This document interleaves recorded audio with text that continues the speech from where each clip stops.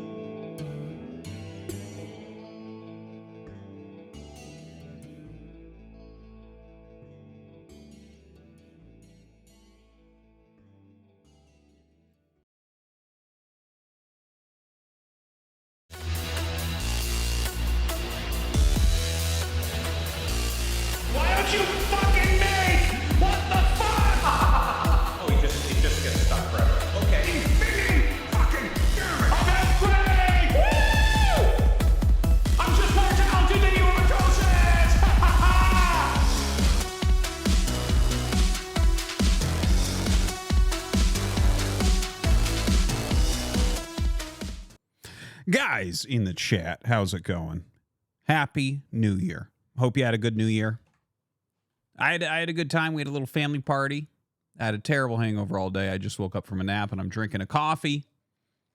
So, starting to feel better. Definitely had a bit too much last night. Hope you guys were responsible. Yeah, it should be a short StarCraft 2 cast here today. Shit.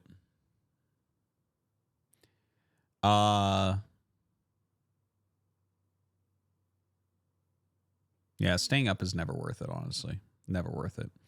Okay, so we'll jump on and play a ladder game or two while we wait for the StarCraft 2 tournament to start. I actually brainstormed. I came up with, I'm going to try a completely new TVZ no one's ever done. I have this idea for TVZ, and I'm not sure if it'll work, but I'm going to try it. We might lose a bunch of TVZs this week, but like the theory behind it looks pretty good to me. So I want to give it a try. The theory behind it looks good to me. What's the idea? So it's a mech opener, but on one factory with Speed Vulture into Goliaths. I did the math. I should have 4 Goliaths out when they get there. But you stay on one factory and you make Marines, SCVs, and Goliaths. You get your anti-air up. And you go towards bio with armor upgrades. It's it's a really good idea because they shoot up and down. So it's basically like a mech opener to shut everything down and give you what I want is flexibility of factory units in the mid game. So like if they go for heavy muta, you just keep making Goliath. If they go for, as they switch into lurker, you get some speed vultures out with some mines. You make sure the lurkers don't come too close. You scout around the map some. And you get into armor upgrades because you have less Marines than normal, but higher mech units than normal, right? And yeah, if they go like heavy lurkers, you can go into tank, that type of thing.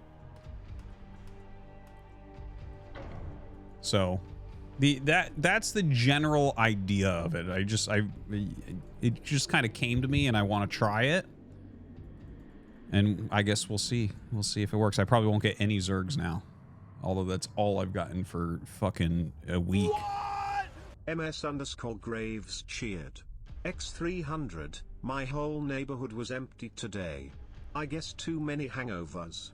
But hey, I need to tell you this because as a New Yorker we started discussing how people wait in Times Square for over 16 hours just to get a good spot. Where do you pee? Where do you poop? Well, they wear diapers. I'm not joking, they actually do that. God, imagine the smell. Is watching a ball go down a pole really worth standing in your own shit? Apparently so. Christ. That makes me lose hope in humanity. That is disgusting. First off, I would never go there. It's so shitty. It's so shitty. My wife actually turned on the New York one instead of the Halifax one this year for the moment, and we're an hour off. It's so bad. It's so stupid. Fucking groupthink is a fucking disease. It is a fucking disease. Imagine that. You put on a fucking diaper. So yeah, I was in Times Square along with a million other people. Jesus Christ. Fucking simple. Fucking Protoss players, all of them. What?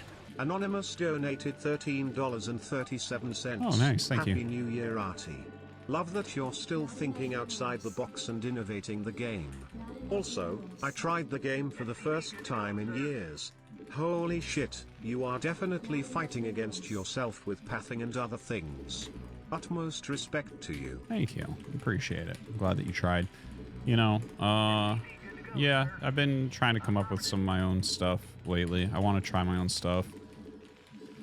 You know, my understanding is good, so I think I can come up with things that are reasonable ideas. I don't know if this TVZ build will work, but we're going to try it this week. See if I can get it to work.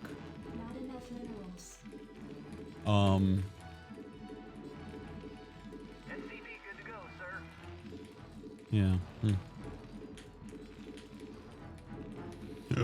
Excuse me.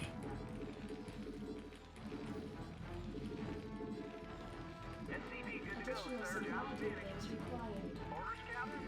Affirmative.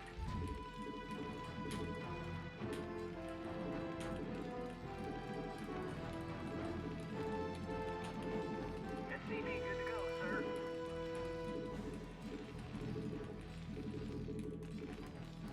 I read you.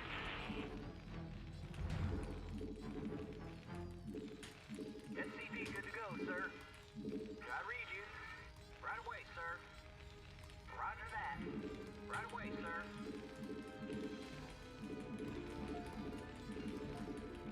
SCV good to go, sir. Right away, sir.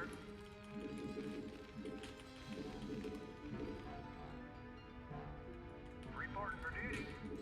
Job finished. Orders, Captain? Reporting for duty.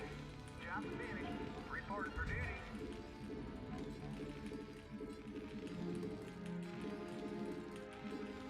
SCV good to go, sir. I read you. Right away, sir. Reporting for duty. Piece of me, boy. Orders, Captain? Insufficient Vespine gas. SCV good to go, sir. I read you. Additional supply depots required. Outstanding. Orders, Captain? SCV good to go, sir. Reporting for Looks like this dummy is going to go 3-4 Zealots.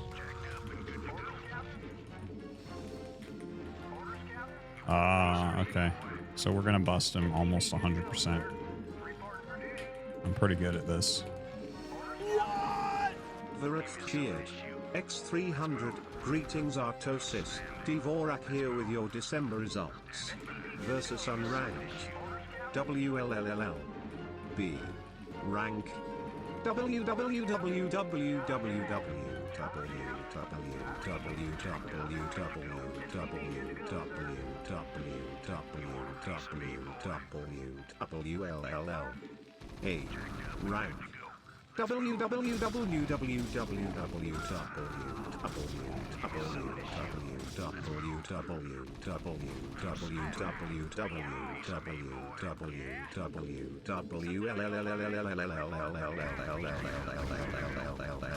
Rank.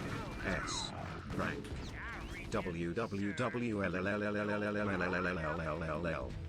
Unranked. 5 and 4. B. Rank. 18 and 3. A. Rank. 20 and 23. S. Rank. 6 and 31. Happy New Year. Thank you, Dvorak. Always appreciated, man. Ray Geki 72 cheered. X300, first hype train of the new year. I freaking think so. All right. Thanks, Regeki.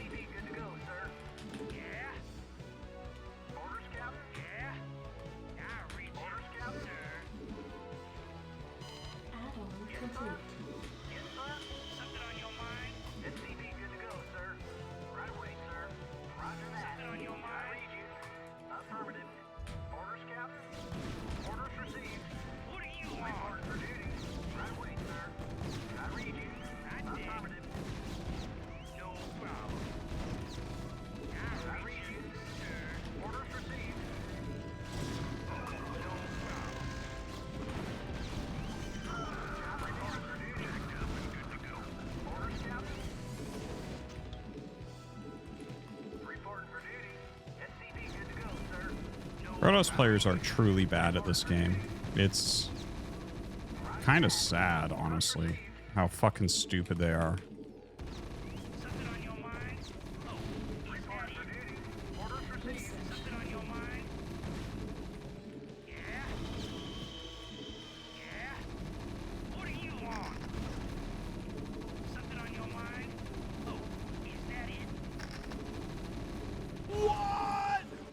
RPTR04 cheered. X300, hello there Artois. I am back from holiday travel. I watched the VOD of you in a 1-hour TVT on Christmas Eve, that was hilarious. Oh, thank also, you. New Year, new me, so less alphabet spam. Just kidding, suck my balls. Hi hi hi hi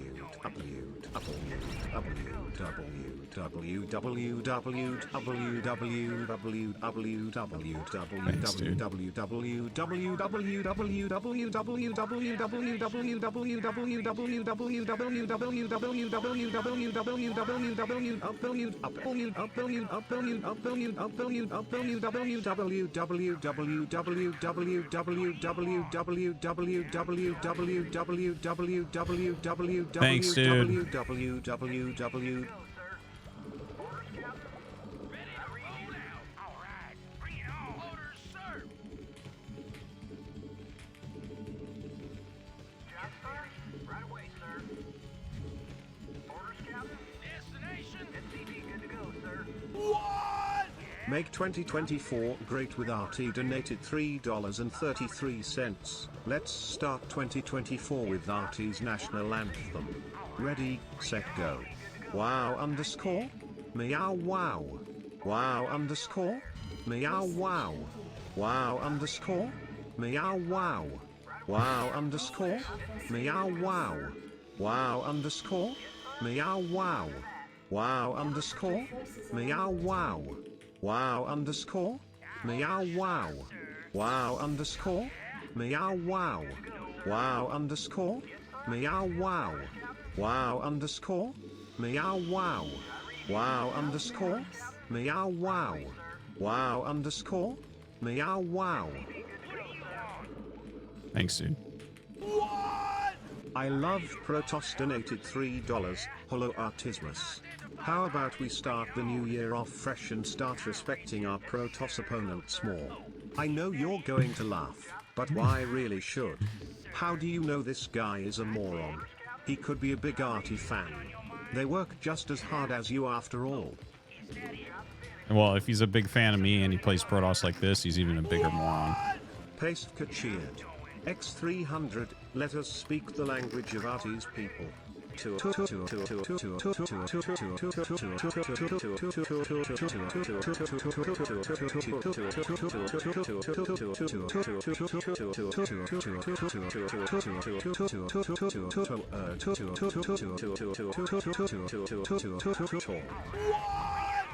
in the chat donated $4.20. RT, I am an ape. I am a Protoss player.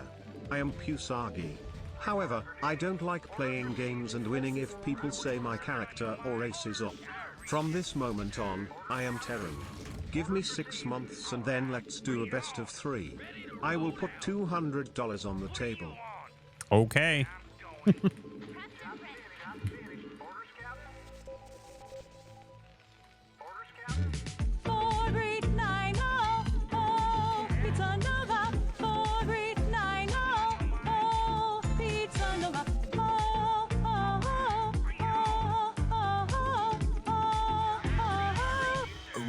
Italian pizza with flavor you can savor. Get a real big grazy and do yourself a favor. So pick up the phone and call us. Pick up the phone and call us now. Phone a pizza Nova pick up. French tutor donated $3.33. When a Protoss and dessert both make love to Artosis' butthole, it is called 439. Ménage And à some trois. zeros. 439. Lots of zeros. Pizza Nova. 43900 or Pizza Nova 43900 Pizza Nova.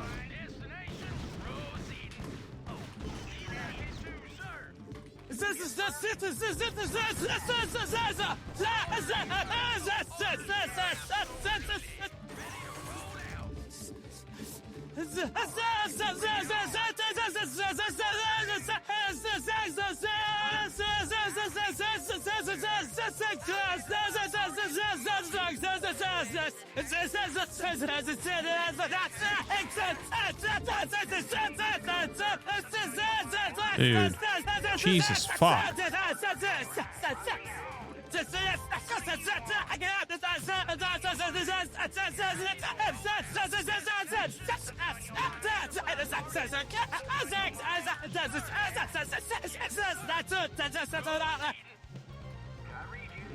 Watch this, guys.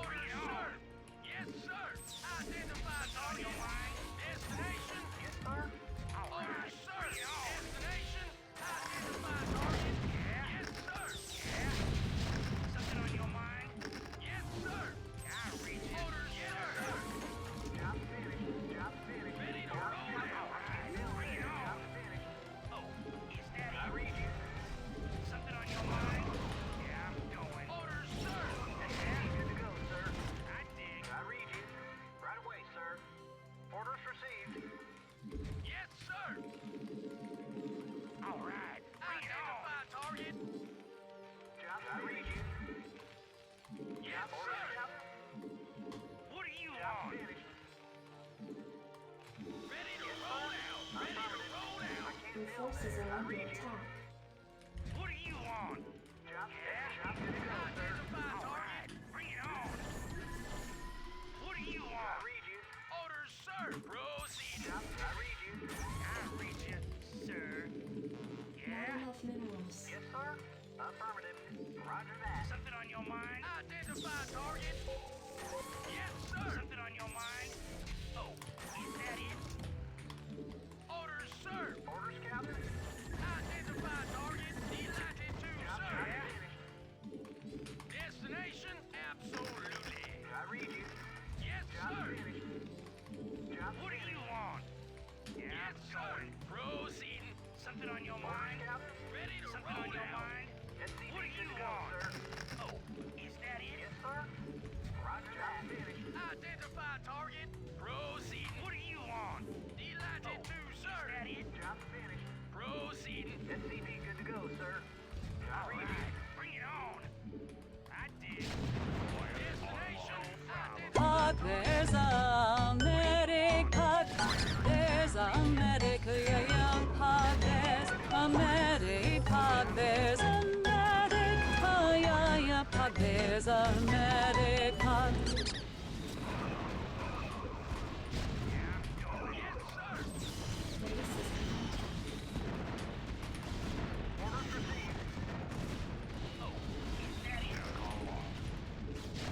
Something on your mind? I read you. SCP good to go, sir.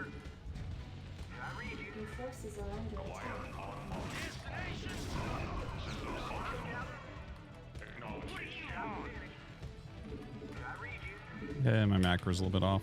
He's like, it's my first game. Report for duty. All right. Bring it on. Good to go, sir.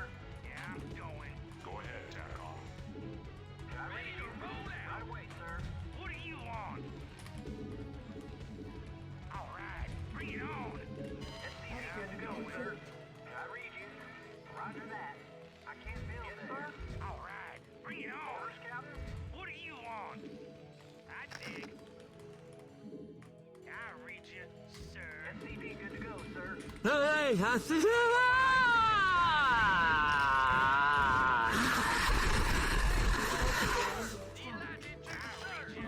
complete.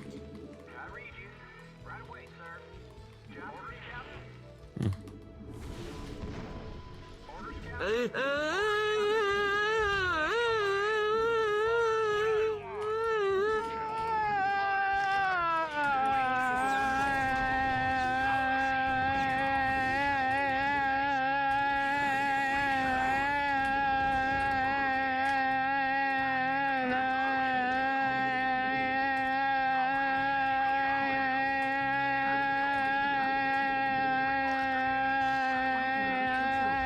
Dude, that's terrible. Something on your mind? Report for duty. Orders, Cap. I can't feel it. Orders, Cap.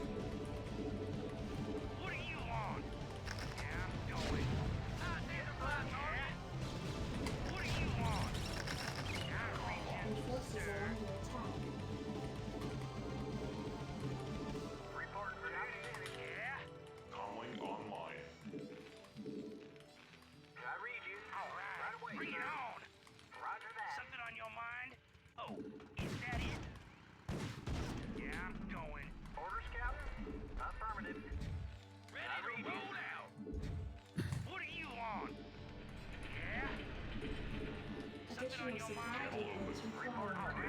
Bring it on. Your forces are under attack. Oh, is that it? Additional supply depots required. Proceeding. Absolutely. Your forces are Something under on your attack. mind? No problem. What do you want? Oh boy, 11 and 2 kills. Oof. Ready to roll out? Yeah.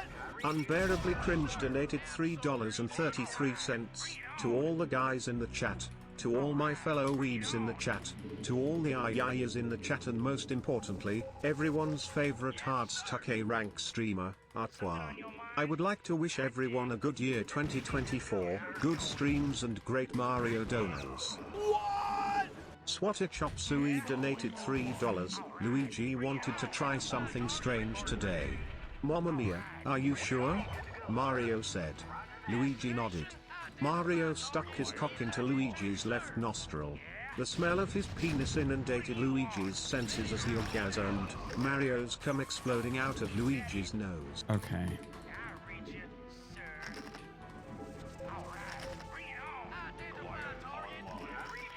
Your forces are under attack. Add-on complete.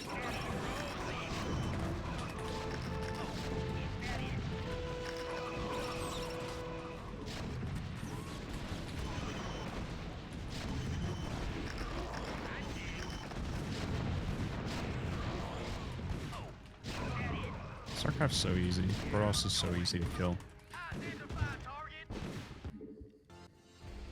Artosis is just fucking weaker than Terran. It's so clear to me. On this new year.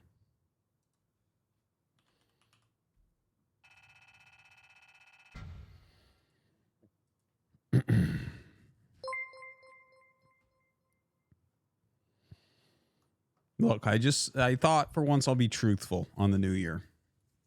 Protoss is a fucking race of weaklings for weaklings by weaklings. They can't even do anything. I just siege and sit there. Thing is, if they were smart, maybe they could do something, but they're not. So I just siege and I sit there and they run into it. They go, oh, it's so hard to play against Terran.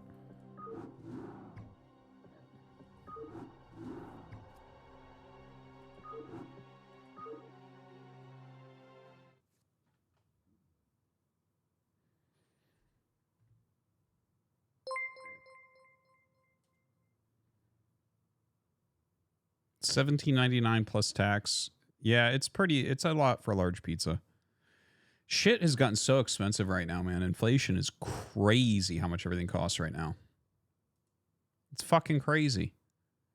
Even if you go to like McDonald's, it's like, well, that's $15. It's like, Fuck what? my ass, man. It's the first day of 2024 and I'm still playing this fucking game for a living.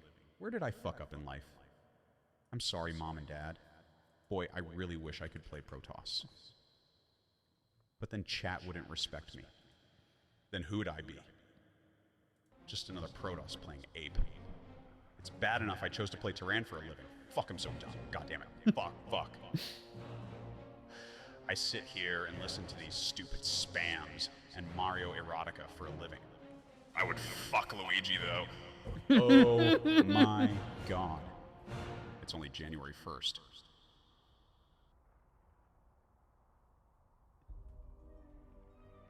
Halitosis. I'm in the stripped club, straight up jorking it. And by it, haha, well, let's just say, my peanuts. Who else up jorking they peanuts? Jorking they peanuts. Jorking they peanuts. Jorking they peanuts. Jorking they peanuts. Jorking they peanuts. Jorking they peanuts. Jorking they peanuts. Jorking they peanuts. Jorking they peanuts. Jorking they peanuts. Jorking they peanuts. Jorking they peanuts. Jorking they peanuts.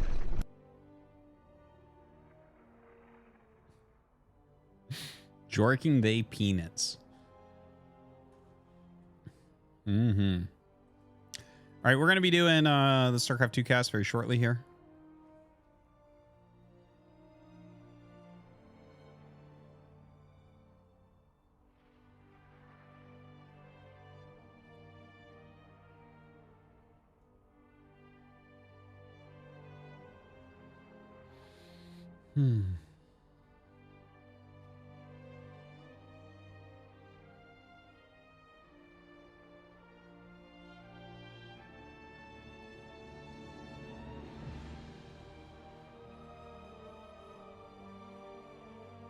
Bracket should be up any moment.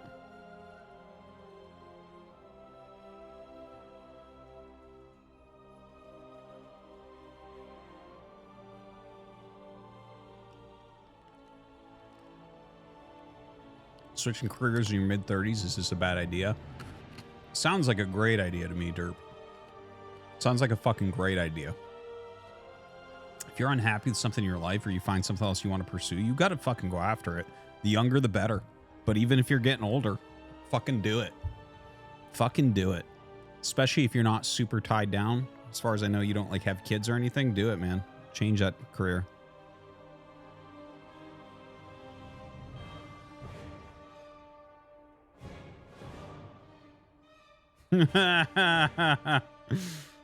Is it easier to get into StarCraft Brood War or StarCraft 2? If you're going to get into one of the two StarCrafts right now, I actually suggest Brood War because I think StarCraft 2 is not really going to be played or paid attention to in about a year. I think Stormgate's going to take over. And you're going to be sad if you spend a bunch of time in StarCraft 2 and no one's fucking playing it. StarCraft 1, on the other hand, will literally always be there. All right, we got the bracket. Let's go. Clem. Okay, Apple Juice, Jason, Trigger. Ooh, Apple Juice, Jason could be a very good first one. Up tree, don't defense. That's fun. Our very own don't defense. Skillis. Ooh, Estrella. Nice. Vindicta. What's up? Mixu. Nice, nice, nice.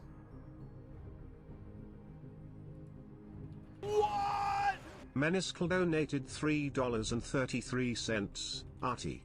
I guess you could say, I am your biggest fan. He. I still Halitosis. fantasize. I'm in the stripped club. Straight I up meant to say jorking it. think about. And by it, haha, well, let's That day just you say my wore out peanuts. live Who on else up Twitch jorking they with peanuts? that sexy, Jorking they peanuts. provocative Jorking they Chicago peanuts. Bulls Jorking fanny they pack. peanuts. Oh yes. Jorking they peanuts. Come in my ass. Jorking Oh, they fuck you. peanuts. Jorking they peanuts. Jorking they peanuts. Jorking they peanuts. Jorking they peanuts. Jorking they peanuts. Jorking they peanuts. All right, best first round. Peanuts. Jorking they peanuts. Best first round is definitely Jason versus Apple Juice. It's very, very good. So I think we're going to go for that round of 32 match. That's what we're going to be looking for here. So we'll get that going.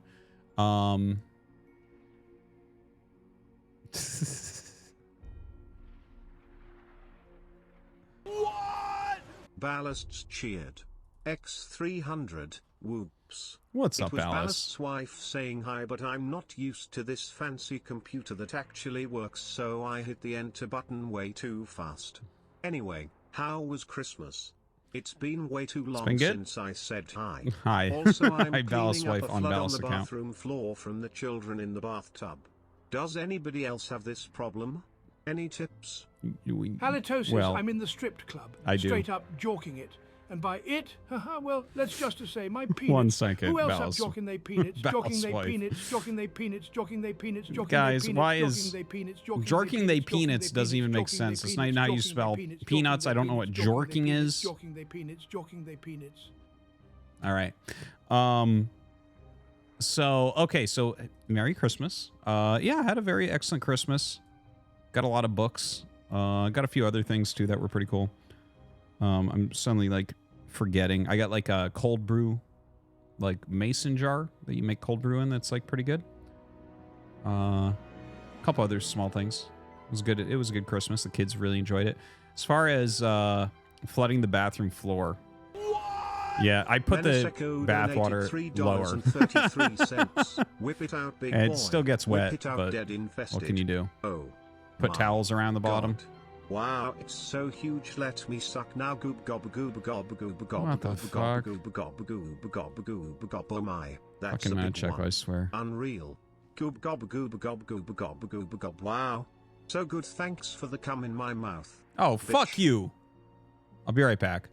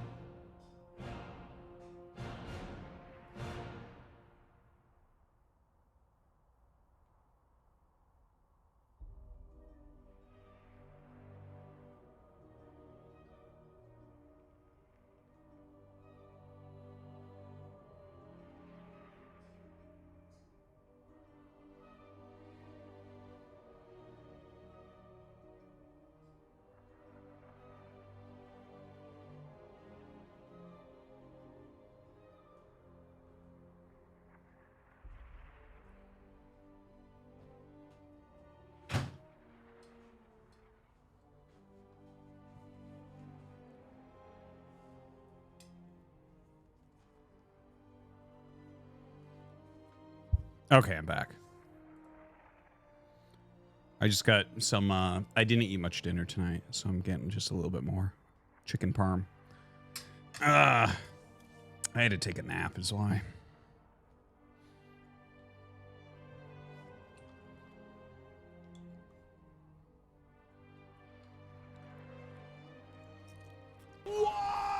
Meniseko donated $3.33. Y'all gon' make me lose my mind up in here, up in here.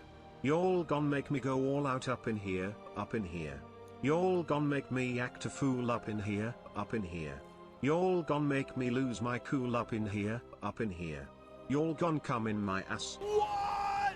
King_nipple cheered. X300, Artie, you've been wanting to play an RPG for a while now. When are we going to make it happen? I'll send you the best RPG ever made. Ever. 1 to 3 players. Yes. Would love to see it this year. What do you think? Absolutely. Absolutely. If you say it's the best, I trust your judgment on use map games. You've been pretty flawless on those. 100%. Send that shit. I don't know exactly when, but we'll do it.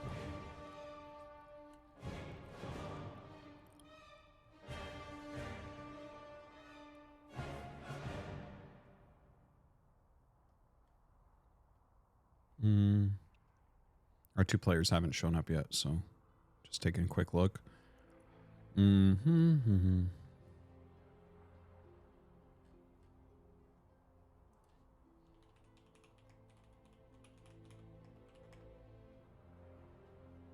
What?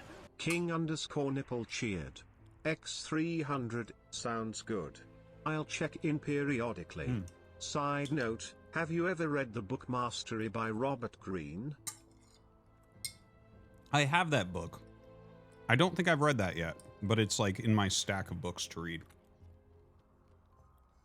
I should probably read it. I like books are like the one thing. 1 second.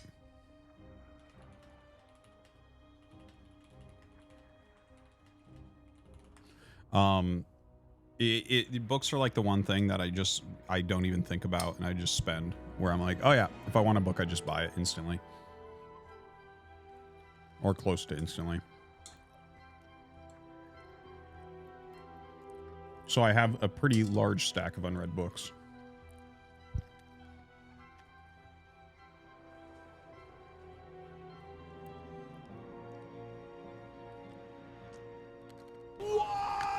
RPTRO4 cheered. What's up, Raptor? X300, hello RT. I was born with very large balls. I Most believe of my that. life I was skinny. However, I have since grown to have very large thighs from the booty squats. And, of course, lots of pizza. Now whenever I sit down I squish my nuts. And now one hangs very low compared to the other because when I sit I tuck them up and they stack vertically on each other. Female guys in the chat wouldn't understand this problem. That is all. It's normal to have one ball that it hangs longer.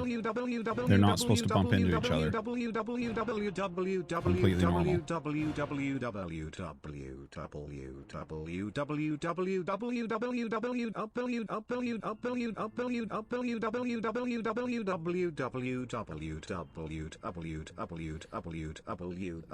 Thanks, Raptor.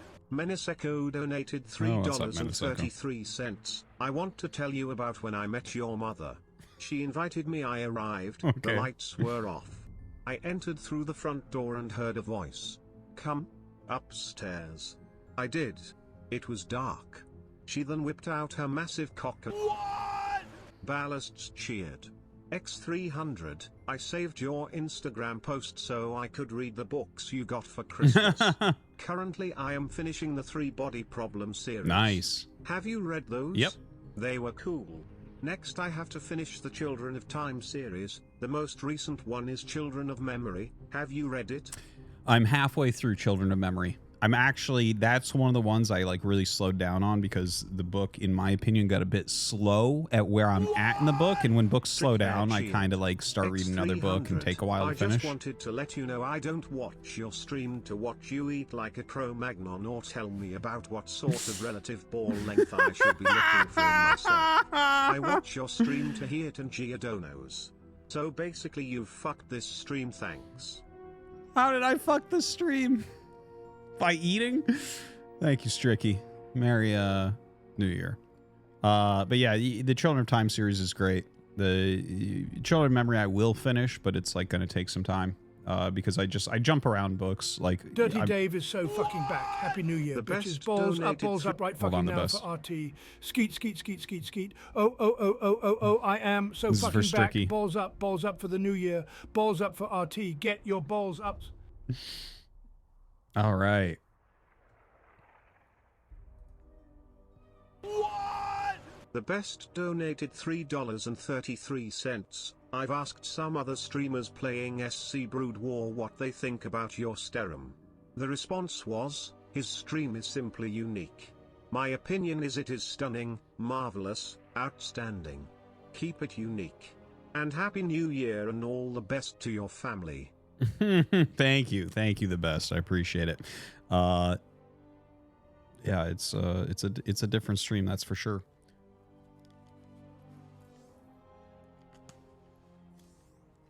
By the way, about that stack of books, Ballas, or if that's Ballas' wife still talking. Yeah, I can't vouch for any of those, obviously, because I haven't read them yet. My wife does a pretty good job researching books. I've read so much sci-fi now.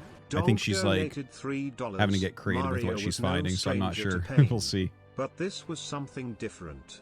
He screamed in agony as Bowser grabbed his penis, and kept twisting, and twisting it. Mario could hear the flesh tear from his body. Until eventually he was parted from his member. Why would you don't know that?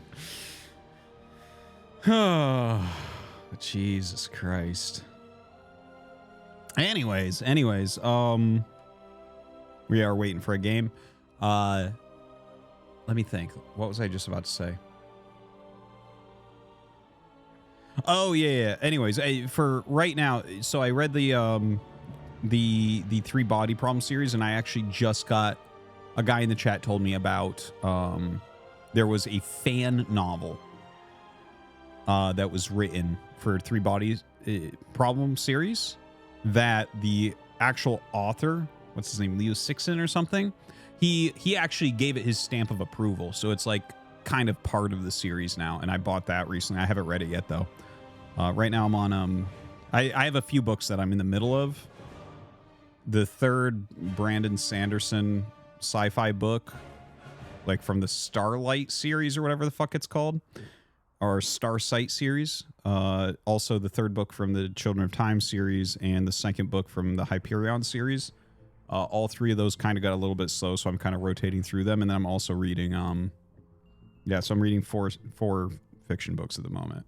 The 4th one is, which I'm actually reading the most heavily right now, is A Memory Called Empire, I think it's called. Took a while. It took about 80 pages to pick up.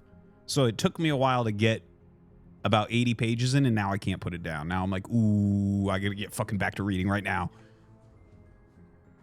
But, yeah.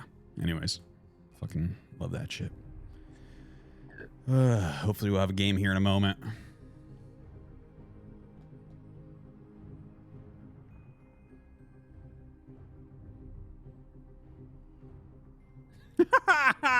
Starlight and Stormlight, Darren Gents. Shit.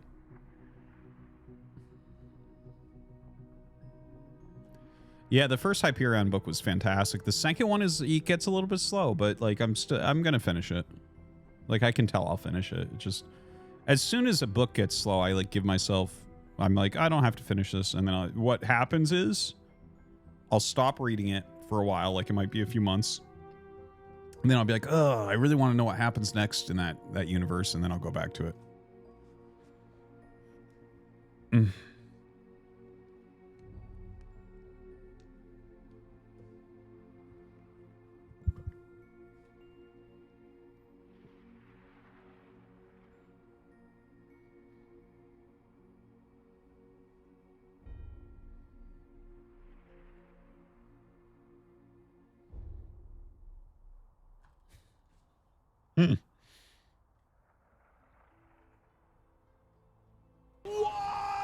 Arg_Games donated $3.33. Have you read the Farseer trilogy by Robin Hobb? No. Each one is super long and the character development and attention to detail are unparalleled. I haven't. I don't even know what that one is. If it's a fantasy series, I just won't read it. I just don't read any fantasy really anymore. Salad or cheer. very little fantasy. Smile. He. Smile. He. Smile. He. Smile. He. Smile. He. Smile. He. Smile. He. Smile. He. Smile. He. Smile. He. Smile. He. Smile. He. Smile. He. Smile. He. Smile. He. Smile. He. Smile. Yes, thank you. Thank you. Zerg salad. Meniseko donated $3.33. What do a penis and Rubik's Cube have in common? The longer you play with them, the harder they get. The more you play with it, the harder it gets. What did the left nut say to the right nut? Don't talk to the guy in the middle, he's a real dick. Anyway, Clever Bookcraft Guy donated $3. RT? New Year, same garbage books I see. It's bad enough you like that wannable commie garbage Red Rising, but why are you reading Garbo sci-fi novels by Brandon Sanderson? Be a real man and read some Alistair Reynolds or some Neil Stevenson. Actually, I do have Snow Crash. I haven't read that one yet. That's been sitting near the top of my shelf for a while. You're so funny though. You're so funny with your fucking your first year of university take on Red Rising that you fucking Googled 100% because you can't read. But yeah, Brandon Sanderson is garbage novels pretty much, but he has really good ideas. So like the worlds he puts together are good, but no, I don't even know how to explain that guy. He's like he writes like more books than any human being, and he's like a worse writer than anyone that's a professional author, but like the shit he thinks of is really great, so it like works. Fantasy Stephen King, but Stephen King's writing is really good from what I've read. I haven't read a lot of Stephen King though. I've only read like a couple Stephen King books, but his writing is good, right? The actual way he puts sentences together is good, and you don't sit there and think like, wow, this almost sounds like something I wrote in 5th grade, which is what happens when you read Sanderson shit. Not that I have anything against him. I'm just like, damn, this is just not, it's not the same level as anything else I read. But the ideas are as good or better. So, all right, we have a game finally starting up, so we'll be there. Yeah, no, I definitely, I don't hold this against Sanderson. He's doing his shit, and I've bought several of his books, so. Does he write it for 5th graders? I don't know. I don't know what he's writing for. But I tell you what, the fucking, the Starsight trilogy or whatever the fuck it's called, the first book is unbelievable. Can't put it down. You can't fucking put it down. And then the second book's pretty good, and then the third book drags on. And I'm fucking dying trying to finish it. But I really want to know what happens, so. Did I finish Shards of Earth? Yes. I read all 3 of them. Yeah, no, it was good. It didn't end like I thought it would.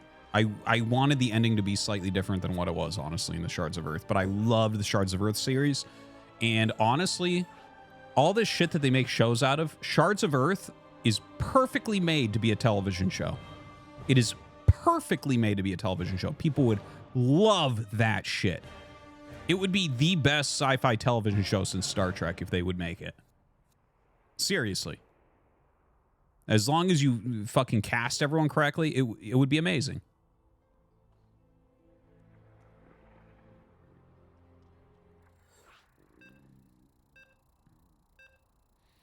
I might.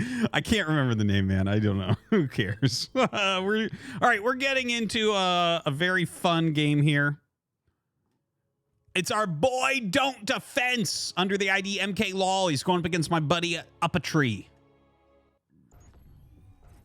This is very exciting. So up here in the top left is Up a Tree, obviously favored here. A strong High Masters, low GM Terran. And over here is our boy Don't Defense. So Don't Defense, he is one of our shit talkers in the chat. Remember, he just got back from his big ban on Twitch, so big congrats to him. He plays in the cup each week. Loves to talk shit to me, so he's definitely a guy in the chat, and we're going to see how he fares here against Up a Tree.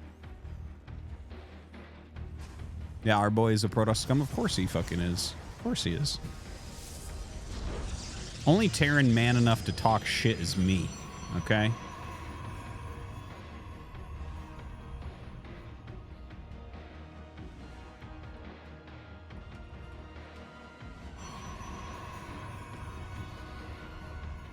All right.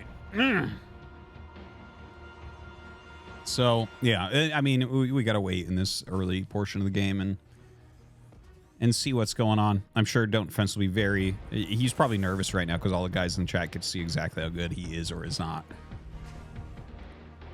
Why was I Protoss in StarCraft 2? Because I didn't have time to practice when I became a full-time commentator. So, of course, I switched to Protoss. It was a shocking thing because I was a very strong Zerg player and I switched to Protoss and literally my MMR didn't move when I went on the ladder. It didn't move. I went from never playing with Protoss to playing Protoss full time after playing Zerg full time for the entire time, and my MMR did not go down. That was hilarious to me. I'm like, yep, everything I've ever said is real.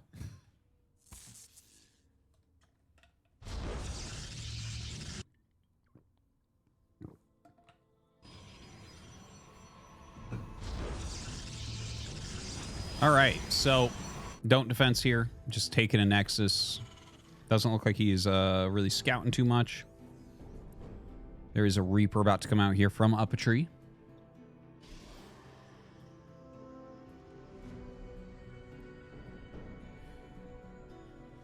Ooh. Get the factory coming up. Gotta wait a minute here. See what our boy is gonna be up to. Because he got his warp gate, so I'm assuming it's going to Twilight. Yeah, there it is. Craft guy donated $3. RT_. I am offended you said I could not read just because I have better taste in books than you. But you were talking books that were perfect for TV? Yeah. Like The Expanse? One of the best TV shows of the last decade. You don't like The Expanse? How? Shocking. You know, yeah, the TV show is at least the first 2 or 3 episodes are so slow I could not get into it. I tried multiple times over the years. I might buy the books. I might give them a try again because I have so many people tell me that it's really fantastic. But seriously, go watch those first 3 episodes and tell me that you can make it through them without fucking falling asleep. It's crazy. But yeah, I might check that out at some point. Right now I have a huge stack of books from Christmas, so I'm not going to do anything right now with another new series. I'm gonna finish the book I'm on and start some of the ones my wife bought me. Anyways, it is going to be a Blink Observer opener here. Or, I mean, it could be Prism, whatever. Or will be Prism as well. From Don't Defense. Haven't seen that as much lately, I want to say. But, yeah, he's going to be going 3 gate, so that's a solid build overall. Looks like he will go ahead and kill Up a Tree's Reaper. Up a Tree getting a full scout on what's going on. Oh, 3 more gates. Okay, so Don't Defense is turning this into basically an all-in. He's going to absolutely need to get damage done because he's going into a 6-gate Blink with Prism build. So we'll see how he's able to fare with that against Up a Tree, who is certainly ranked quite a bit higher than him. I think plays much more regularly and everything as well, of course.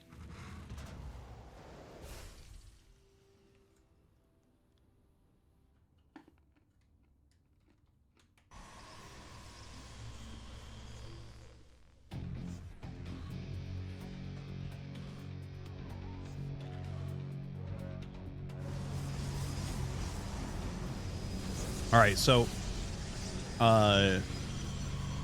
right now with the drop coming over, this is like a very, very important moment. If Don't Defense could snap that, which he's not going to, unfortunately, that would be huge for him. Now, it looks like he's not even going to... Okay, luckily for him, the mine doesn't come out first. If the mine comes out first, you have a little bit more potential for damage, I think. Also, a couple Hellions from up a tree running into the natural here. So the multitask being taxed heavily here, kind of unfortunate. And look at that Don't Defense pylon in his main base. Oh my God, a real issue. 13 probes falling. And look at that, the Don't Defense pylon going down. Everything is unpowered. Oh man, absolutely painful. He loses so many workers here. And now his rush is going to be super late. As you can see, he's taken a ton of damage. And Up a Tree is like set to just take this game. Now, it was a teched opener, so he doesn't have a ton of units at home, but it should be enough, realistically. Here come the stalkers across the map. Don't Defense is trying to get his probe count back up. Not looking super hot. There's not much in the main base, at least, so that's something. Maybe can cancel out some of these buildings for a little bit. Really should be focusing on stalling out that bunker. The bunker is like the most important thing to stop. It was a quick third command center, so that does give him a little bit more of an option here. Yeah, he needs to really work on his focus here. Okay, blinks forward. He should have taken out that bunker first. He only needed one more volley. And now he gets stuck by Up a Tree's SCVs. A good attempt here by Don't Defense. Blinks in with 4 more stalkers. And actually, he's doing pretty darn well. Look at that. He's actually killing a hell of a lot of workers. Maybe he can recover this game. Blinks forward on top of this tank. He's going to kill the tank, but he's losing everything. So it's time to get out of there. That's for damn sure. GG's. And there you have it. Up a Tree going to take down our boy Don't Defense.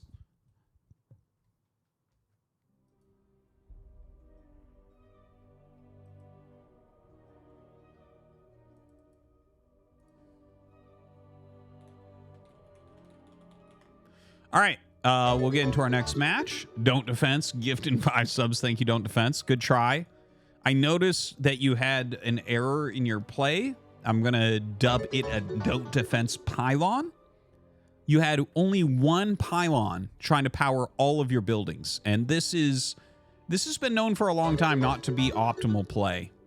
So in the future, try to make sure that you don't have a Don't Defense pylon. Always have a backup pylon. A guy in the chat pylon.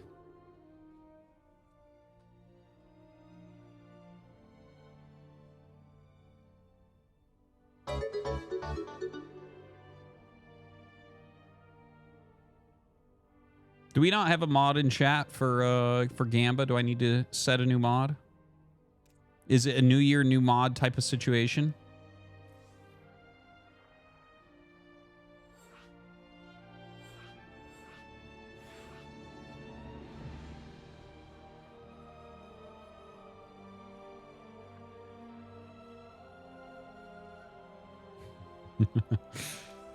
I don't know who to mod. Let me check here. Shield battery, yeah, that's not going to happen.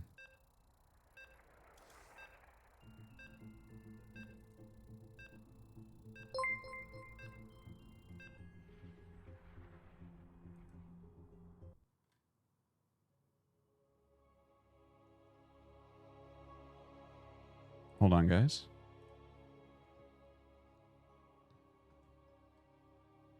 Oh, that's easy. Okay. If you want mod, you get it. Here we go.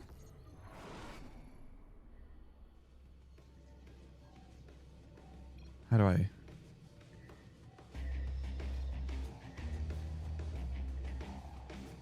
do this?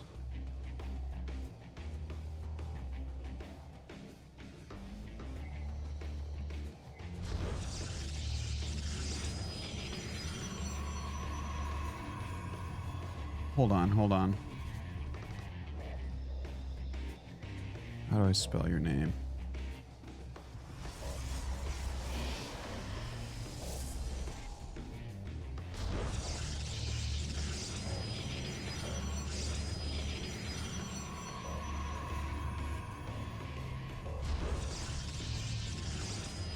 Fuck. Wow, Mage, how do I spell your name? Type into the fucking chat.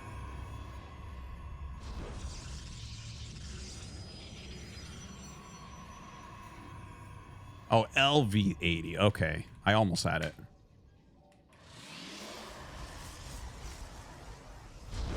Okay. WoW Mage is now a mod. Congrats, WoW Mage.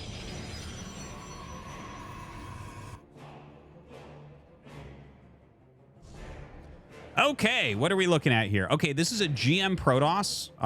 It's going by the ID Heaven. And we have him going up against Hero. Of course, you all know who Hero is. And yeah, let's see what this PvP is going to look like. Best of 3. Looks like we're in game 1 right now. Here on the bottom right, Heaven in the top left. Heaven going to go ahead and make a proxy pylon immediately. Not necessarily for tech, but probably.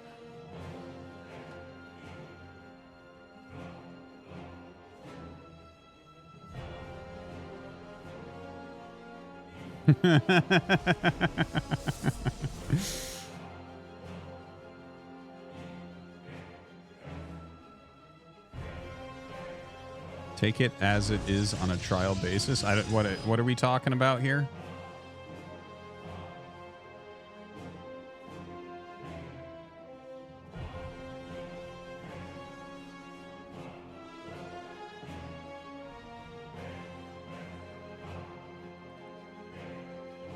The mod ship? Yeah, well, do what you want with the mod ship, WoW Mage. I trust you.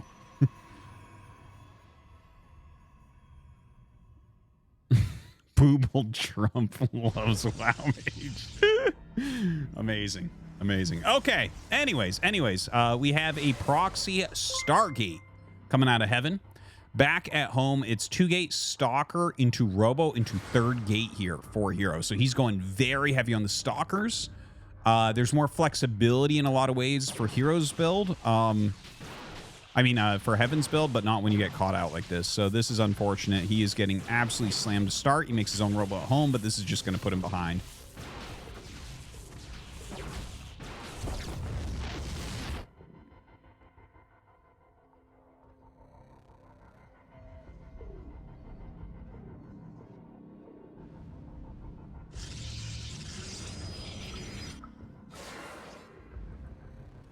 So, yeah, trying to shade up there, but a full wall here with the 3 gates.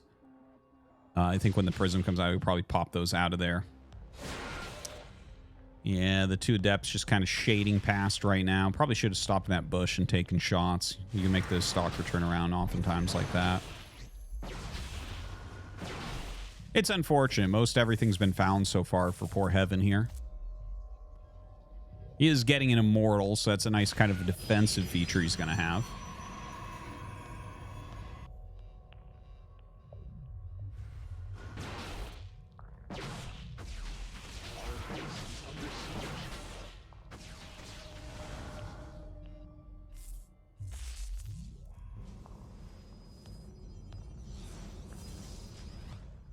Yeah, I might add a secondary mod as well. Mods kind of cycle over time, right? Mods become more and less involved.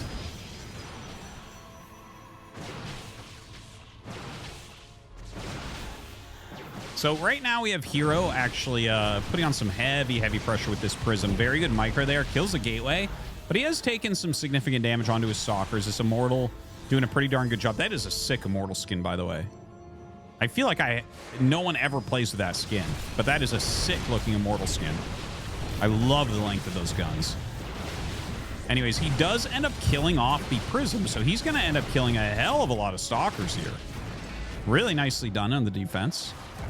Ooh, the 3 Adepts coming up, though. That is pain. That is pain and sadness right there for Heaven. Oof. He needs to micro this better, unfortunately. Yeah, that's rough.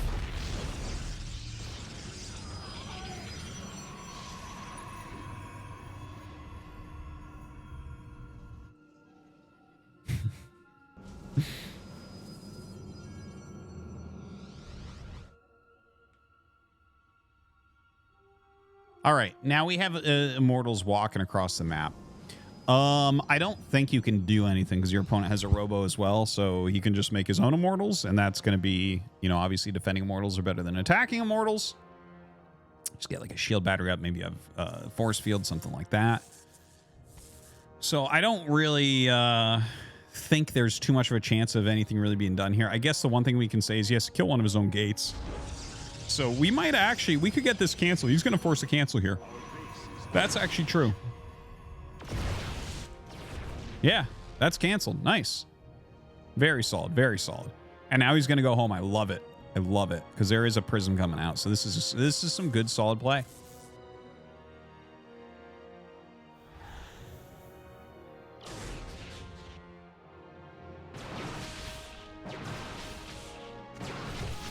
Oof. Good catch here by Hero. You can see Hero overall tactically is just playing a better game. Not surprising, obviously, as he is a champion Starcraft 2 player. Starcraft 2 Pro. Like, you can see that Heaven's good. He has a decent idea of what he's doing, but is getting, like, outplayed on the edges for sure. Now, it's Prism versus Prism. I don't think you're going to out-micro Hero here, unfortunately. If you had a couple shield batteries, maybe there'd be a shot. Ooh, pick that up. Okay, good swift pickup there, but that is a hell of a lot of units. He's got to cancel. Yeah, cancels. Oh, God. Okay, yeah, no, he does have 2 gates. Okay, I was going to say, if he didn't remake a gate, that's pretty bad. We don't really see batteries up here, unfortunately, as well. Trying to bring his probes out to fight. Nice force field there to just choke everything. GG. You're going to take that first game.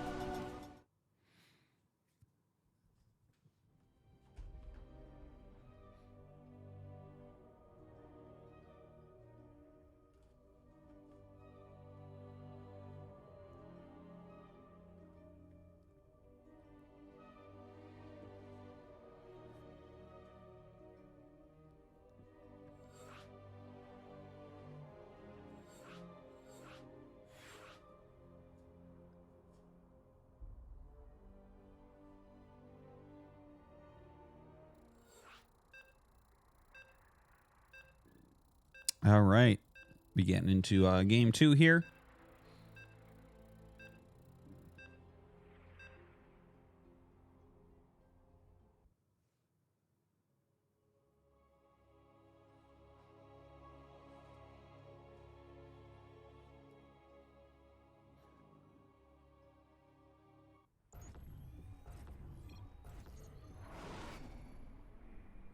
And here we go. In the top left, we have Hero. In the bottom right, we have Heaven.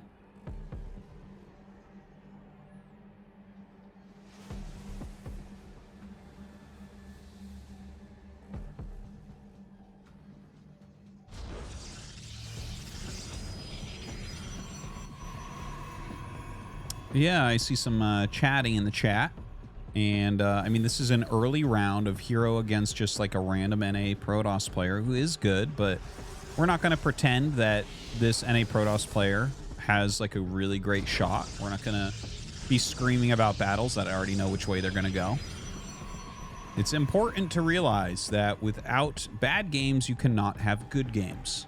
This is a very important thing. I've had to explain this occasionally to employers even. Hey, why aren't you like making this game really exciting? Because it's not exciting. And you have to have some games that are fucking bad. You can't have a tournament and pretend every single game is fucking amazing. Doesn't work. Doesn't work. It's disingenuous. It's not real. And anyone who watches shit like that, and they're like, wow, this cast is great. He's excited all the time. You remember? There used to be people that did that and used to cast like that, and they had fans that were like, wow, yeah, he's always excited. It's really great. And now not only are all those casters gone, but all their fans are gone too. Because it's like this stupid low IQ way to watch anything. And it's just, you're not gonna keep the entertainment level up. It's impossible. It's literally impossible. So yeah, there you go. So when the game is not all that great, I'll just sit here, chill, talk about it a little bit. And that's how it's gonna be. Hype casters can be good, but you gotta know when to hype. Yes, obviously, hype is important. But if you try to hype everything, if everything's exciting, nothing's exciting. This is like a really important concept. Without highs, there are not lows. Without lows, there are not highs. So if you try to keep everything at a fucking 100%, you're a fool, and it's terrible. DDK TV with the raid. Thank you very much, man. Hope that you're doing well. Hope you had an excellent stream. Welcome, DDK fans. This is a StarCraft 2 cast right now. We'll be playing Brood War ladder later, StarCraft 1 ladder later. But this is just a tournament. It has a bunch of top Korean players in it, some top Europeans, some top North Americans. Just fighting for a prize pool. I think it's like a $400 prize pool tonight. But yeah, just casting some games. This particular one has the GSL and IEM champion. Hero in the top left is the red Protoss, and then just a strong North American Protoss in the bottom right, who's cheesing his ass off right now. So we're going to go ahead and close that camera off and get into this game because it's actually it's heating up pretty quickly. All right, so we have the Dark Shrine as well as a Robo coming up from heaven. This is kind of an older build. This is going to be interesting. This is going to be interesting. I don't know if he will have an observer in the correct spot. Of course, sometimes you have like a recall ready and be fine anyways. You can see right now, Hero's trying to scout with hallucination to figure out like, okay, what am I up against? And the question is, does he look at this and say, okay, something's missing? Because you're seeing 3 pylons and you don't see the Nexus. You see the 4th pylon. You know something's not right, right?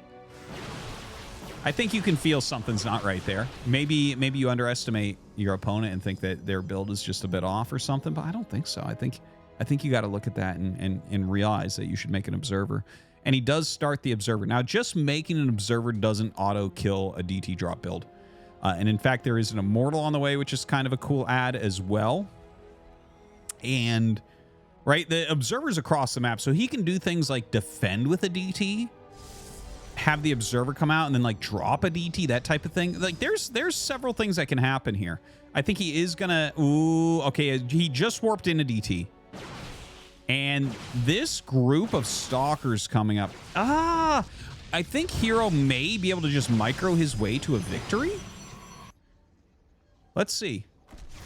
Okay, drops out triple Dark Templar, and he went for the pylon. So he's like, oh, maybe there's not an observer out, which is not a bad idea. Now, he loses his Immortal at home, unfortunately. Okay, he's going to kill the Robo. There is one observer out. Okay, so that one observer is basically everything. What he really needs is a DT at home because the observer is turning around. I think he's going to get the Nexus. It's kind of crazy because Hero should win this, but there is a possibility. There is a possibility here for Heaven. Okay, he just GG's. He gives up on it. Yeah, I think with the observer, you don't have too much of a choice. It became interesting for a moment. If he had warped a DT in at home or recalled a DT as opposed to the Immortal, had the Immortal and DTs back. So if he had Immortal 2 DTs in the main base of Hero, had 1 DT warped back home, or however he gets the DT home, I think there's a very reasonable way that he wins that game. I think it's very reasonable. That was a cool one, though. And it looks like Heaven gives us a raid. Thank you very much, Heaven. Well played. That was it was a good build to try out. Hero's just a little bit too deadly, a little bit too decisive. GG. Thank you for the raid. I hope you had a good stream as well. All right, let's take a look at what the brackets doing now, since we've been a couple-ish rounds in. Oops. All right, so we're going to have Clem versus Jason. Trigger versus probably Skillus. It's a PvP, so it's meh. Ooh, Estrella Vindicta. That's what I want.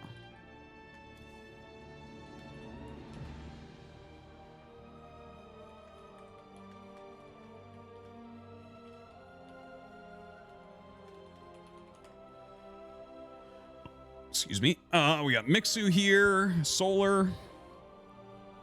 Got Cure should be moving up against Maples. Gerald and Max Specs, another PvP. We got Hero here. He's going to be up against Nightmare, another PvP. Dark, probably against... Oh, no, it might be against Rob, actually. Disrespect and Rob. That's a pretty decent match. But yeah, I'm looking at this area. This looks like the best piece of the bracket. This general middle area, right? So Estrella versus Spazzy Mazzy is pretty good, so we're gonna try to jump in there. Spazzy Mazzy's just like a pretty solid player, but really what we're looking for is this next match, which is Estrella Vindicta. That's the best NA Terran against the best NA Protoss. And yeah, that should be a really, really good match. And then should be Solar probably against Estrella here, which is a fantastic match as well. And that'll bring us right towards the end. So that's what I'm hoping for right now. We're going to see if we can get that.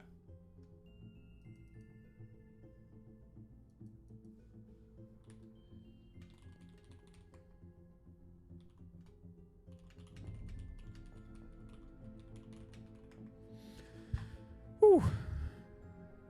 All right, let's see here. Have I had a chance to keep up with Zero Space? They pulled out of the show match at DreamHack, but they did have a game between Scarlett and Clem on their booth after the event. I didn't know that they were having a show match. I know that they set up some computers for people to check it out. At that particular event, I was working on Stormgate stuff, so I didn't really get a chance to do anything with Zero Space. Zero Space is a game I'm very interested in. Since I've gotten back, I've just been focusing on Stormgate. So yeah, I haven't kept up for like a couple weeks, but I am very interested in it and will continue to keep up with that game. It looks very good.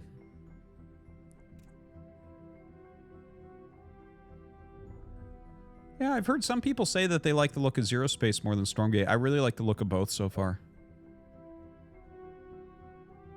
Stormgate showing a DreamHack was so pukey face, pukey face, pukey face. Thank you, young pokey gamer, for your super hot take there, young pokey gamer. That's the type of Twitch ID that I get my news from. You haven't seen Zero Space yet? I have a couple videos about it, I believe. 1 or 2 videos about it in my YouTube that you could look up. Get a little bit of a feel for it. Which matchup do you think is the most entertaining for the average viewer, and which is your personal favorite? I'm guessing we're talking about Starcraft 2 right now. I think that TVZ is probably the most entertaining for the average viewer, and probably my favorite generally. It matters what the metagame is at a given moment. In StarCraft 1, I think TVZ is the most entertaining. For me personally, I enjoy TVP, watching TVP, because I spend 90+% of my time on that matchup, so I'm most interested in it because I know so much about it. You hope Stormgate gets faster. Feels quite slow. They're going for something in between StarCraft 2 and Warcraft 3 for speed of battles. So make of that what you will. I think StarCraft 2 battles are a bit too fast. So I don't have too much of a big problem with that.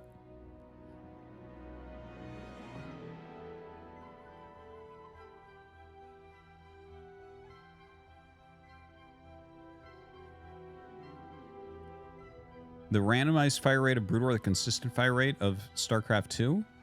The randomized fire rate looks better. It's better for spectating and stuff. It does change outcomes occasionally, but not too much.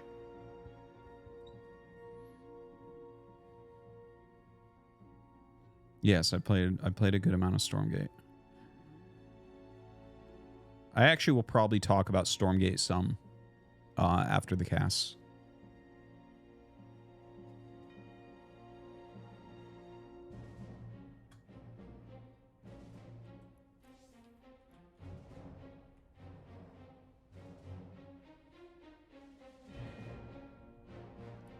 Do you think you'll be involved in casting Zero Space? Yeah. Most likely. Like any game I like to do some casting of. I've casted like 20+ games over the course of my career so far. And just what I like, I keep doing, basically. But, I mean, I try not to overextend myself with my casting as well. Like, there was a point in time where I was casting, like... What was I casting all at once? Hearthstone, Heroes, Star 1, and Star 2. Yeah, I believe there was a period where I was casting all those, maybe? Maybe a StarCraft 1 I hadn't started yet. I'm trying to remember the exact way of it. Or maybe I did. I don't know. It's hard to remember. But anyways, when it gets up that big, occasionally I'll cut back. But since I don't do like consistent professional casts like in Korea, I don't think something like that will occur again.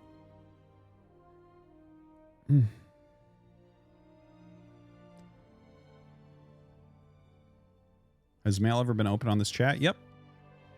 Yep, I got a postcard from someone and Stanky sent me a present. It was awesome.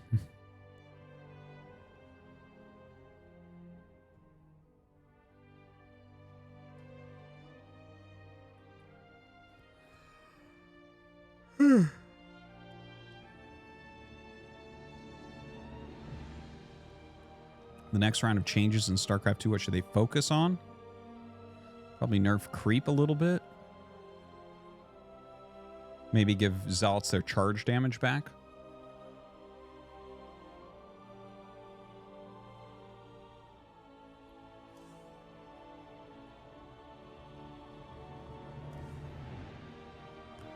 Has next GSL date been announced yet? Not as far as I know. Yeah, someone sent me a card, yep. There's no way that WoW Mage banned Stanky because Stanky is a mod, but good try there. Great future music.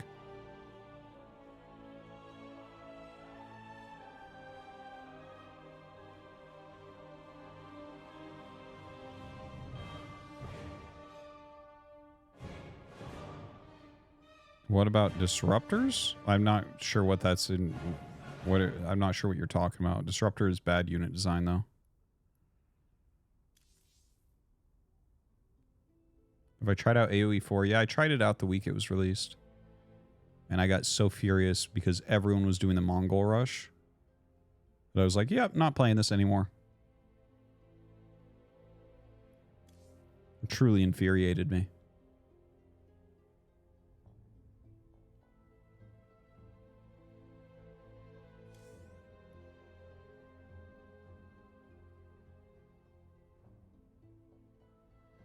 How long till Parting is back on top? I don't know if Parting will get back on top.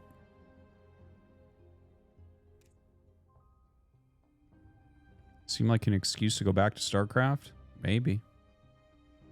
If it was, it wasn't something that would be like below the surface of my thought process. It's like the amount of anger that I get in, like when I play a new game, right? If there's something that is so 100% clearly, this is like not as intended, it's getting changed 100%, and everyone does only that on the ladder, these are the worst people that there are. It's like, you're worthless. Your worth is zero. As a human being, your worth is zero. You're literally abusing something on a brand new ladder. You're not going to gain anything from this. You're actually getting worse because you know they're going to patch it. And you're just abusing the fuck out of it and ruining the game for everyone else who's actually trying to figure out the fucking game and play the game and have fun. Like, the amount of anger I have over that. If I ran the Earth, these people just, they would not be allowed to play online video games after they do that. It's like, okay, you did the Mongol rush and you realize, oh, this is completely broken, and you kept doing it. You're done. You're done. You no longer get internet.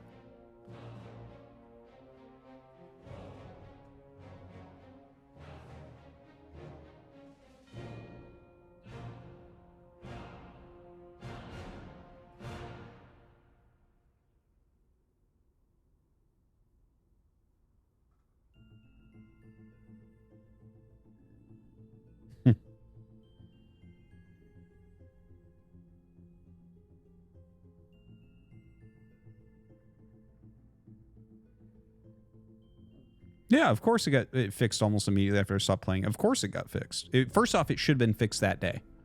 As soon as the developers saw it, they should have been like, oh, we need to fix this because it's going to ruin the experience. And it did ruin the experience for many people, including myself, and I quit playing at that point. It was too bad because I was really looking forward to that game, and it was too infuriating to have these fucking dumb bitches abusing that over and over. Imagine being so skillless that that's what you do. Holy shit.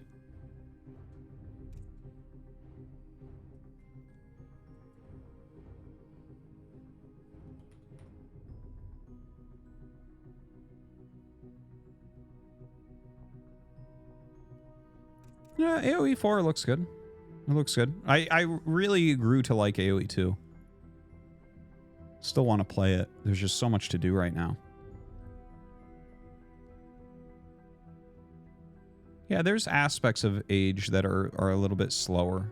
They've tried some various things to speed it up, which are really interesting. Like what Red Bull was doing with Age 2 like a year ago.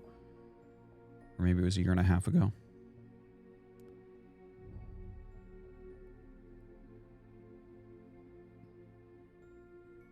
Why doesn't Xur use Ultra versus Protoss? Which game? Do I think I could do well in AoE 2? Yeah, if I spent a ton of time on it.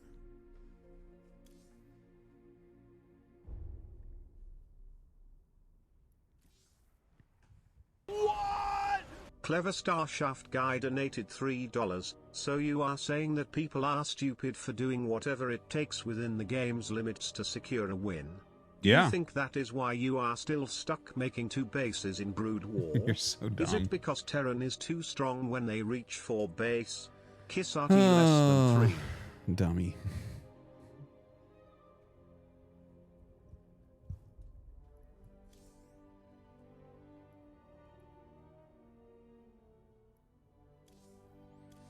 Yeah, when it's something that's literally against what's intended, that takes 0 skill and wins every game, and it's clearly being patched literally at any moment, and you just sit there and spam games with it, you're actually a fucking loser. Like, I will stand by that. You can like line up people that did that and just did it over and over, and I will just tell them to their face, you are a fucking loser. Like, you're a loser. Stop being a loser. My top 5 sci-fi books. Oof. Red Rising series. Dune series. 3 Body Problem series. Project Hail Mary. Silo series? Now that's closer to 20 books, but...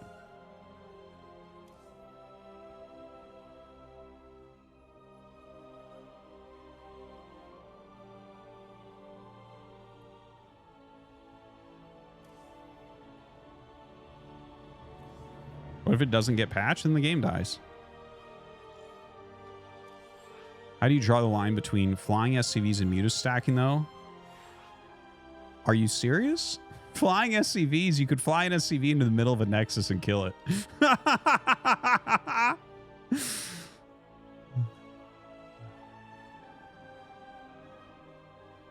Artosis is a Protoss player, classified as a loser. Yes, absolutely. All right, we're finally in our next game. It's going to be Estrella versus Spazzy Mazzy game number 2. We're going to be following Estrella up now.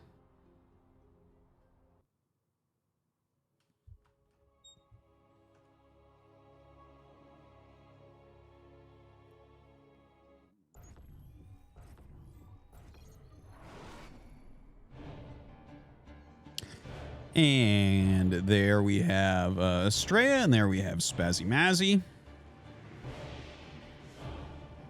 It's game 2. Estrella won game 1. We don't know what happened. Spazzy's a good player, but obviously Estrella is quite a bit stronger. What we're really excited about is Estrella's next matches, although this could be a good one as well.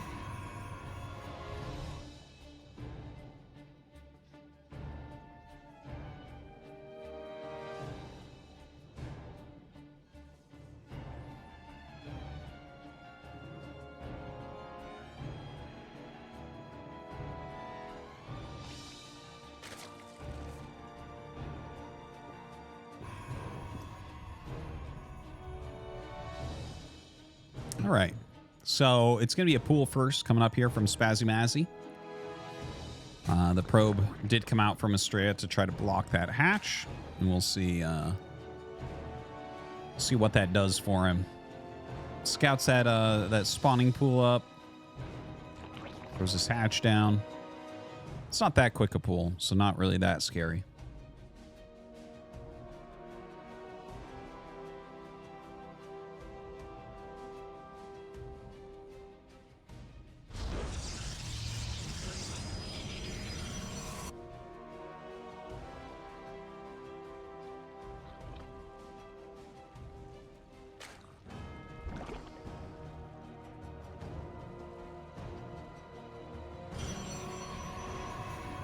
Now, I mean, I hate having to say this every time, but you really do have to wait for that Cybernetics core in this matchup. My favorite unit for each race in StarCraft 2. I think it's easier to say the units that I hate. All right. I think the Disruptor is poor unit design. I'm not a fan of the Hellion or the Marauder for Terran. The Hellion was actually what first turned me off from playing Terran in StarCraft 2. The first time I ever played it during like beta, or it was... I played it really early, okay? Like, before the beta came out, I had a friend at Blizzard Korea that came to my house and installed it on my PC, and we played. Me and Nal Ra, and I think Tasos was there, and my friend from Blizzard. So I got to play it really early on. And so I tried Terran, and I went Hellions, because I really like Vultures in StarCraft 1. I was like, what the fuck is this unit? No, the Hellion just doesn't have any micro to it. It does splash damage, and it's pretty fast. Vultures are like so tactical. There's so much you do with them. The Hellion is like a shit box compared to the Vulture. So I didn't really like that, and that turned me off from it. For Zerg, I think the Queen might be a little bit of a mistake. Obviously the whole game revolves around it now, so you can't really do anything about it, but like the Queen is too much a catch-all unit. I think some of the more interesting things are trying to figure out what you need to make to defend.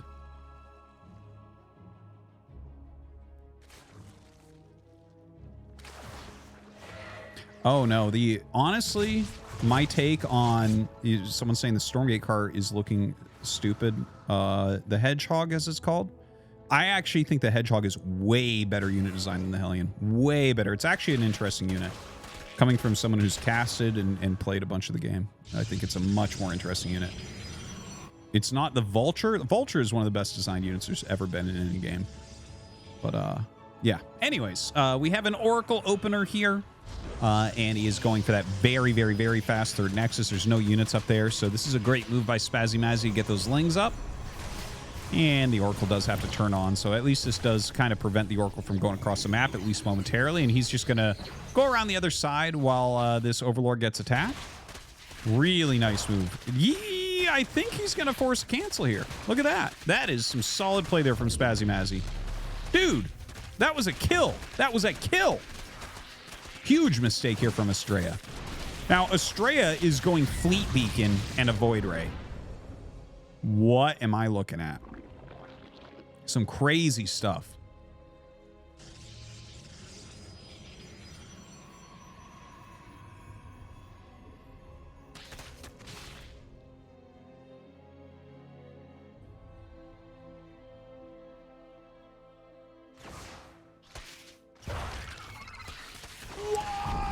Don Defense donated $3.33. Thanks for casting Artie, was fun watching it. Ooh, Patry said this guys is surprisingly good for a fucking Diamond League player. Holy shit, during the first game versus me. I'll consider that a win. All right. And don't forget guys, Artie is also Diamond. If he can do it, we can. Now, Don't Defense, I you played all right, and it was fun to cast you, and I'm glad that you're playing in these cups, and I love your passion for the game.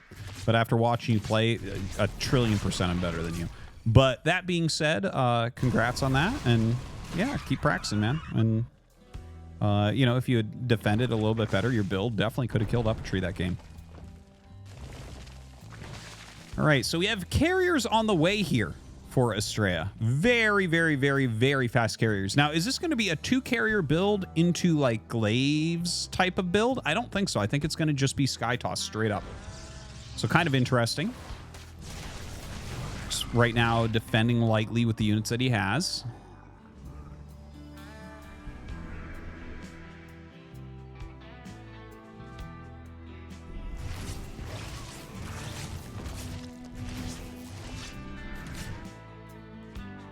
Yeah, the Spire coming out, this is actually a very good play from Spazzy Mazzy. When it's just 2 Stargate and this early on, there's no other support units, I could see him maybe getting an Overwhelm. Could be a Corrupt or Overwhelm, right? Where you get enough Corruptors that you kill all the air and then you just puke on the Nexus till it dies. Absolutely could see that.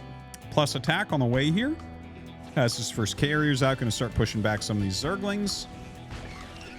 Roach burrow movement on the way, which is kind of interesting. I don't mind seeing that.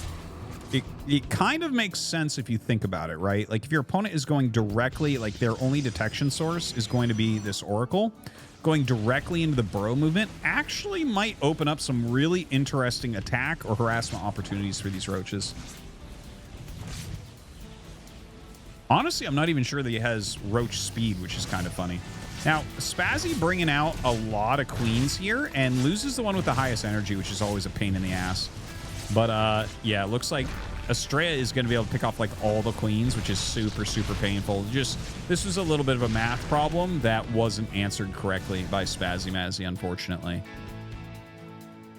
Mothership Core already on the way. Void Ray speed as well. Third Stargate. And there's the 10 Corruptors. I really like the Corruptor play here. Estrella is, like, actually getting himself prepped for something like this via going into Voids, but he's going to be a little bit late. We're going to have to see the quickest recall you ever saw here as the Corruptors come up. Let's see it. Let's see it. Did he get it? Did he get it? I think I heard the explosion. Okay, so by the way, he never got burrow. I think he accidentally got burrow movement instead of speed, which is kind of funny. Although I don't mind it still. Now look at this. Spazzy is going to catch this carrier as well. I think Spazzy Mazzy is going to take this game despite losing all those queens.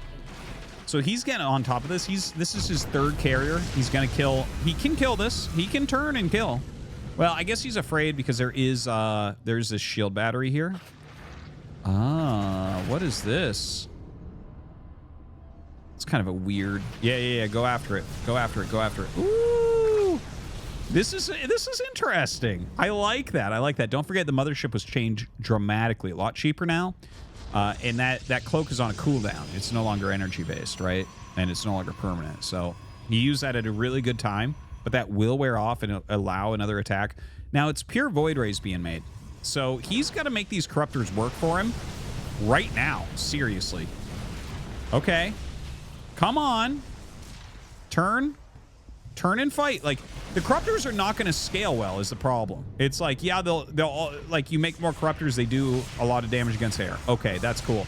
But, like, you want as quickly as possible to trade your corruptors for these units because, like, for instance, Mass Void Ray is going to scale past them eventually. So it's like, dive on there, kill shit. And look, this is a good move. This is a very good move. This little counterattack coming in. Ooh, good explosion there. Now he's going after the mothership. That's good. Good to see. Very good pickoff. Yeah. The overcharge is a little bit of a pain in the ass. 16 probes going down.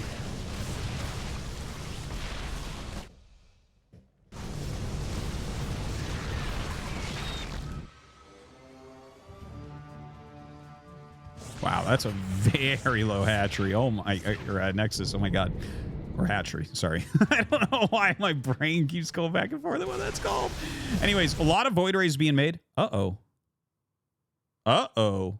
What is this?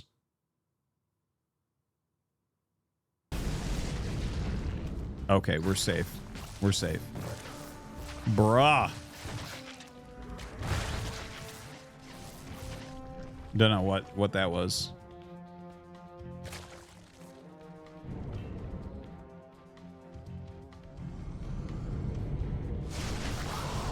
Ooh.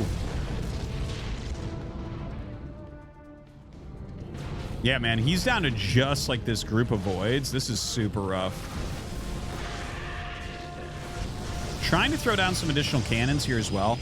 I always enjoy Estrella games. Like, he really is out there trying out new stuff, new strategies and whatnot. We see that really consistently from him. He invents a lot of his own stuff, which is cool. But I think he is dead this time. I don't think that this is working out for him. I think basically what happened, guys, Spazzy got a much quicker Spire than you'd normally see. It's like the type of Spire you would see against like maybe a quick BC rush. But he utilized it here against a quick carry rush, and I like it. I like it very, very much. I think he did a great job. Now, the game is not over yet. You know, out come the voids. If Estrella can hold 4 base, you know, If he holds 4 base, like he can absolutely just end up winning this regardless of what's happened already. This 4 base Protoss is pretty insane. Yeah, getting some good shots there too. I wonder if you try to get into something else here. Okay, he's just going Corruptor Ling. I can't fault him because, like, I look at this, I'm like, okay, well, technically Hydra might be decent here, but the transition to Hydra is where you would lose the game very likely. Good try, good try. Tries to run up and snipe the Nexus, but everything was too close. So, like, I appreciate that he's continuing the attack upgrades specifically. Doesn't care about any of these armor upgrades. And it's like, okay, we'll keep this pressure on. Infestation Pit on the way. I think that that's going to be for him to get up into Vipers. That is my best bet. I think, like, you know, obviously any abducts, but also parasitic bombs are going to be incredibly strong against Mass Void Ray.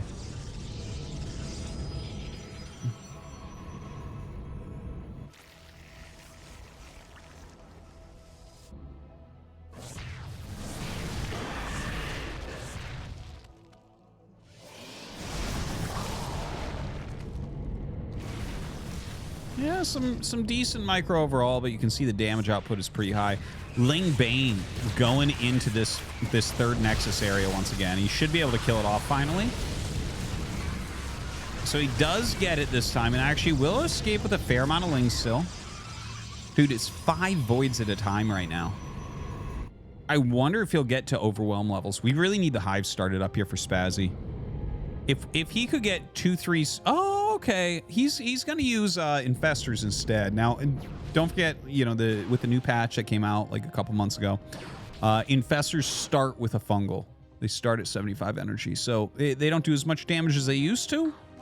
But just having 5 fungals here with this many, it seems reasonable. It seems like a good idea. Now, this is a little hit squad of voids. He's got that speed upgrade. He's running in here. I think he just wants to try to get a Nexus. That was a clutch call, that recall. That's a hard decision because he wants to get damage done. The recall was via the mothership, which I love to see as well. Ooh, gets the carrier in a matter of seconds. Oh, turn. Damn, dude. Ling Bane just wrecking this other base. We have some fungals going down as well. And the voids are hitting the left side of the map. So the voids are starting to get some real damage in here as well. So that is painful for Spazzy.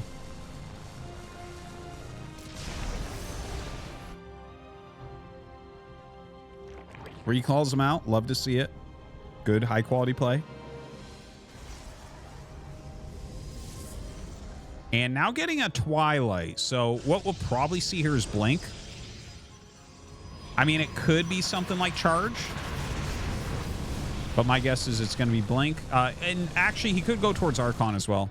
If he wants to say Sky Toss, like you're going to want feedback and you're going to want Archons.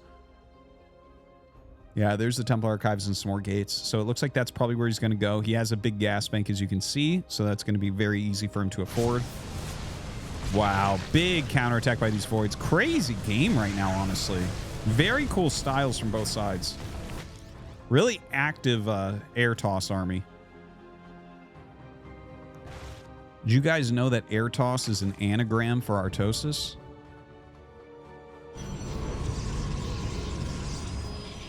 Now that is a huge amount of voids. 24 void rays right now with the mothership and 3 ground units total. Plenty of spread cannons.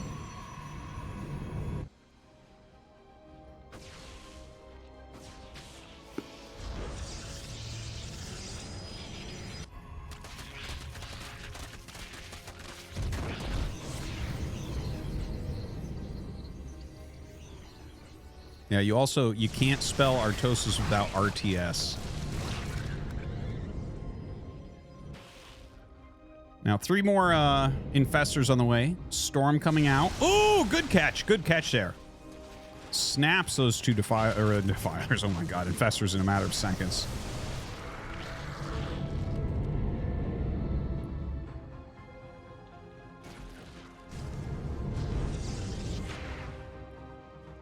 Dude, this is a wild, wild game.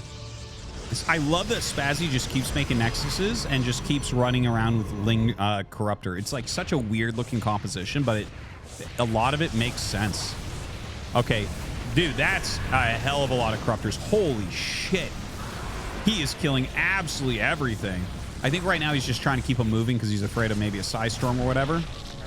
But a lot of the Void Rays are missing during this, right? So this is what Estrella is giving up by getting over here and dealing damage. He goes after the drones and then just moves away, which I think is smart because we had all of those infestors come around, right? So comes in here and he is literally just zapping everything down in a matter of seconds. Crazy damage output by those voids. Crazy damage output.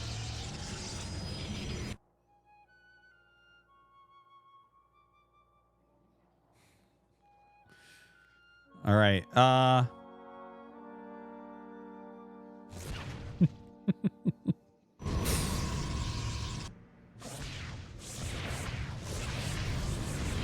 Suddenly, we're looking at Estrella's army, okay? Now, he killed a bunch of drones. He killed the hive. He killed the infestation pit. So it's like a long ways to get to what he needs. But this army is not one you can really engage with your corruptors any longer. The Archons themselves destroy, but then you add in Psystorm as well, and it gets even worse.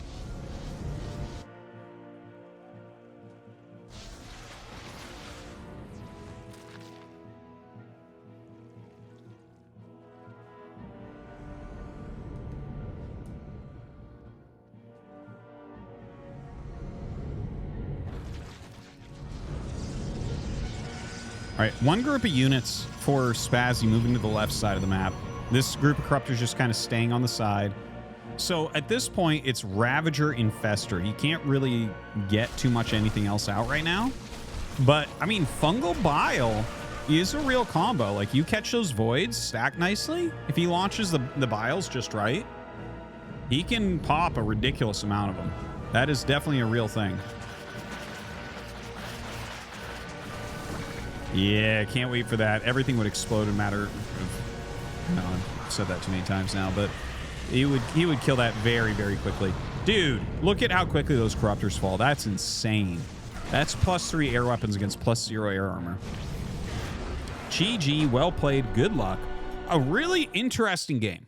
That was a very interesting game from both sides. Enjoyed that one.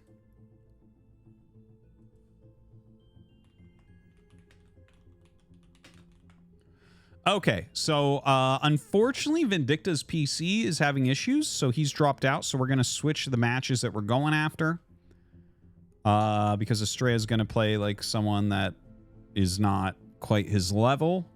Let's take a look at the bracket. It's going to be Trigger versus Clem very shortly, and that's what we're going to jump into. That's going to be fantastic. Obviously, Clem is maybe the strongest player in the whole world right now. Trigger is, like, I would say number 2 North America right now. Depends on how active Scarlet is at a given moment.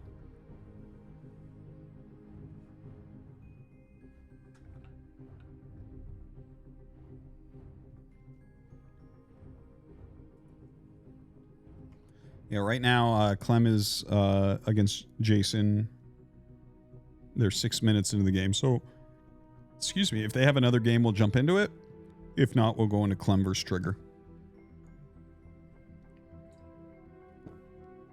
Clem is better than Maru or Cyril now? Well, Clem just won DreamHack Atlanta, right? Which all the top players are at, pretty much. So, like, you can say that he's the strongest player right now. I think that it's a completely defensible position to have.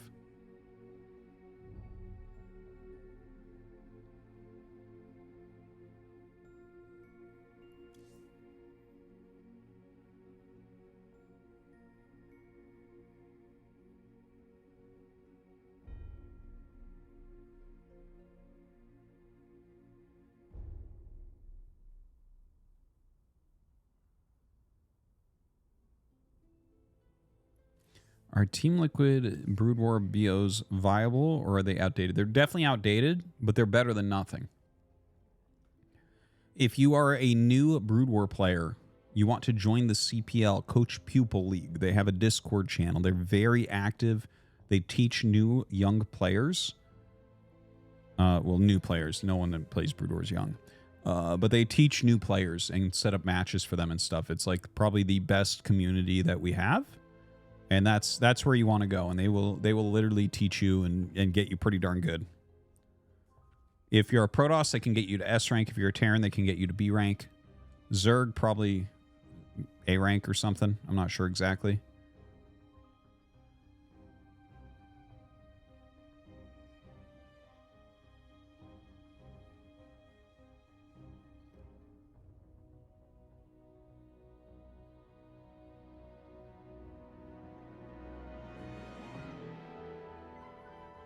Yeah, 973 is not just viable, it's still one of the best build orders in the game. Where do you buy the MMR RT? By choosing Protoss. It's free. The MMR is free. Congratulations, you're B rank.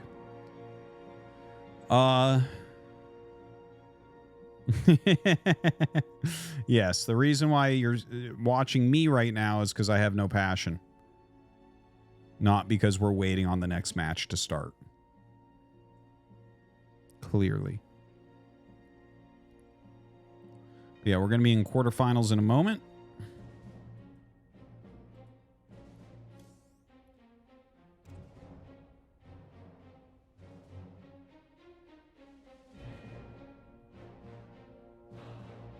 What race should you play if you want to get to the top quickly? Oh, Terran, definitely. It's super easy.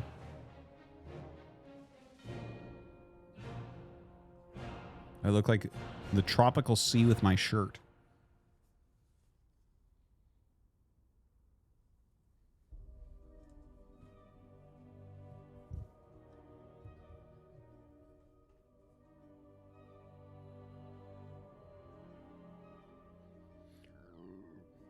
My wife thought it would be funny and bought me like 3 Mario t-shirts.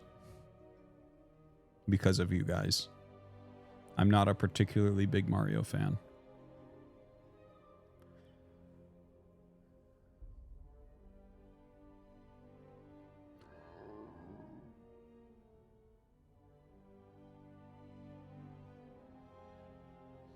Do you think the Koreans have lost passion for StarCraft 2? The Koreans never really had passion for StarCraft 2. StarCraft 2 was never very big in Korea.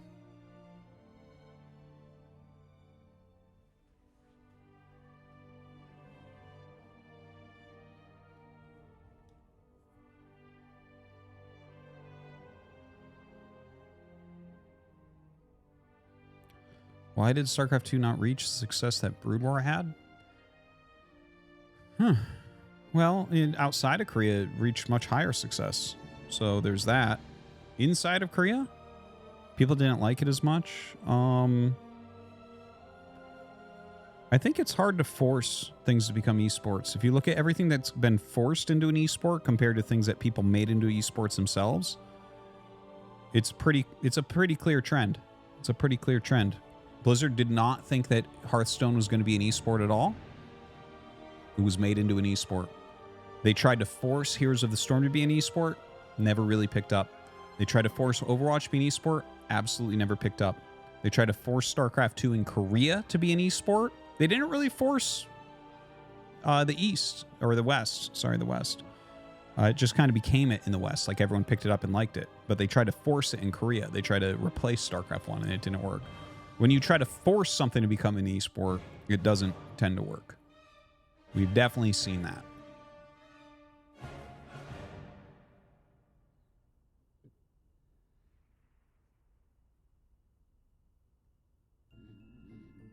No, shit was already dead when the YouTube exclusive shit came. Shit was already bad.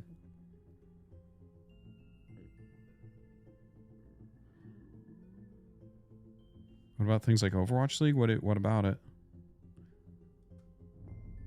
What's popular in Korea now? StarCraft 1 is very popular. League of Legends is very popular.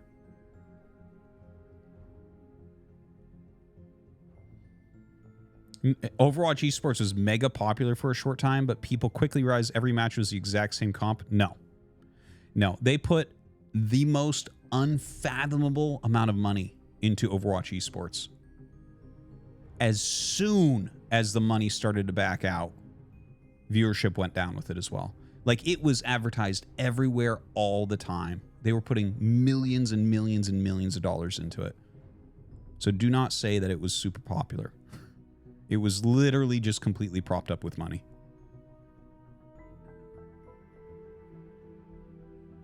StarCraft 2 is huge there for a number of years, though, right? No, I mean, not really. StarCraft 1 was always bigger. Like, there was a period where they forced all the Kespa teams to play StarCraft 2. So it kind of destroyed the esports scene, and then it just didn't. The Kespa team slowly but surely dropped out because the Korean fans don't really care about StarCraft 2, and people started playing StarCraft 1 again.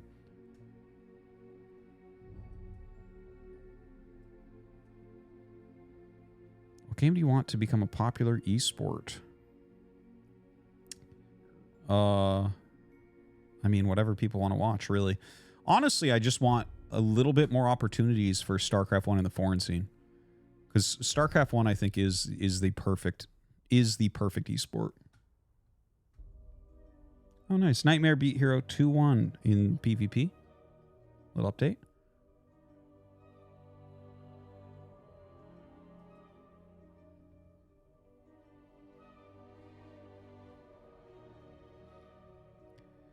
If games that are designed to be esports tend to fail, does Stormgate have a chance to break that trend?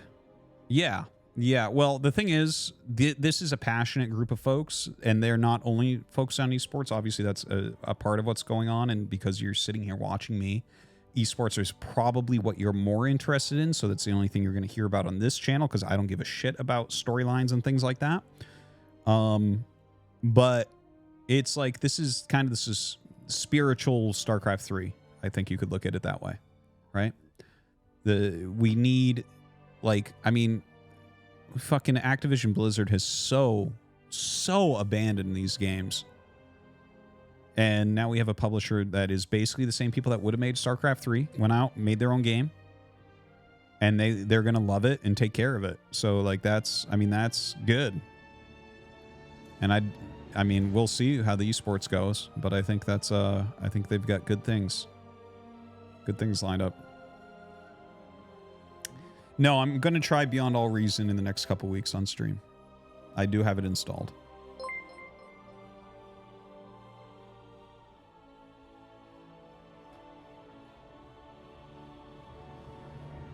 What? Tynes cheered. X300, hey Artie. I know it's not an esport, but are you into the speedrunning community? The most popular speedrun is Super Mario 64. Something cool just happened. Someone released a mod. It's called Super Mario 69. You should Google it here on stream. I will not. I respect speedrunning. I think it's cool. I've watched like a little bit here and there. I have some videos on my YouTube channel of learning about speedrunning and doing some speedrunning. In StarCraft 1, I almost broke a map record. I was like a few seconds off. And yeah, I mean, I think there's some older games that I like. Like, I like some of the Super Metroid ones. Those are cool.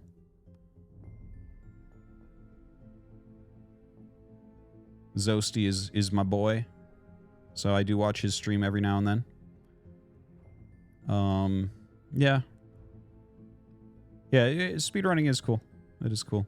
But I don't like regularly partake. We are going to go into our next game. This is going to be game 3 between Jason and Clem. Clem's playing Protoss. You ready for this? Clem's playing Protoss. This is going to be exciting. Jason is a very strong NA GM Terran. Let's do it.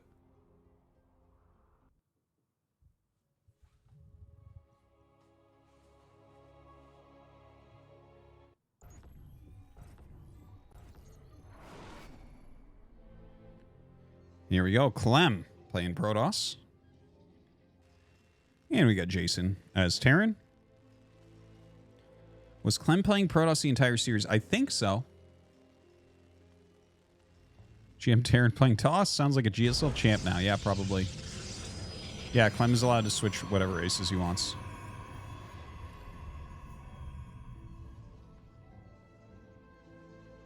Yes, guys, I understand Clem is really good with Protoss. You know, that's just something that tends to be the case, is that Terran players can always play Protoss. Protoss players cannot always play Terran. Don't know if you guys knew that, but it is the fact.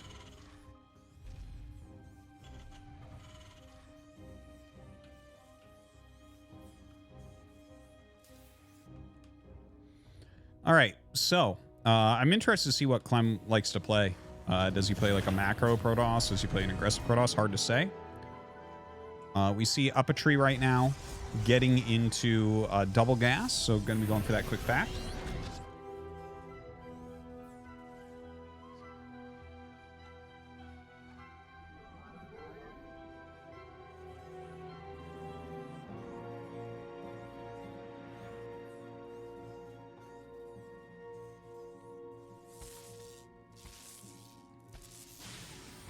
So a little bit of probe harassment here for a moment.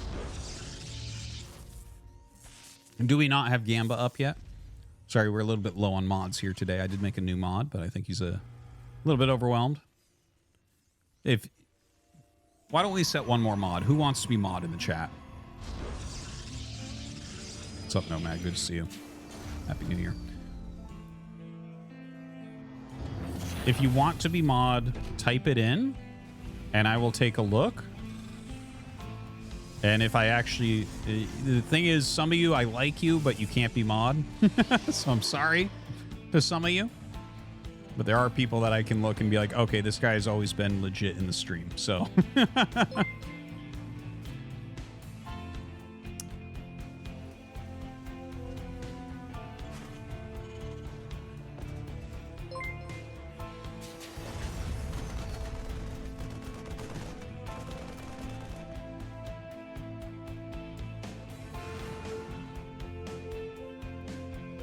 I do appreciate the guys telling me you're planning on abusing. Tornus, thanks for the raid, man. Hope you had a very good stream.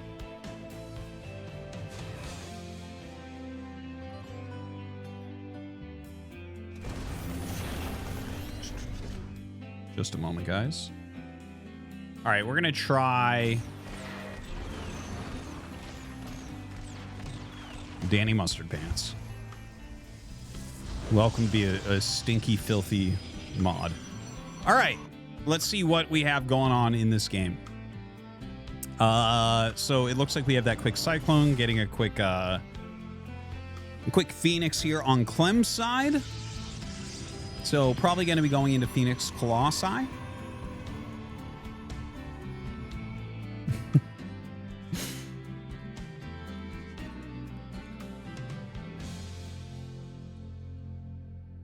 All right. Well, he's going to get the scout off, obviously, very quickly with this. And if he sees that drop, that's going to be huge. He sees the tank. He sees the Marines. Yeah, now he sees the drop. So, yeah, definitely looking pretty decent for Clem. If I'm Clem here, I'm feeling pretty solid about the situation. He does add another gate. I think if you're just consistently producing units out of your buildings here, you should be pretty good. Obviously, you're going to want a battery up at the front as well. But yeah, the Marines and tank coming across right now. Looks like he lifted up a secondary tank with that medevac and is boosting out. Was that too far ahead? No, pulls it back. This is a good play here by Jason. Is Jason going to be able to knock Clem out of the tournament? Clem probably the favorite for the tournament, in fact.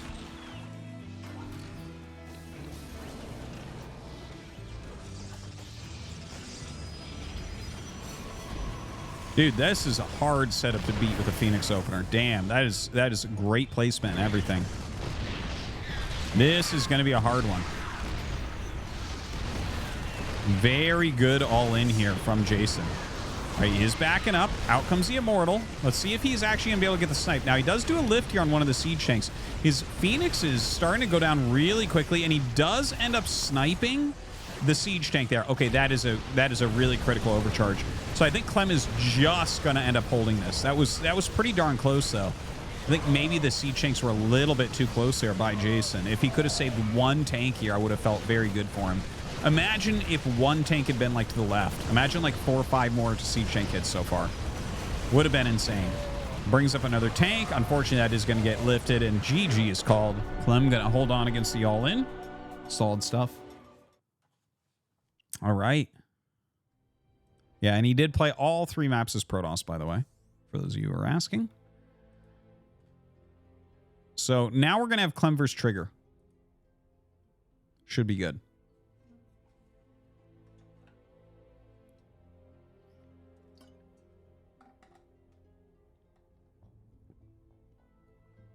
Hard all in to hold with an off race. Yeah, that can be a tricky one, but you did it well. Terran donated $3. Hey Artie, can you clarify why Overwatch failed as an esport? Your earlier description sounded like Blizzard threw money at Overwatch League and abandoned it after a couple years when they didn't get their ROI. If true, wouldn't it still be popular? I'm confused how that being true would make it still popular. But okay, so Overwatch, I think that there's several things. Okay, first off, the way they approach the esports, like trying to force something to become an esport just generally hasn't worked. I think also Overwatch is not as good a game as a lot of other esports. It's just, and the thing is, you can like Overwatch, you can be your favorite game, and it can be your favorite esport. But I think it doesn't resonate with people like something like a Counter-Strike, right? Or even a Valorant. It also, the way they made it, the league, where they're like, okay, there's these city teams,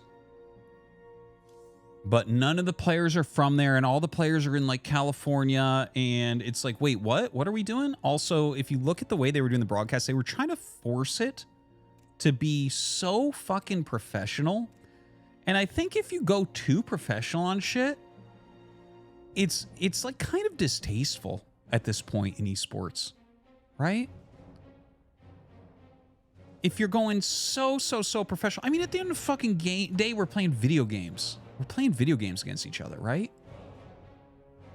Like, have some fun with it, right? I think this is part of why Starcraft 2 did well, is because the fucking shows, they were like pretty professional, but we were all having fun with it.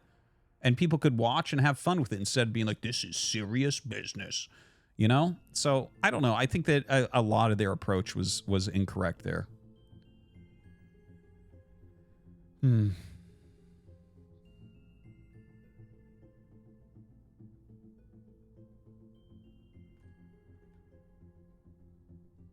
I don't think you can compare UFC to what Blizzard did. That doesn't resonate with me at all. UFC probably has the best promotion for its athletes of anything I've ever seen. The way that they do their promotion is unbelievable. If we had something like that in esports, that would be amazing.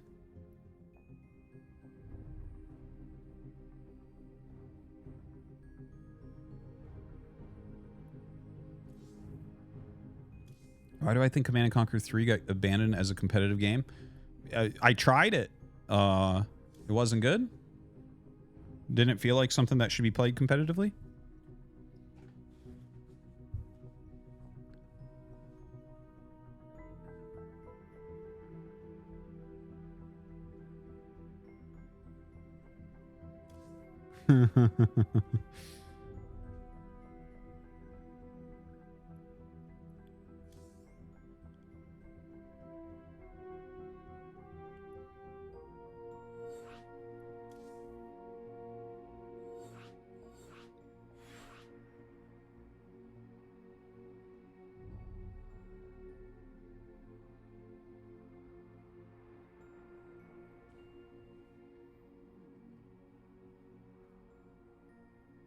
Company of Heroes 3? Yeah, I tried Company of Heroes 3.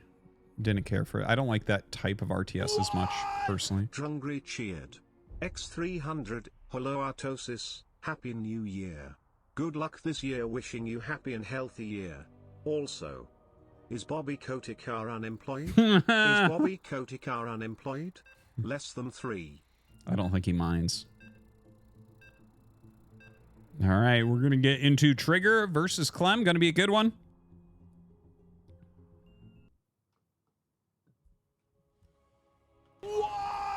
Swift Terran donated $3. I agree about casualness in esports. Some of the most memorable SCBW events were extremely casual, like Starcraft's 20th anniversary with you. Day 9, tasteless and in control, just chilling on the couch. It had some great games too. What? Chub_Arc cheered. X500. Thank you, Chubrock. Thank you, Swift Terran. Yeah. I think I think nothing should be taken too seriously. It's fun to do, like a very professional event from time to time, but I mean, when that's the entirety of your esport, that's not going to go well. I don't think. You gotta have some fun. It's like you gotta make stuff people want to watch, not stuff you think they want to watch. Maybe that's a good way to put it. Okay, anyways, we have Trigger there in the top left. We have Clem in the bottom right, finally playing his correct Terran race. Does not want to go for off race against Trigger, who is extremely strong right now.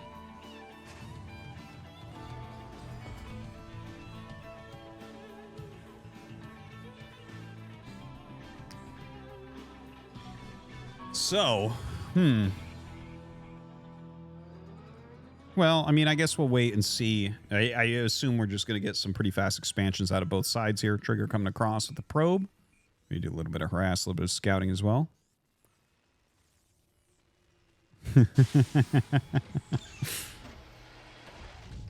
I love all this StarCraft 2 negativity in the chat. You guys are great. You really don't make me regret my life choices at all. Anyways, the probe in here, scouting around, sees the timing of the command center, so has a very good idea of what's going on. Of course, his own Nexus has been started here as well.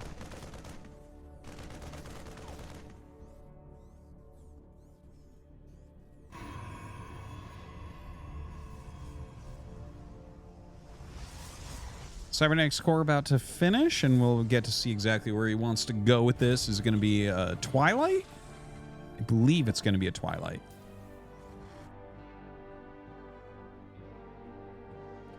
Now, Trigger likes Twilight Robo with one gate into a very fast third. The one thing is occasionally the early pressure can get Trigger. Well, first off, let's see if he's going to do that build, because I think he is. We can't say for sure. That one Stalker going out across the map right now. There's his Twilight. Yeah, coming across the map.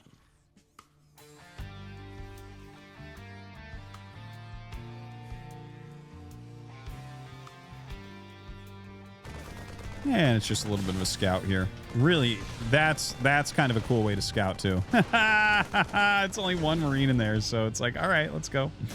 Let's see if we can get an SCV with this. And he will take a little bit of hull damage, but he'll be able to get this home. It's not a big deal. The Adept coming across the map as well. Going to be a good way to scout. Ooh! Misses that one shot, unfortunately.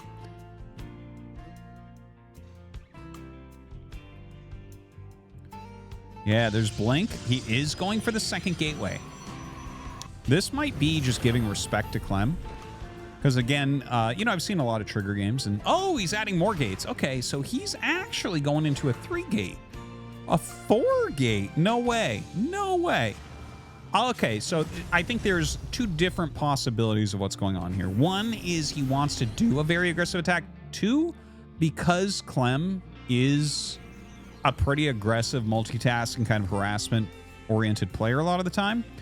If he can shut down the first thing Clem does, like let's say a medevac flies in and he snaps it. If he snaps it, oh God. Oh, I can't believe that got in. Trigger can't either. That sucks. Oh, that sucks. That's a full scout by Clem. Clem can completely change how he's playing this now. He sees all 4 gates. Okay, so anyway, yeah, my thought process is if he can catch the first thing, his counterattack might kill Clem. Here, it's like, well, you scouted it. So, you know, Clem is not going to overextend. He's adding a lot of production right now.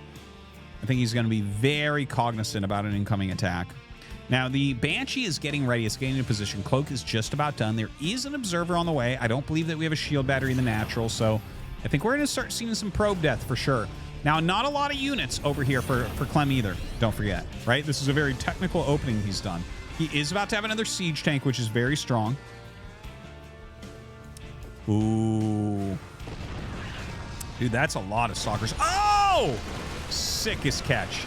Sickest catch. Now, he blinks the other 4 around the other side of the bunker. Oh, that's a miss. That is a misplay right there. I think those 4 wanted to go up to the north a bit more and to the right. North right, as we call it. And that would have allowed him to, like, kill some SCVs. But instead, back at home, he's taking a ton of damage. Very, very painful. Gonna try to chase down this Banshee. Unfortunately, gets the Stalker stuck. The Banshee outrunning the Observer there. Painful, man.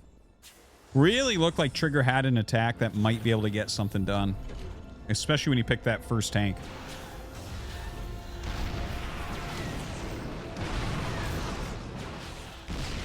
Just a perfectly placed siege tank there as well.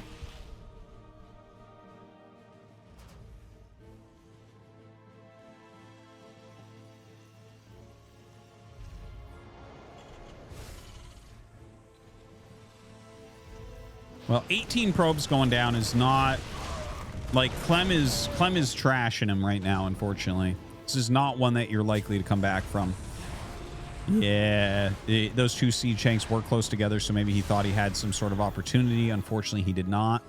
He is getting charged, which shows you kind of like the desperation. I think he's just going to probe up, gate up, and it's like, do you try to attack in with this? I don't think so. I think what you do is Trigger at this point. You mass up. You hope Clem tries to attack you. You swarm his army and just knock it down, and you hope that that can get you back to even. Because I don't think it wins. Even if you crush his army, I don't think you're going to win. Like, not so far ahead that you're just about to win, right? Damn, dude. Oh, okay, finally gets that. 4 more kills, though. That's nice. That's nice. Good play by Clem. Damn, man. He is so strong.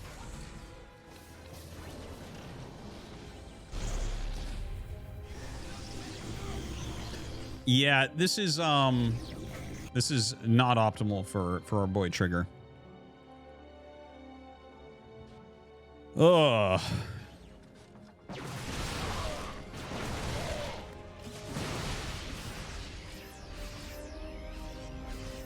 Yeah, Clem's attack should just kill him. Charge is just about done. He does have a little group of Zealots on the side.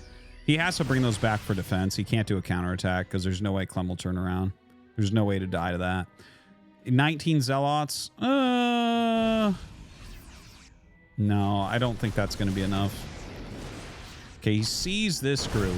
I feel like we need another warping round.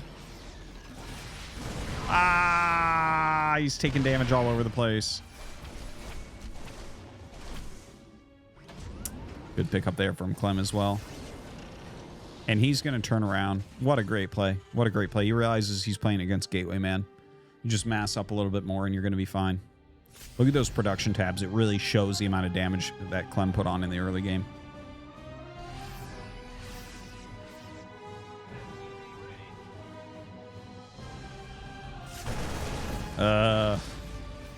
Things continue to go wrong for Trigger here. That is a lot of Zealots. In fact, that might be too much to bring from one side. Oh, he's going to go for a counterattack. Okay. Well, that is a pretty deadly amount, but Clem can just attack as well. And I think it's more likely that Clem stops this than... Like, there's no way to stop that. There's no way to stop that. In fact, I was just going to say the only thing that would have any chance is a Dark Shrine. But even then, there's a Raven, right? You need to deal with the Raven and then make the Dark Shrine work.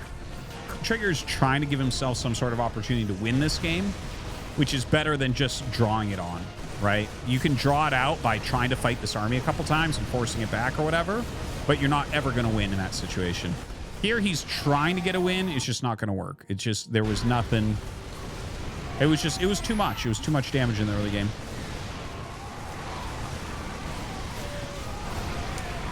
Oof. Superbly done by Clem. Just a beautiful game. That's some top of the world Terran play right there. Offer a draw. Yeah, that's what I do. Oh, man.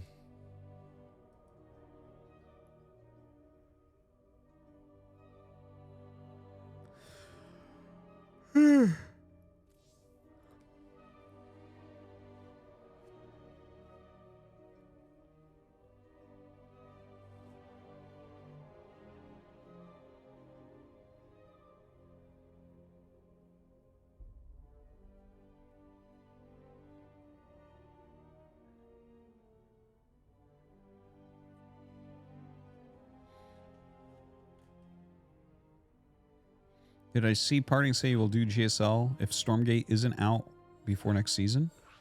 I did not see that, but that would make sense. He is a pro gamer. You have to play something. All right, we're getting into game number 2. Hopefully a little bit closer this time.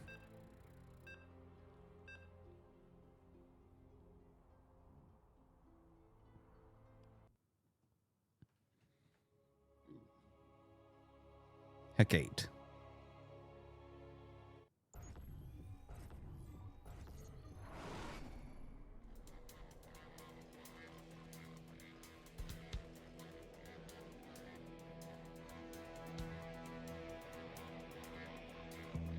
Guys, did Raptor get banned? If Raptor's banned, please unban.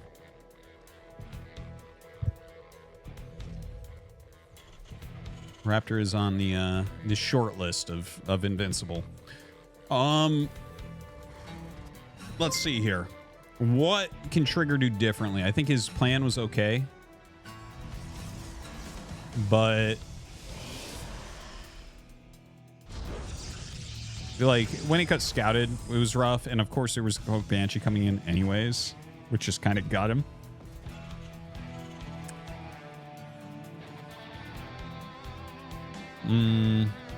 Anyways, we'll see what these guys have planned out. Clem sending an SCV in an interesting direction here. Looks like it is probably going to be a proxy. Maybe he's just scouting for a proxy, though. That could be the case. Oh, it turns around this way. No, I think he is going to proxy something. Is Trigger having the idea that there might be a proxy? No, look at this. So he actually went down looking in the other direction. It's going to be an offensive eBay, which is, of course, kind of annoying. Trigger gets on top of it about as quickly as you can really expect. And in fact, brings down 4 extra probes. So 5 probes going after it. Thought 4 was generally the number you'd see. But anyways, he'll go into his Cybernetics core. And like, yeah, I mean, this is, I think it's a decent play by Clem. Definitely not end of the world here for Trigger, though.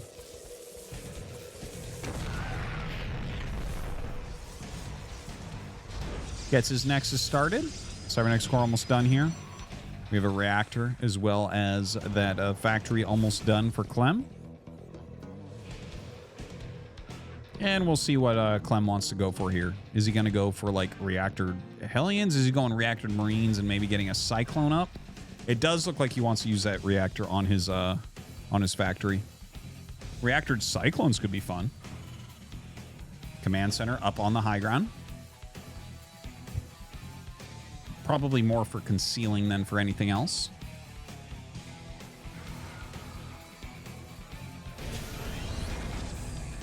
And it's just going to be some reactored Hellions coming out. Starport. There it is. Okay. So kind of opening up like it's a TVZ in a way. Maybe some Hellion Banshee.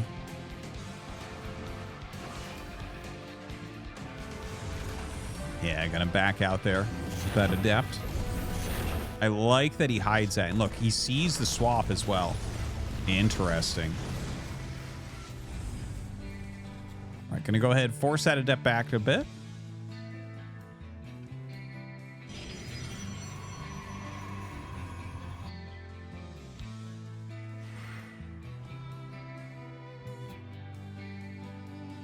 Hellion's not really gonna find a way in.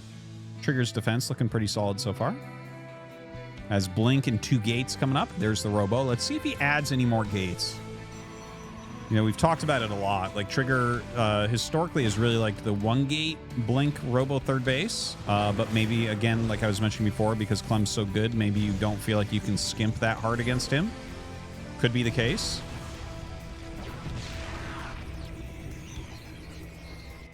The 2 gate Blink Obs is very, very good. Like, it's the more used variant for a very fast third Nexus. So wouldn't be surprised if that's the case. We do have Raven on the way here. And yeah, he's getting Disable as well.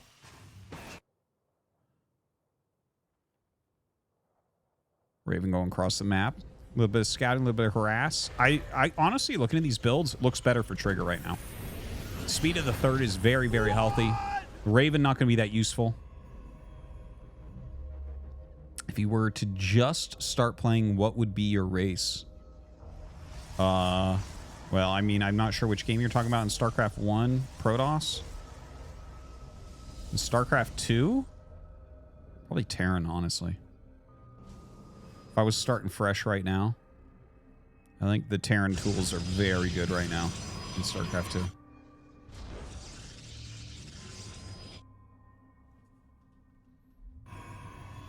Now, he has this boxed in, which is kind of nice. Looks like we are getting into that Colossus tech. So maybe the Ravens will find some sort of value with that. Blink just about to finish. Third Nexus is about to finish here as well. So yeah, Trigger should be feeling pretty good about his build. As long as he can protect his probes for a little bit here, it's going to be good. Now, he pulled his Stalkers away, and Clem does recheck and sends that Raven towards the top right, towards that main base. Charge and +1 on the way, by the way. Yeah, we see there is an observer hiding there. Okay, gets one probe, not the end of the world.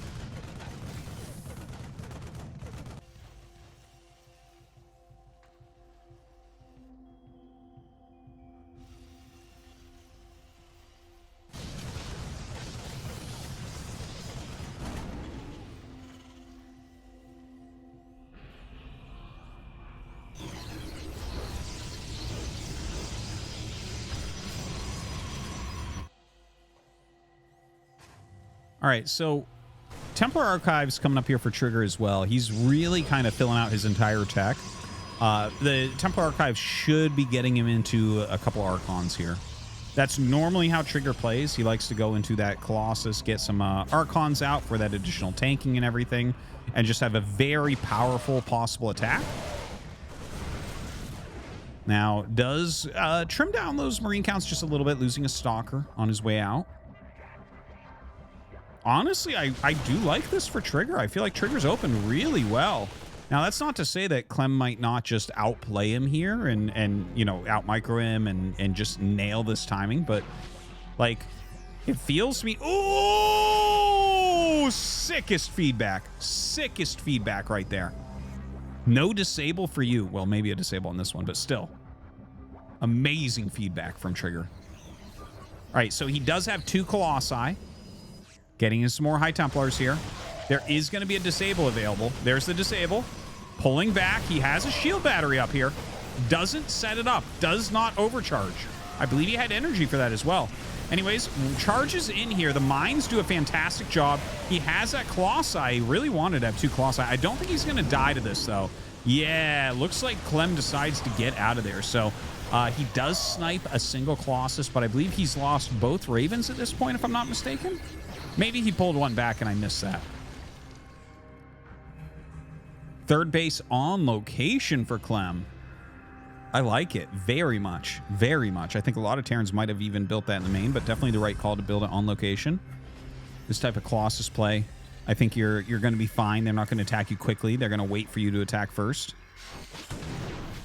Nice pick up there. Trigger right now. Getting a little warp in. He does have an Archon here at least.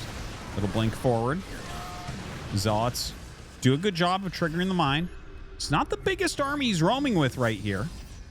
I think he did catch a view of that army rotating over here. Oh, a mine hidden in there as well. Really, really nice. But he's going to go ahead and flank with this. Look at this. Blinks forward to go after the medevac and doesn't quite get it. Good hot pickup there on the Colossi. Another Colossi coming in from the other side, but that one's going to be picked off really easily. Another disable there as well. And he actually had saved those Ravens, so I miscalled that previously. And those really pay off with the double disable there. That's like pretty damn big. If he has those 2 Colossi, like if he had actually killed both the Ravens, that fight would have looked 100% different there. So really, really good play here from Clem. All right, let's take a look where we're at. We're at the same number of workers, both of them on 3 bases. A lot more army supply right now for Terran. That's not completely uncommon at this moment in the game. Like, Terran does get that kind of big army supply, but, like, because we already lost the Colossi, it's a bit worse than it would be regularly, because normally it's like a few minutes before this that they have that type of supply advantage, but it doesn't mean that it's completely unplayable here. for Trigger. You know, he has a Prism out, he has charge lots, he has a lot of counterattack avenues that he could try to utilize. Okay, trying to come in here and flank, and in fact, juggling Archons forward. Beautifully done. Ooh, that is a good mine. Good split there by Trigger, though, to dodge the second mine. All right, another warp in. This is Trigger going hard right now. Look at this. Okay, sacks the 2 Zealots. Very well done. Comes in, and he waits for the charge to be utilized. Oh, dude, that's a sick armor shred. Sick armor shred. Now, unfortunately, half of his Zealots went to the natural, so he's just going to GG. Clem outplaying. I feel like Trigger played well there, though. Solid play from Trigger overall. Clem is just like another level now.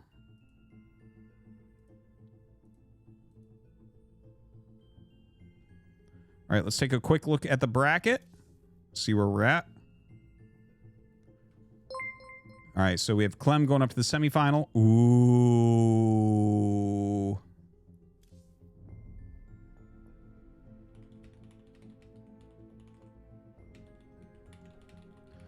So, Nightmare Dark. I don't care that much. Cure Max Packs is pretty sick. I want to go into Estrella Solar if we can. That looks amazing to me. That looks amazing to me. And then the winner versus Clem, perfect. That's what I'm hoping for, and we'll see.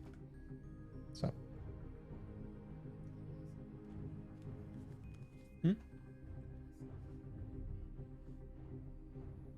Ban on ban? Yes. Not tonight, but we are going to do ban on ban. We'll do it this week.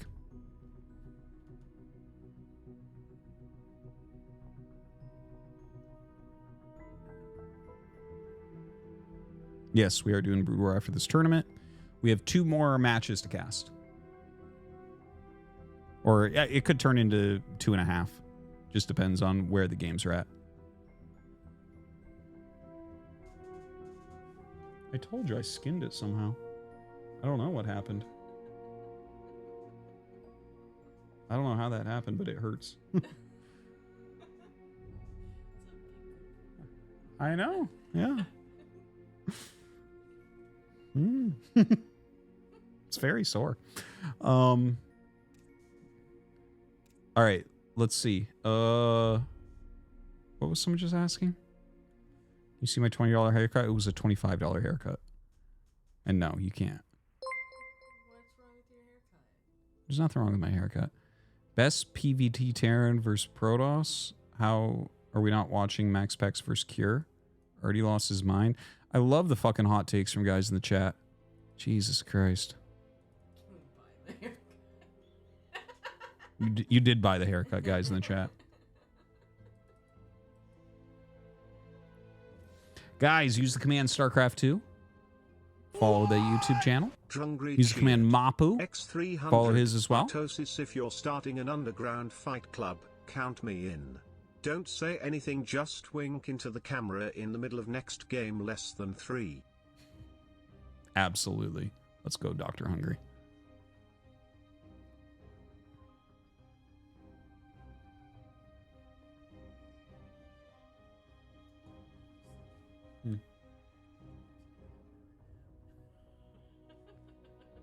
Oh, you just woke up? That was a bad idea.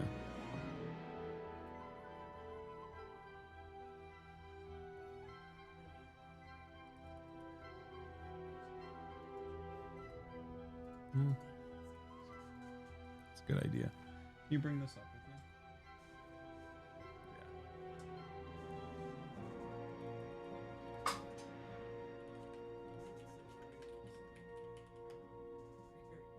Yeah, that's what happened to me. That's why I almost no dinner earlier. Because I just needed a nap. I feel great now, though. No, I did, but it was very little. It was very little. I consider that to be very small for how I ate like no food today. I ate a handful of cashews today and 2 pieces of bacon. That was all I ate before dinner today.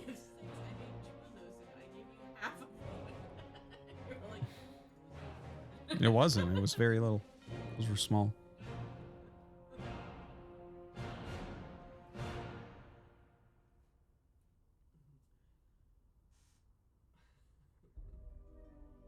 Yeah, I did eat the kids' souvenir cashews. Dude, I just paid $25 for the haircut, but I did tip the guy $5 for it too. He did a good job.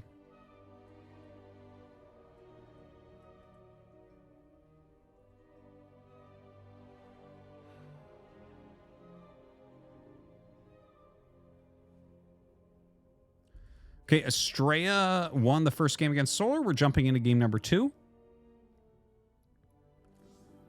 That's going to be good. We'll be in game number 2 in about 2 minutes. About 2 minutes, that'll start.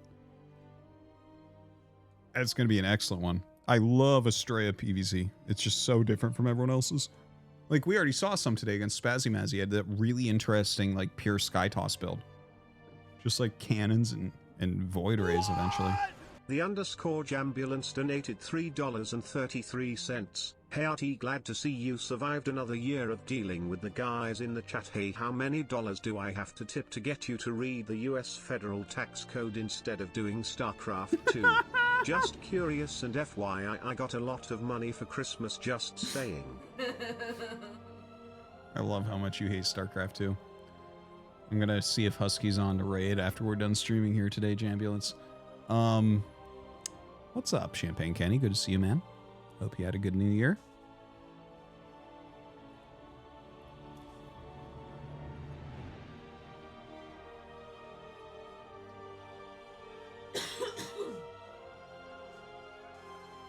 That's true, I do have a bathtub. Shield Battery wants me to sell my bath water.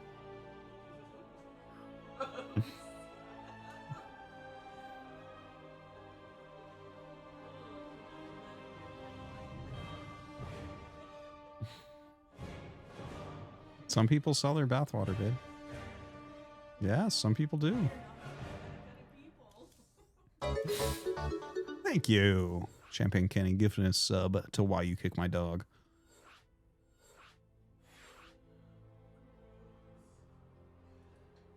You don't drink it, babe. You just gargle it.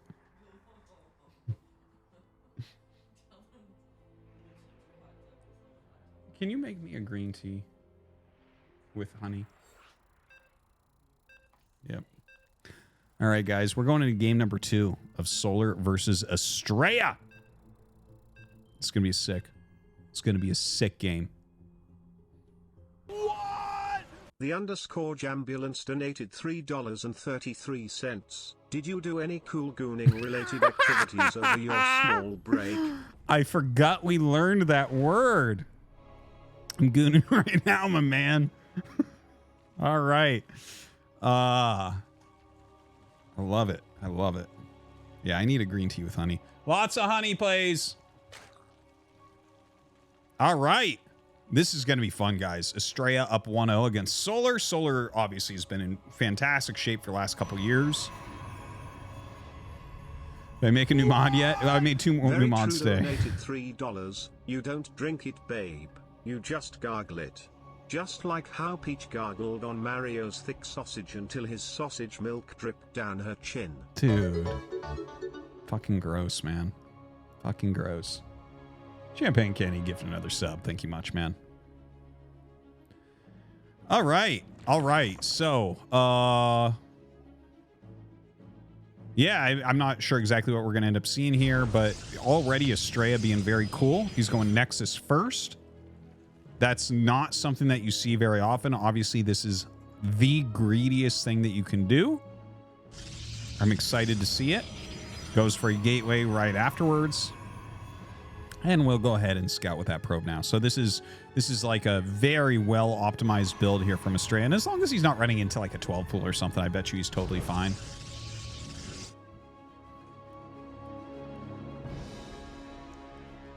So, yeah, the reason I go green tea at this time, guys, is because it's less caffeine. I don't want any more caffeine. Anyways, yeah, the probe coming over for the scout, and he is going 2 gates behind this. He's going to see the timing of that pool and feel very good about his build order. Can get into his cybernetics core really quickly. Doesn't necessarily need to make a zealot right away. Donated $3.33. You know it's called the Goonies because Mama Fat and I was gooning so hard she slipped and punched Sloth in the face in utero, resulting in his cool facial structure, right? His cool facial structure. Thank you, Jambulance. You are really enlightening us here today. So, yeah, the probe just over here, like still checking things out. This is such a cool build to open with. I'm like really excited to see what Estrella has for us here. Whether he's going to try to leverage like early gateway units. I think he's just going to go Stargate, honestly. He's very, very good at Stargate builds. But since he's up a game, I could also see him like trying to pull off something more aggressive as well. Right? Like he's making 2 adepts right now. The Nexus is done. He's pumping out probes. Look at this. He's up 5 workers on Solar at the moment. Now a Stargate gets started. Dude, this is such a cool build. Donated $3, chat. What the fuck is gooning? Oh, man. Can someone explain? Oh, man. What the fuck is going on? Yeah, you don't want to know, dude. I can't believe you just asked that. But yeah, the chat will let you know. I'm not going to say it. All right, so we have a Stalker on the way as well as Stargate. So the double adept here. Let's see if they get anything done. Just shading forward. I think no, 6 there. I don't think you finish that. Yeah, especially as you see 2 more. 8, absolutely not. Just a little bit too dangerous for anything like that. Is making some more adepts at home. I don't think this is going to turn into a Glaives build or anything. I think that's probably it for the adepts. I think what he's doing here is just making sure he has enough to cleanly take his 3rd base. This is of course my guess because I've never seen this build, but that's what it looks like to me. It doesn't look like a build optimized for damage. It looks like it's like, okay, so actually this is a really great moment to tell you guys what one of the greatest things about things like Nexus First is. Okay, and this is something true in Brood War, and we don't see Nexus First ever in StarCraft 2, but the same idea would hold if we did see it. The strong thing about Nexus First is how quickly you can get your 3rd base up. That's like one of the important aspects. You're getting so many workers out so quickly. You've leapfrogged where you're supposed to be, and then you can get your 3rd base, and that's where you start to really get powerful. Because honestly, nothing on 2 bases is that strong. Things start becoming strong in StarCraft 1 and StarCraft 2 on 3 bases plus. On 3 bases plus, you're actually mining so much you can really field a gigantic army at that point. Your economy really starts to explode. So that's kind of why I looked at this and said, okay, this really looks to me like a quicker 3rd Nexus. So he has his 3rd Nexus quickly.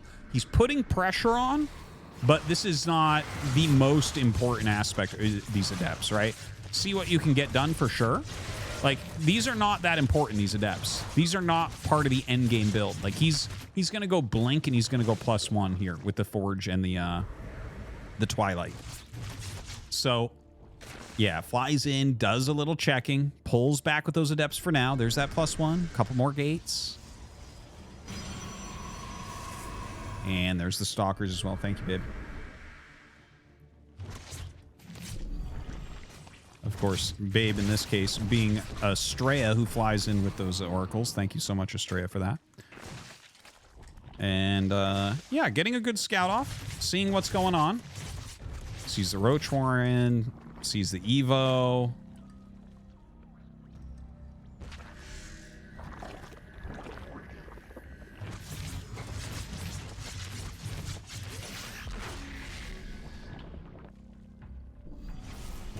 All right, flies in here again with that Oracle. Oh, look at that. Another 3 kills. Flying right out. Very clean stuff here by Estrella. Very clean stuff. Now, the Ling's coming up. There's no real defense there, so he does force a recall, which is kind of nice. Doesn't get his whole army recalled, but a chunk of it at least. Enough to stop Lings from wrecking you. Very clean stuff here by Estrella. Now, Solar's gotten his 4th base, so that's something. Making roaches, making Lings. Getting into the infestation pit as well. Good pick off. Dude, Estrella looking really strong. Secondary Forge, secondary Robo, and support bay. Love it. Love it. Like, from here, he can go, like, into Colossi. He can get Immortals out if he wants. I mean, it could even be disruptors if you've seen a lot of Road Ravager.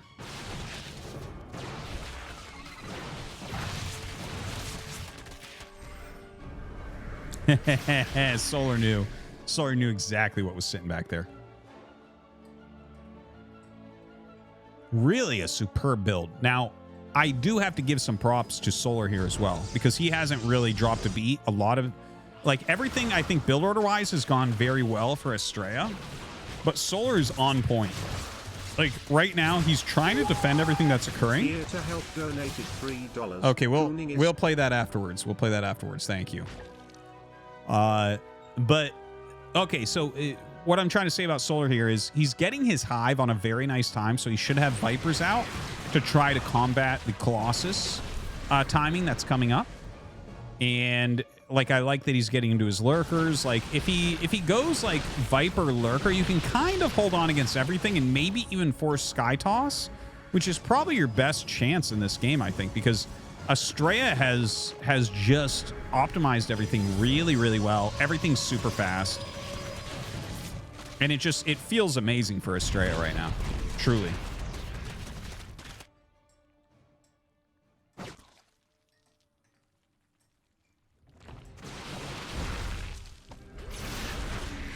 All right, this Stasis Ward here. Freezing some of those Lings that are following him. This Ling's having a very hard time getting anything done. Getting scarier and scarier right now. For poor Solar.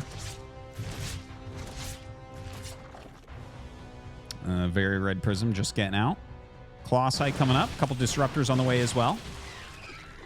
The Vipers are going to be finishing up. He has to charge them still. So just something to keep in mind. Oh, I love these Stasis Wards going down. You can't even chase them back. It's so crazy.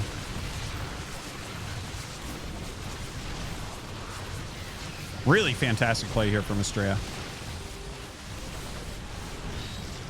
Estrella coming from the top there. Decides to blink around the other side. Definitely the right choice there. Dude, Solar can't get a good engage. He can't do it. Estrella's been in control of this game the entire time. World-class Protoss play. Absolute world-class Protoss play. There are few Protoss that can put out a game like this, honestly.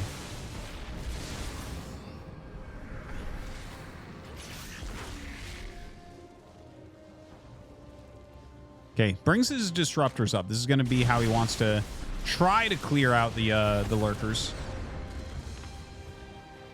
I mean, Disruptors are good against this whole army at this point. Just going Disruptors is going to be great. Okay, gets one of them. Doesn't have that detection ready. There you go. Gets the tag. Another yoink. You can see just how good those Vipers are in this situation. But here's the problem, guys. Solar's on 3 base and Estrella's on 4 base. So even though Solar is like almost stabilizing right there, if you just continually pump out Stalker Disruptor and keep the pressure on, I don't think that Solar has any chance in holding. I really don't. How do you hold? Like, what he's going to have to do is just continually abduct the robo units and just make sure he has enough Lurker and other stuff to stop the Stalkers. And like I said before, it feels like the best case scenario here is forcing a Sky Toss switch. But Estrella is not going to go for that. He's adding 4 gates. He's getting Prism Speed. I think, like, theoretically, the way that Estrella is playing, this is one of the cleanest, smartest PVZs I've ever seen. I think a lot of players would have looked at this and said, I'm going to make some carriers. But the fact that he's continuing his ground upgrades and going into, like, yeah, look at this, Temple Archives. The Speed Prism, I think especially, is really, really good because Solar is getting very spread out and playing a Lurker-based comp right now. Or, well, it's not exactly Lurker-based, but it's a huge part of his defense. Like, Estrella should be able to outmaneuver him. You get 2 Prisms out, maybe after this Immortal, and you have, like, Prisms on both sides. He has 2 groups of units, as you can see. How do you defend everything as Solar? I really don't know. I'm asking. How do you do it? I don't think you do. Fleet Beacon gets started. +1 as well. Of course, that is the absolute endgame tech. I want to see 2 Prisms so badly.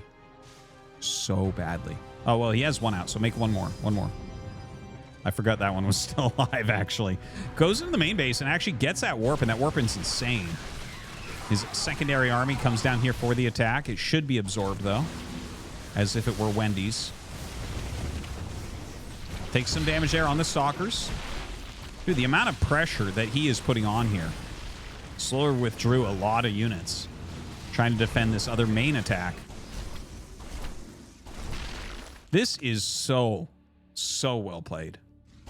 Holy crap. Look at these upgrades. He's got 3-1-1 against 1-1. Picking off tech structures, or at least trying to. He's got that one prism out. Again, I would like another prism, but I guess he's just not going to do that. Getting a couple of mortals right now. Is prepping in case he needs to go carriers at some point. Taking another base. That 5th base, amazing. Solar's on 4 base, just barely holding on. Both sides about max, but look at the worker count. 78 against 65. That's Estrella favored. 65. That's like low econ for late game Zerg. Late game Zerg really wants 80 plus.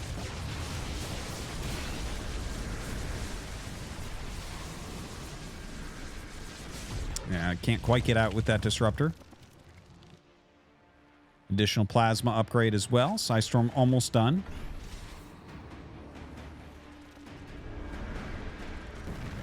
I love the tagging as well. The consistent tagging is amazing.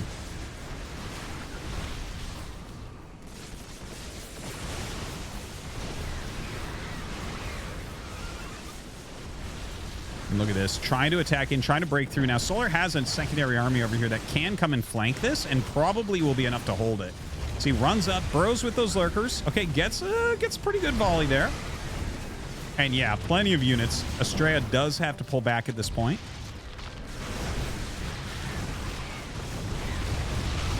Look at this. More Immortals, more Zealots. I do wonder if he wants to start throwing down some Sky units now.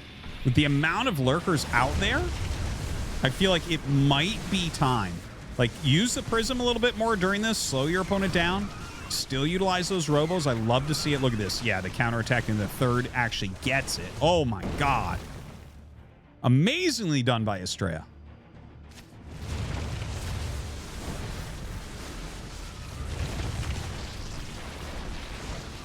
Just ridiculous. Solar with a very strong attack here for sure, but this is only 1 base. He's lost a base. He's losing everything in his main. I think he's dead, man. We have the mothership coming out. I even like the mothership ad. Okay, this is a very smart move, trying to block mining at that base. I like it. The Solar with almost nothing left.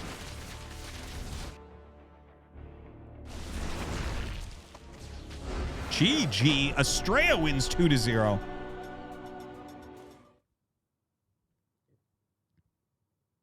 That was unreal how well he played there. That was fucking unreal. That was one of the cleanest, best PVZs I've ever seen. Beautiful play. And Solar was not playing poorly. He was not playing poorly.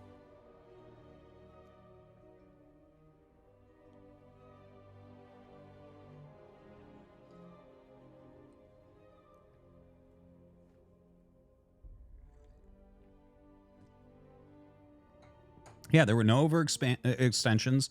The way he was splitting his army was beautiful. I love the double robo. I love the army splits were amazing. Amazing. The fact that he did not take the bait to go into sky toss, right? That's what Solar wanted, honestly. Not that any Zerg wants to play against it, but like when you do the pressure, the ground pressure that well as Estrella, unreal, man.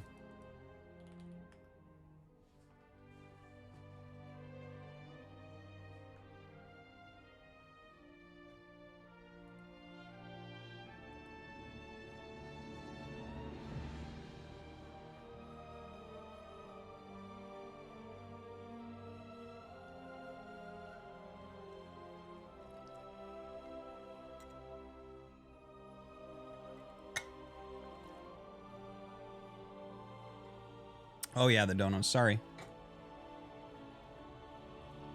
What? Profane donated $3. It's the first day of 2024 and you choose to wear that. The disaster of 2023 is over. It's your chance to get off on the right foot, but you just walk right into the new year with some "what's up fellow kids, want to play pogs and do kickflips" gear on. Yeah, I'm trying to relate to my younger audience. We got all these Fortnite Zoomers in here watching. Certainly not men who are 30 years old or older and think that they are cute. Here to help donated $3. Gooning is simply defined as a state achieved during a prolonged edging session as a man becomes completely hypnotized by the feeling radiating his penis. As the man keeps edging and experiencing intense pleasure, he enters a state of pleasure trance. There you have it. Gooning.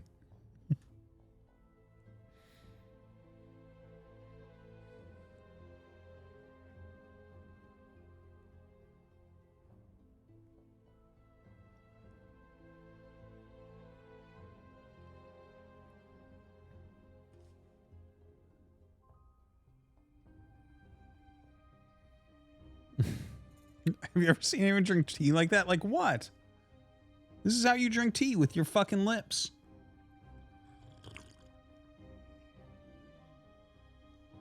What is the issue? What do you think makes StarCraft 1 a better esport than StarCraft 2?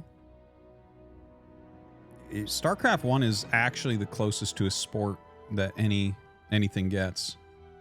There's infinite ways to improve in any direction.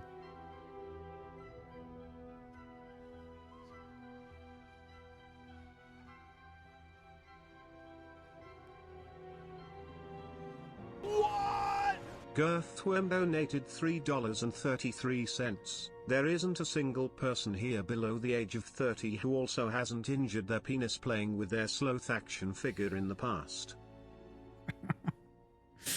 I did not have a sloth action figure.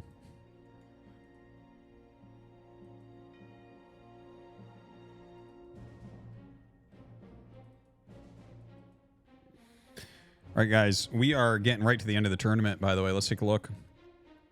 This is Clem versus Strea. We're about to cast this. Max Pax versus Dark on the other side. Amazing. Great tournament.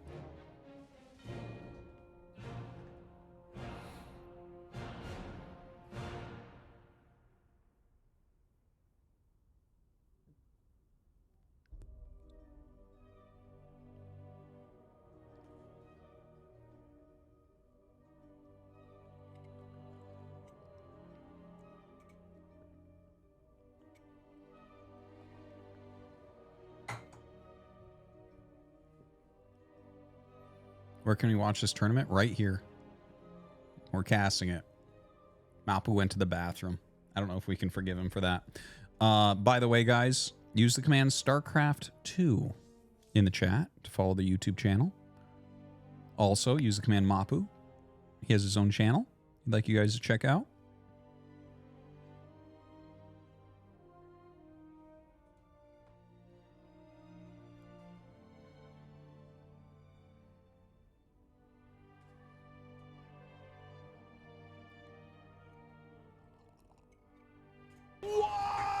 The _ Jambulance donated $3.33. I'm more excited to count down the seconds for StarCraft 2 to be off the screen than I was to count down the new year last night. Fuck StarCraft 2. Fuck husky balls up for arty toenails exploding for Mabu. Thank you, Jambulance. Well, we're almost done. We're almost done. We're in the semifinals. All right, I'm going to take this moment because it's going to be about 2 minutes before we start. I'm just going to run to the bathroom real quick. I'll be right back, and we will be into that game. Here be.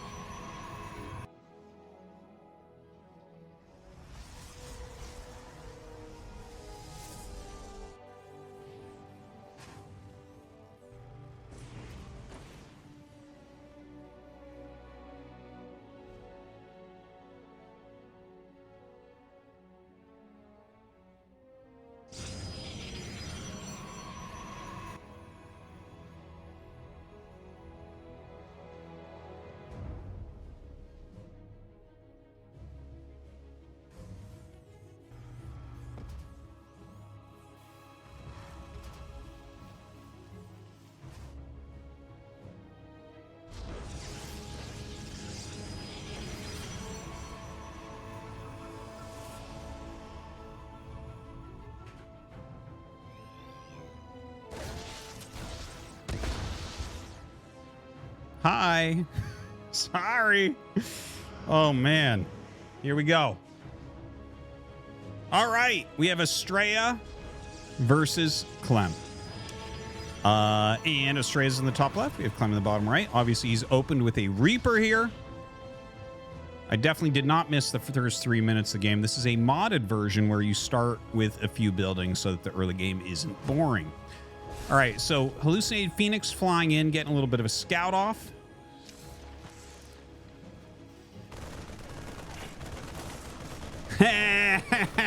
You see that? He tried to draw the Widowmine hit to hit over the Marines on the Hallucinated Phoenix, but Clem was too quick. He unburrowed the Widowmine. So some very good counterplay on both sides here. We have a robotics on the way for Estrella. This is interesting. Because, okay, like, obviously we missed the very beginning, right? This is Robo into Twilight, as opposed to Twilight into Robo. So he's getting a very quick Observer. That's kind of like a very old school way to play, to go Observer very quickly with Stalkers and just kind of block everything. Because you're not really getting anything done on the map. So it's something that's fallen out of favor, but it was a build people used a very long time ago. Excuse me. Now, to go into Twilight from here, again, that was something that occasionally followed up a long time ago. Normally, this Observer Stalker build would go into Colossi, but here it looks like he wants to go into Blink, and I can't see anything wrong with it. Yeah, nothing seems wrong with it. Oh, it's charge. No way. Okay, so I think I know what we're actually seeing here. So what I think is being prepared by Estrella. Yeah, and this is very normal. And he'll get a prism with this as well. So he'll probably go charge Archon. He might utilize feedback. He might get Psystorm. It's hard to say exactly, but what you're trying to do with a build like this, right? The Stalkers plus Observers are basically blocking everything that's coming in. He's taking a third base. And the idea is to crush the first push of Terran, right? So, like, I think you want a Prism. I think you want an Immortal as well. But if you have, like, Charge, Archon, Immortal, that type of unit set, that will generally kill anything on the ground. So that's kind of my guess as to what's happening. He is getting Psystorm here, which is not necessarily ever wrong, especially if we, like, he doesn't know exactly the timing of everything that Clem's doing, but we can look at Stim. And if you just kind of line up Stim with the Storm, you're like, oh, okay, the Storm is going to finish easily in time before an attack comes. Like, basically the earliest real attack that would hit by Clem would be when +1 is done with Stim, with combat shields, right? So, totally safe. Clem is just going to float out his own third base. And, like, no attack is coming for a while. So even though Estrella's gotten this quick charge, I don't think it's going to be utilized at all. Ooh, feedback. Yeah, that's a sick feedback. That is a sick feedback. We'll probably go into Blink immediately from here. He is getting that Forge right now. Ooh, shit. Ah! Oh! 8 kills. That might be all he needs, man. Oof. Oof. That was a disaster. He almost pulled himself out of it. You saw him drilling the probes and he's like, oh no, these aren't going to make it. I got to split. Uh-oh. It is unfortunate. Now, Estrella's going across the map. He is getting Blink. He's getting +1 air attack? And a Stargate. Now, I don't know what this is, okay? I am going to go out on a limb and guess that this is Tempest, not Carrier. I think Carrier here would absolutely not ever work. I think Tempest here is playable. Trap had builds that looked semi-like this. Psystorm, Blink, Tempest is a build that that Trap used to use sometimes in this matchup, and I think it's reasonable. Now, unfortunately, he's come in here and lost his High Templars in the main attack. Now, he does do a big warp in into the main. Zalt's going to get up here and force those mines out, so that was actually pretty reasonable. And I think he just wants to save what he can. Like, save that Archon, maybe? No? Maybe. I don't know. Dude, it's such a strange and cool game that we're seeing here. All right, picks up the Archon. Gonna juggle this away a little bit. Yeah, I don't... Does that save? Yeah, I didn't think so. Definitely a misplay there. But yeah, I mean, it was relatively close. Now, Fleet Beacon is coming up with that second gate, Stargate. Immortal on the way. He actually has plenty of Psy Storm here, so it looks like he might be able to hold on against incoming pushes. Let's see. Is it going to be Tempest? Oh, good. He's killing his own gas. Treacherous gas. And there they are, the Tempest. Very cool. Now, I don't know if you live through this push. He has a lot of Psy Storm. The Ghosts, I believe, are coming, but not with the push. Okay, killing the siege tanks is huge. Holy crap. Doesn't quite get all the siege tanks. Gonna blanket some more storms, but he is basically out of storms at this point. That is a hell of a lot of units. Ugh. Okay, he is gonna have 2 more storms, but the Ghosts are gonna be here very shortly if they're not already with the army now. Okay, they're not there quite yet. He's gonna force a cancel on this 4th. Dude, this is a cool game. This is a very cool game. Now he has the Tempest, and the Tempest can poke at everything. Now, here's the almost hidden synergy here and why this build can make sense. The Tempest has unreal range, right? Like, it can hit anything flying that's super far away, and then its versus ground is actually very, very good range as well. Anything that tries to close on it, you just Psy Storm. And Tempests are quicker than they used to be. You can pull them back pretty well. So you're kind of zoning with the Tempest, similar to how you might have in previous times with with Colossi, let's say, right? So it's doing kind of a similar job, but it can actually hit the air units. Yeah, it's a very cool idea, a cool way to play. All right, the double auto turret, kind of smooth targeting there to take out the shield battery. Marines scouting out as that's trying to be taken. So I believe he has 4 Tempests and he's going into carrier. So it looks to me like what Estrella's idea is here with the 4 Tempests with the plus attacks. He's trying to utilize these to be like, okay, you can't really go Vikings, and then he can go into carriers, because people go straight carriers against Terran. Like, Terran should be able to utilize Ghost plus Viking plus Marine to kind of overwhelm, right? You EMP the storms, and your Viking swarm can just kill the carriers off really, really quickly. Now, with the Tempest here, you can kind of zone those back a little bit and punish those Vikings a bit more. Additional Stargate on the way, so that's going to be a 3rd Stargate. What a cool game. My God. Now, Estrella's down 50 supply, and he's down a lot of workers as well. Look at this. He's down 23 workers. My God. But he's got a very cool army.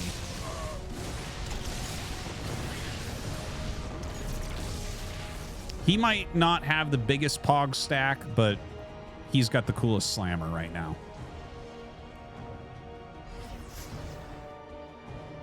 So the High Templar coming up. Oh, nice, nice juicy storm.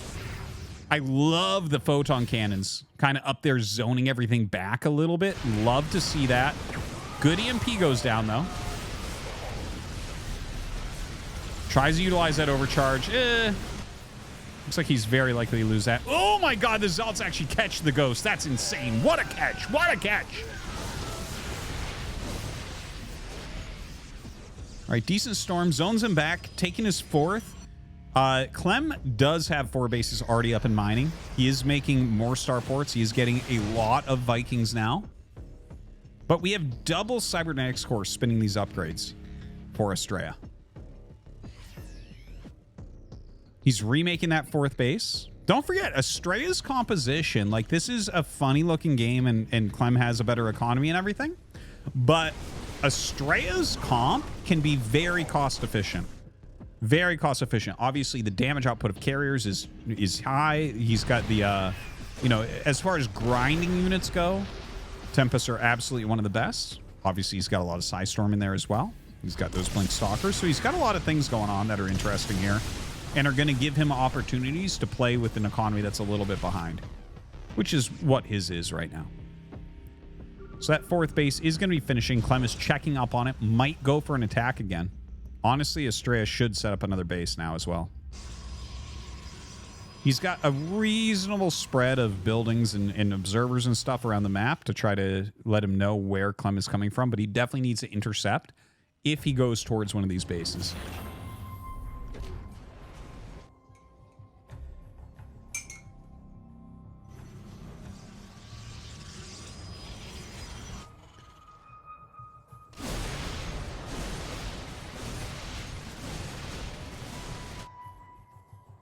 So, my apologies. I didn't realize that that was on there.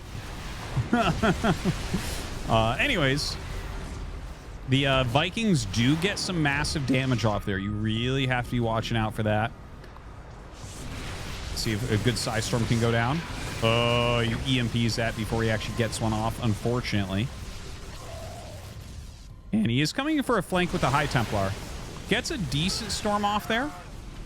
I think you do want to pull back here as Estrella. That's a lot of Vikings. I guess the one Archon is making it really scary for them to turn around. Like, even one Archon hit on that would be devastating. Another attack coming up here by Clem, hitting that natural. Medivacs trailing just slightly behind. Estrella's going for a push, man. You know? Like, if he can stop the Vikings from killing his army, his air army, like, if you get on top of the barracks with this, with these carriers, the game's done. For sure. All right, Estrella getting up here. Dude, he is absolutely ravaging things right now. EMP comes out. He is reducing the Viking count dramatically here. The Vikings are gone. Little bit of a base trade situation going on. The natural has been under fire for a while, but that is a smaller army, and he's getting on top of everything. I think Estrella's done it.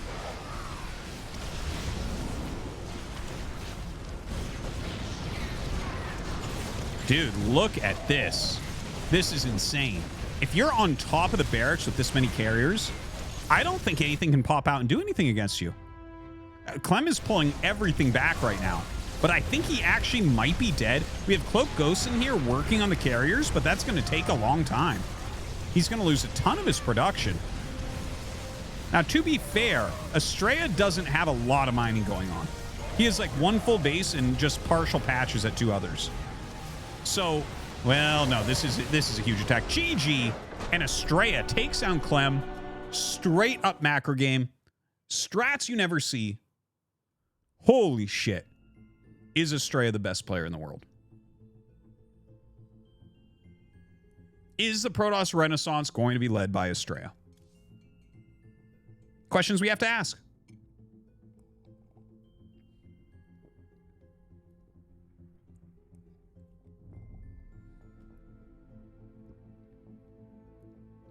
No, SOS was all mind games. Estrella's just like fucking really smart. He's not just mind games. All of his shit has purpose. He actually, whereas SOS is like, I know how you respond to shit. And I love SOS. I love SOS, but it's a very different player.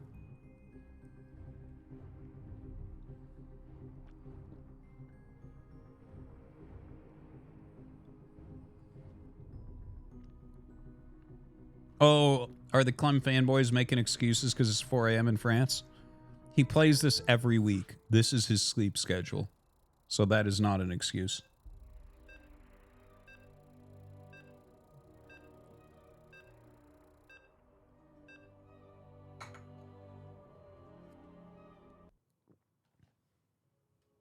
All right. Let's go.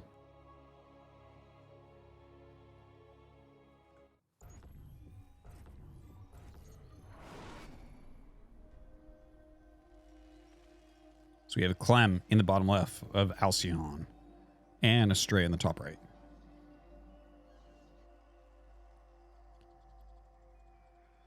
Whew.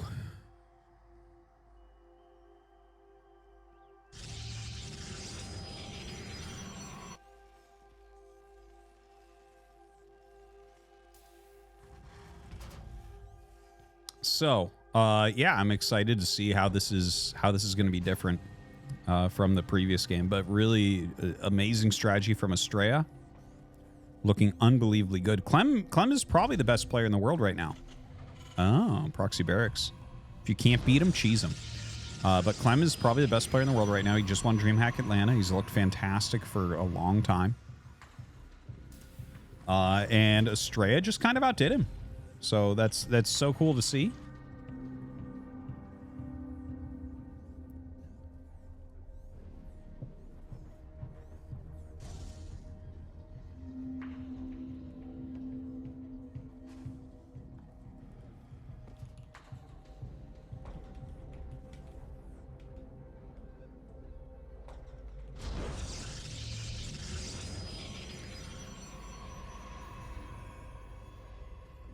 All right, so misses that scout. That was perfectly placed, and Estrella even checked over there because a lot of people will be sloppy with that, and you would have seen it.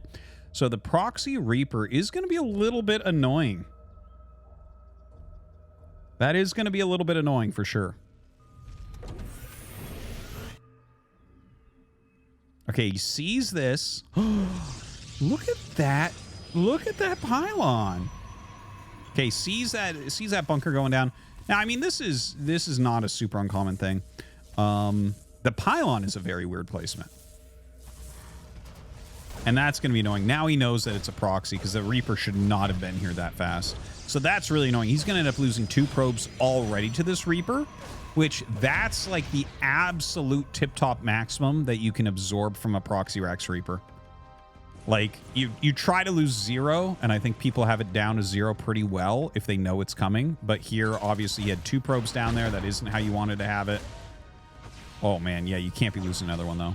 Woo! Just barely not going to hit it. Oh, pain. Suffering. So now this is where we have the rotation of what you're targeting, right? Ooh, don't let that die. Don't let that die. Yeah, you gotta not rally that to the mineral patch. You gotta rally that to the south. This is highly annoying, though. And now we have a Cyclone coming out. I feel like Clem is gonna take this game in record time. Look at this. He's getting a Marine in there now. Kind of insane.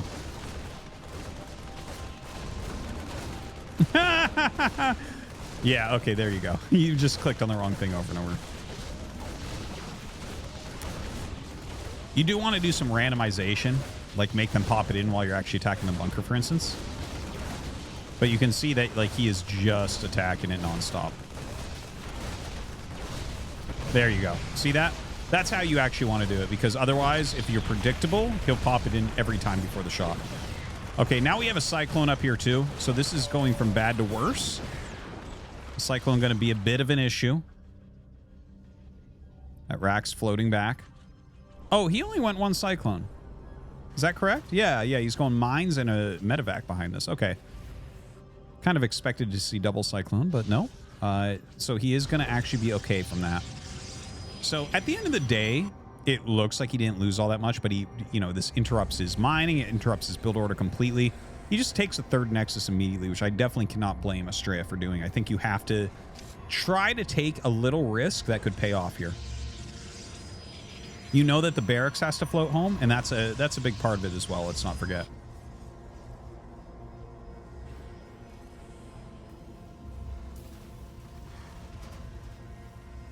So 2 forges on the way.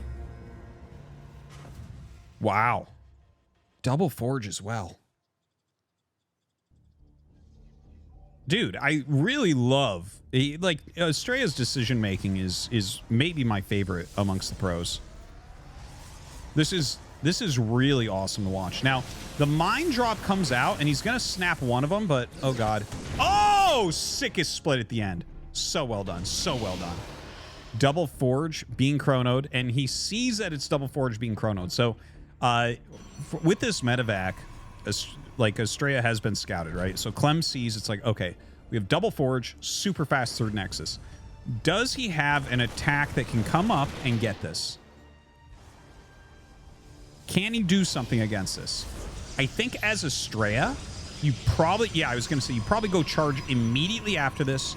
You chrono your upgrades, you add gateways, and just make a big standing army. Because if you have 1-1, look, he's going to have 1-1 charge blink by the time Stim's done. I think Estrella turned this around a bit because it looked like a better opener by Clem. It felt like he got a little bit of an edge. But I think between the third Nexus and the double Forge, it was exactly the right amount of greed that Clem is not going to be able to punish this, I believe. I think that Estrella is going to have absolutely everything he needs. Just unbelievable play from the American.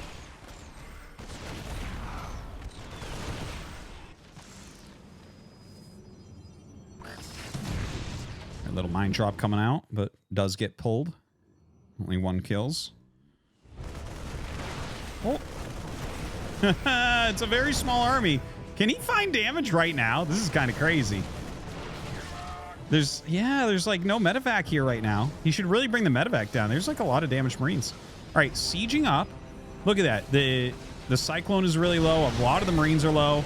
Yeah, he's got 3 Zealots. Ooh, the auto turrets are a little bit scary. Auto turrets are a little bit scary. The Guardian Shield doing a great job here. Dude just blinks forward. Estrella's a god. It's crazy. New #1 Protoss in the world right now. Unbelievable. 2-0 Solar. Winning here now in game 2 against Clem.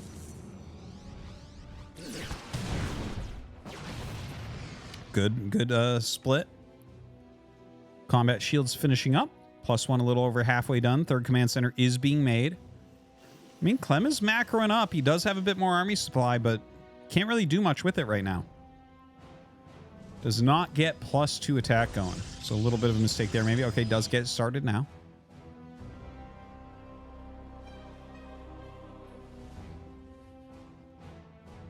Fourth Nexus on the way.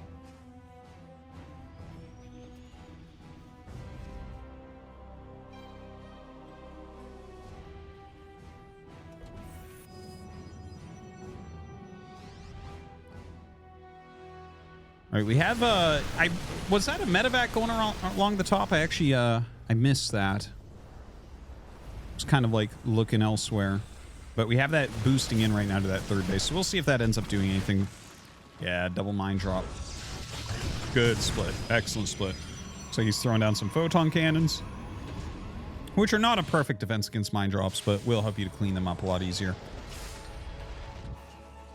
Ghost Academy coming up. Dude, 2-2 is going to be finished here. He's going to have a 3 upgrade advantage. A 3 upgrade advantage. That is pretty absurd in this matchup. Really, anywhere it's pretty absurd. Especially when you have like no splash damage, right? When it's just units fighting units, it gets pretty insane. So as these 2 upgrades finish and he gains that advantage, it's like Clem has to just micro like perfectly. He's gonna have a hard time getting through anything. Dude, look at the army sizes. Honestly, he can probably bring all of his units up, and unless it's the most unbelievable SimCity plus mine combination, I think he can just wipe the third. Woo! Oh, damn! See, I told you it's not a perfect defense. It'll clean it up, but it's definitely not a perfect defense. Oh, that was painful. 9 probes. 9 probes. So now Clem does take the economic lead. Well, as far as worker count goes, there are 4 bases up for Estrella. So it's not like he can't just remax on those probes, or not remax, but, you know, get back to the count that he actually wants. Probably those mid-60s, 70 probes out there. There are ways to play 80-plus probes, but you have to play a very grinding game that I don't think you want against Clem. I think you need to have kill potential against him. Only seen TY really pull off the 90 probe play against Protoss. Or, well, no, talking about the other direction, though. Anyways, whatever. It's killing the rocks right now. Looks like he's just opening up the map some.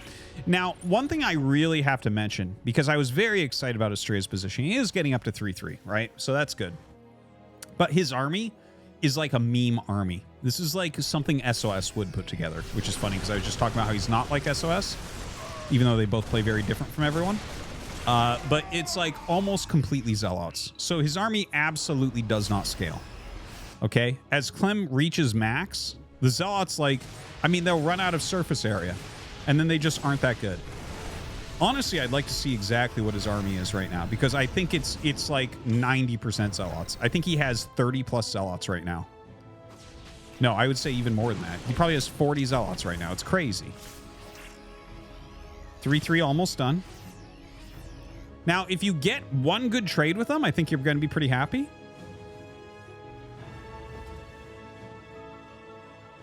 But he doesn't like have splash damage, for instance. This is a good army comp. Yes. Yes, we'll go with that. This is definitely an NA server army comp. Charge lock, good unit. Ugh, make zealot. Many charge. Many MMR. All right, tries to get in here with these zealots. As you can see, just the microing back, the buildings in the way. Here's his other group of zealots now. The buildings screwing them up, the mines screwing them up. Like, zealots are very strong, but when you like, look at this. There's 3 times as many zealots walking around in the back as are attacking. So that's like too many, right? This is why they don't scale all that well. But he is trying to hit 2 positions. So this group is sending this set of bio back while he attacks elsewhere with the other ones. But this is like a planetary. As you can see, none of this is going as well as you would think it would, for the fact that he is up 4 upgrades. He's up 4 upgrades. That's normally a game-winning thing, but it's only zealots. He's up 4 upgrades, but it's all zealots. So it's like he doesn't really have too much control over how this is going. So you can see the zealots, for instance, just shredding through these Vikings. Like, I mean, everything he has will trade about as well as it can, because you're almost never up this many upgrades.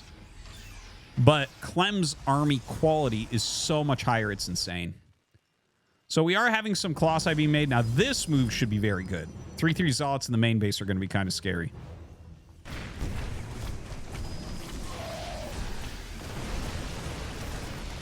Whew.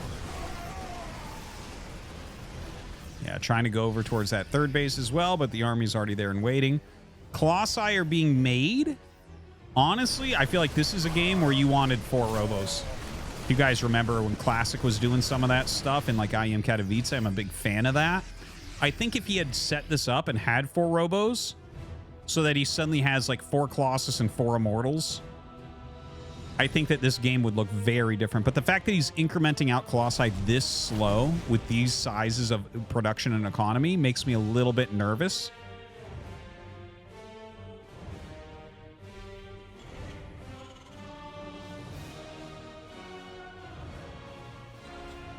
So some good spread of observers, as Mapu just showed us. Has good vision of Estrella ever trying to, or Clem ever trying to move out. But don't forget, as we sit here and we see, look at this, his army's 34 zealots, 2 colossi, 7 stalkers. Okay, so when you look at that, it's like, well, as Clem catches up on upgrades and continues to have the more varied army, right? Like he's got Marines, Marauders, Mines. He's got Ghosts. You know, he's got some Vikings in there. Like, the army will simply outscale for Clem. We don't have that kind of like brilliant endgame army for Estrella. Now, it's getting better, right? 4 Colossi, okay. 4 Colossi, that's good. With 3-3 upgrades, that's good. There's the 3rd Robo finally. Getting Prism Speed, okay, I like it. Getting Plasma Shields, may as well. Got that type of economy. It does look like we're going to have a switch into Liberators here, very likely from Clem. Although, honestly, you could go BC here as well. I would like to see BC in this situation. I think that'd be fucking cool. But yeah, he's getting +2 air attack. So when you have +2 air attack on Liberators, they just mangle Stalkers. Anyways, walking through some mines here. Both sides maxed. But again, the actual composition of Estrella's army is kind of funny. Getting observer speed. Taking that gold base. Just continuing to grow his economy as he can. Both sides on 74 workers. Many command centers being made here by Clem.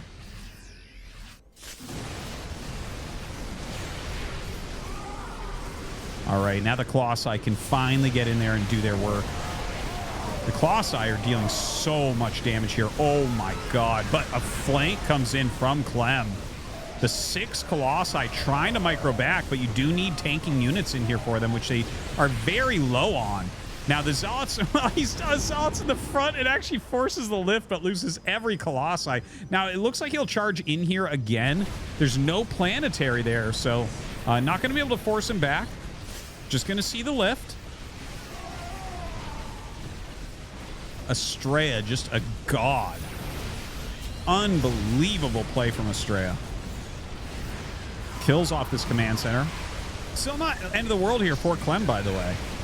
He does have a problem down at that base to the south here as well. Looks like nothing is mining down there. Not really sure what's going on. 3 Immortals at a time now. Mass Liberator being produced. Now, can Clem... Look at this. The cost efficiency is actually relatively close, considering the amount of Zealots that have been spent.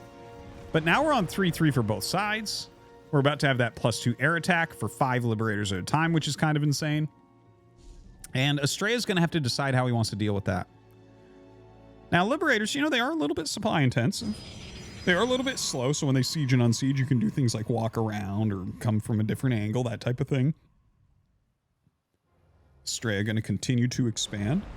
Still has great eyes on everything. His observer placement is immaculate, and the fact that Clem hasn't figured that out is an issue. Absolutely shocked that we are not seeing the Tastosis voice pack there, by the way. Might just switch over to the other match. All right, Liberator being sent across the map.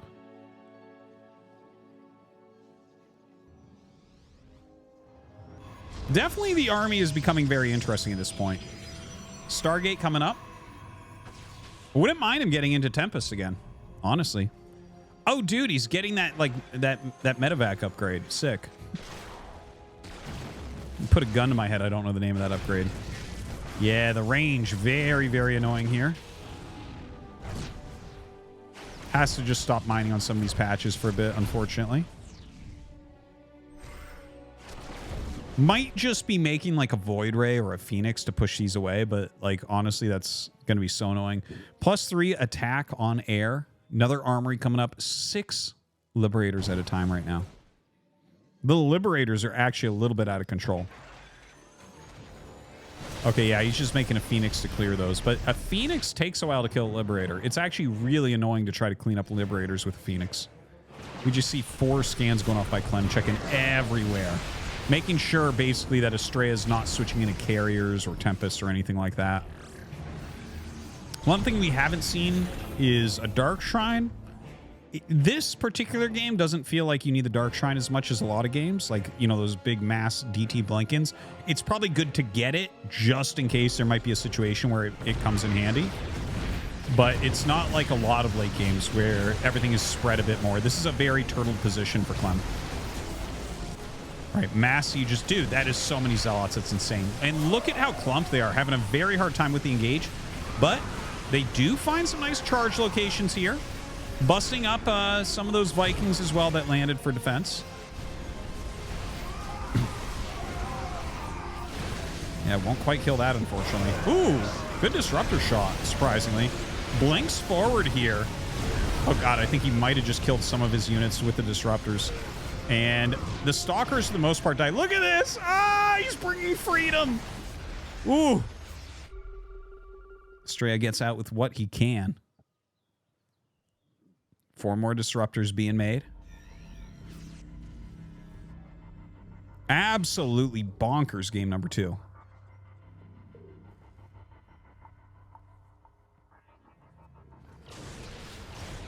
Yeah, the Viking. I mean, not the Viking. The Liberator finding that Phoenix there. Gonna just turn around. So finally does have that type of area cleaned up. All right, comes in. We'll start hitting that gold base a little bit. Backs up against the Mass Liberator.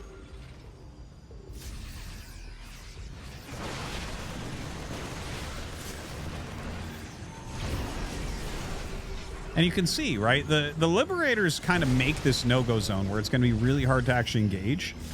But you have more maneuverability as Estrella, right? Like, you can decide, like, okay, do I have an opportunity here to deal damage? Do I back up? Do I come in a different angle? What do we want to do here? One thing I also want to mention, I feel like we should have a prism out somewhere, like bottom of the map, left side of the map, something like that. maybe find some position where you can hit a second location. But a lot of Clem's bases, I think at this point, probably have a planetary plus turret combo, which is going to be very hard to harass. But that's where you start using the DTs a bit more as Terran gets really spread out. All right, looks like he's going to hit over here. His immortal count will allow him to knock down a planetary in just mere moments if the rest of the army of Terran doesn't get there in time. Good dodge there by Clem. Coming up, trying to hit. No. Huge Zealot count. You can see Estrella's bank actually starting to get pretty darn big.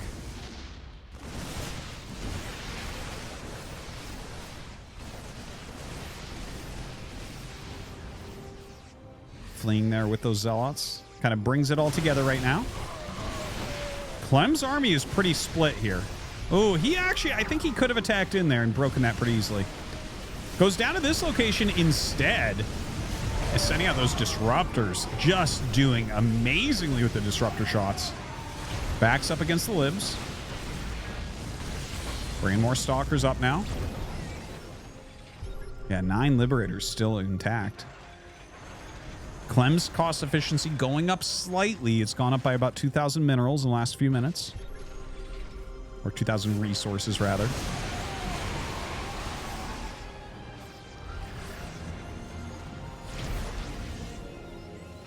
Estrella still rotating around. It's already opened up a lot of these areas, so you could do moves like this. Oh! Very good hit on that disruptor. Oh, another good one. Now the Stalker's moving up and getting a good solid hit as well.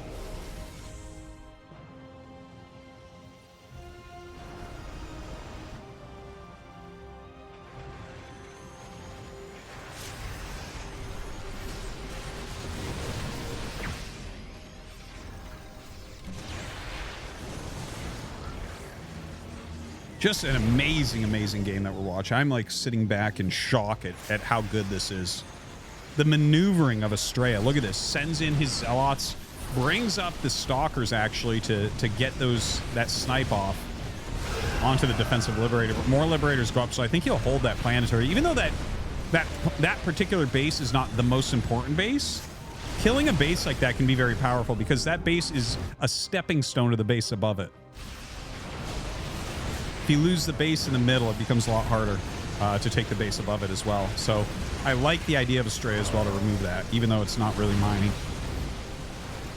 Ooh, not the best engagement right there, that's for sure. Clem definitely takes the better end of that one. Estrella drops about 30 supply.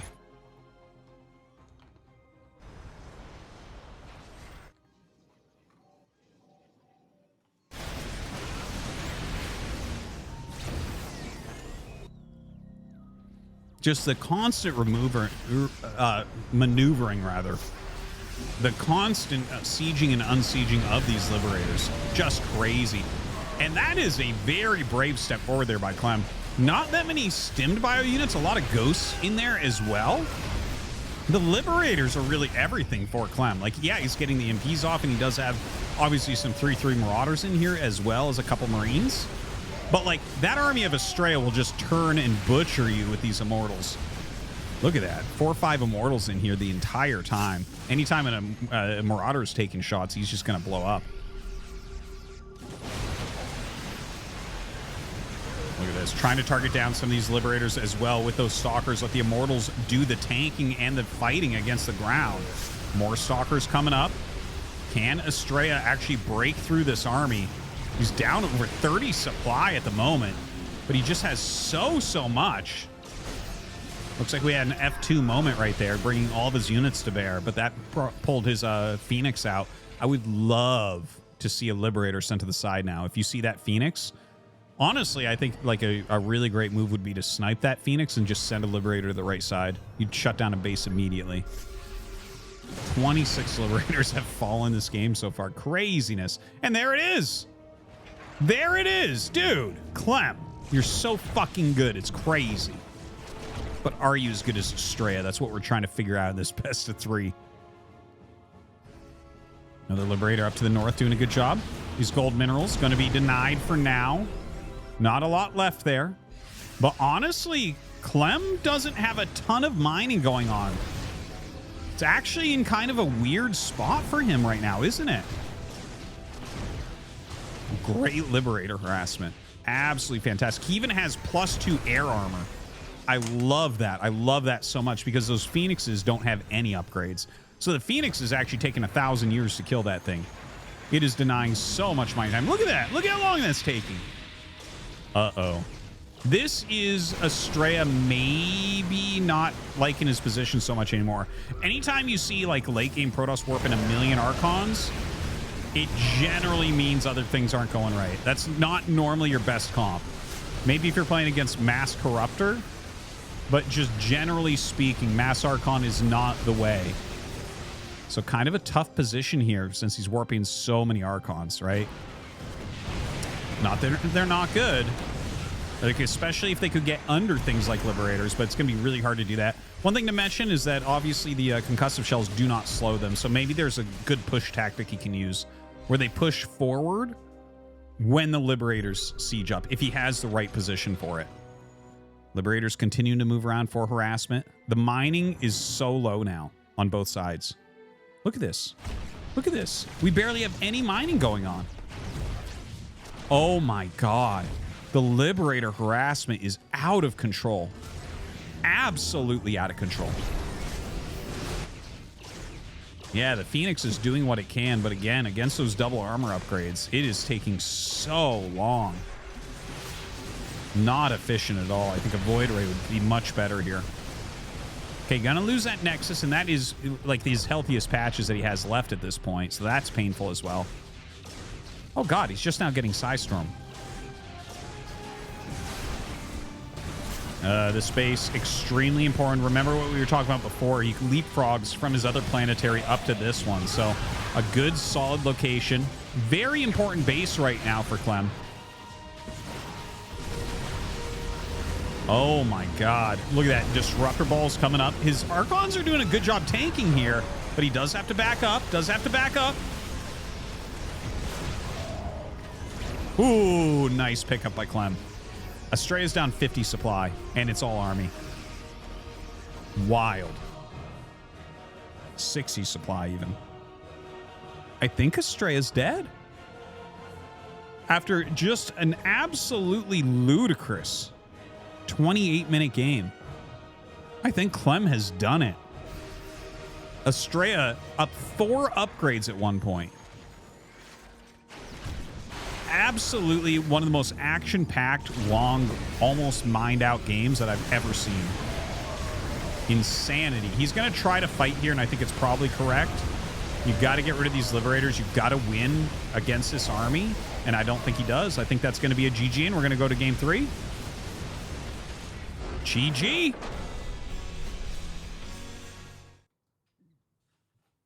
Holy shit. What a game. What a series. Tied up 1-1 right now.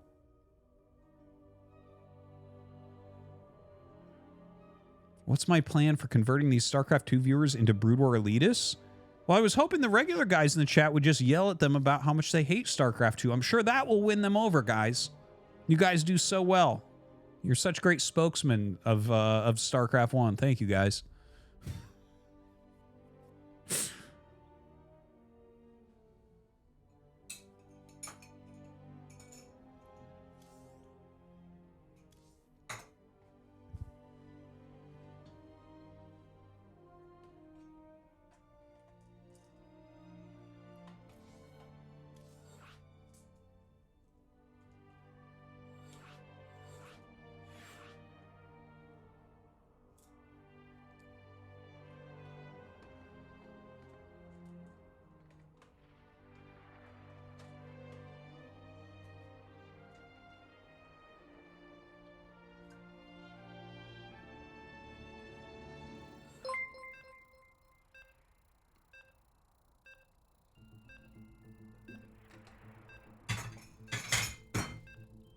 All right. Sorry, I had to take some aspirin. I have a little bit of a headache. It's hurting my head how good they are. Let's go. Game number 3. What? Jape Surge donated $3.33. Artie, please remove Tangia paused. It's covering the score. No, it's not. All right, here we go. Site Delta. Top left, we have Clem. Bottom right, we have Estrella. Just a crazy match so far, honestly. And here's the thing. I think Estrella has had better ideas than Clem. Even when he got behind in game 2, he did 2 greeds that he chose to do, and they worked out perfectly. He got ahead. I think he went too heavy on Zealot. I think he could have had a cleaner transition. X300, hello to the Starcraft 2 fans. Welcome. Did you know that occasionally during the Brood War streams we drop a TTS explaining how to get free video games? You won't know where it is though, so you need to stay for the whole thing and keep the volume on. Thanks, Tunger. That's how we'll get him. All right, so it looks like he misplaced his gate there for a moment, canceled. Hopefully that doesn't bother him mentally. Sometimes people get really pissed at that because it screws up the build order. When you're a pro gamer, you get these builds just so tight. No, I don't think the pylon was misplaced. Someone is suggesting that in chat. I don't believe that's the case. Anyways, really enjoying this match and very excited to see what Estrella is going to bring. Like, Clem grinded that one out like I don't think many players. I think Clem and Maru both could have won that game. And like Kieran is in his best games probably as well. And it's like it's a very short list of people who are going to beat Estrella that game after what he was able to get. 4 upgrade advantage, insane. Maru sucks during this new patch. Oh my god. Oh my god. This is my curse, is that I have to deal with people like you. Maru sucks during this new patch. What are you fucking talking about? Oh my god. Look, he didn't win every GSL in a row. He sucks. Dude, what the fuck is wrong with you? Oh my god. Oh.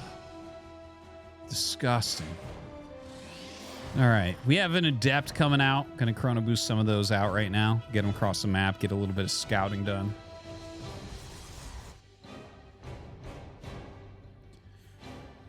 Ooh. Now. Oh. Wait a second. Little proxy starport. So what we're probably going to end up seeing here is a Hellion drop, a very quick one. It's a common thing to do with a proxy starport at this time. You can see Clem right now. He's trying to make this make. Ah, it's so cute. Damn, dude. Nice. Nice. Just perfect micro from Clem throughout. Perfect micro. Not that Estrella did it wrong. Clem just did it in such a way there were no options. So very well done. Okay. So the Hellion drop. This could get Estrella so far behind that Clem just wins. It is a real possibility.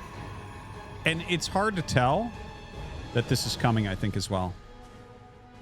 Because, like, you can just make 2 Hellions. And in fact, if I'm recalling correctly, didn't he already do that one game as he made 2 Hellions at the beginning? So that sets up a game like this really well. And look at this double Cyclone behind. This is a very good play by Clem.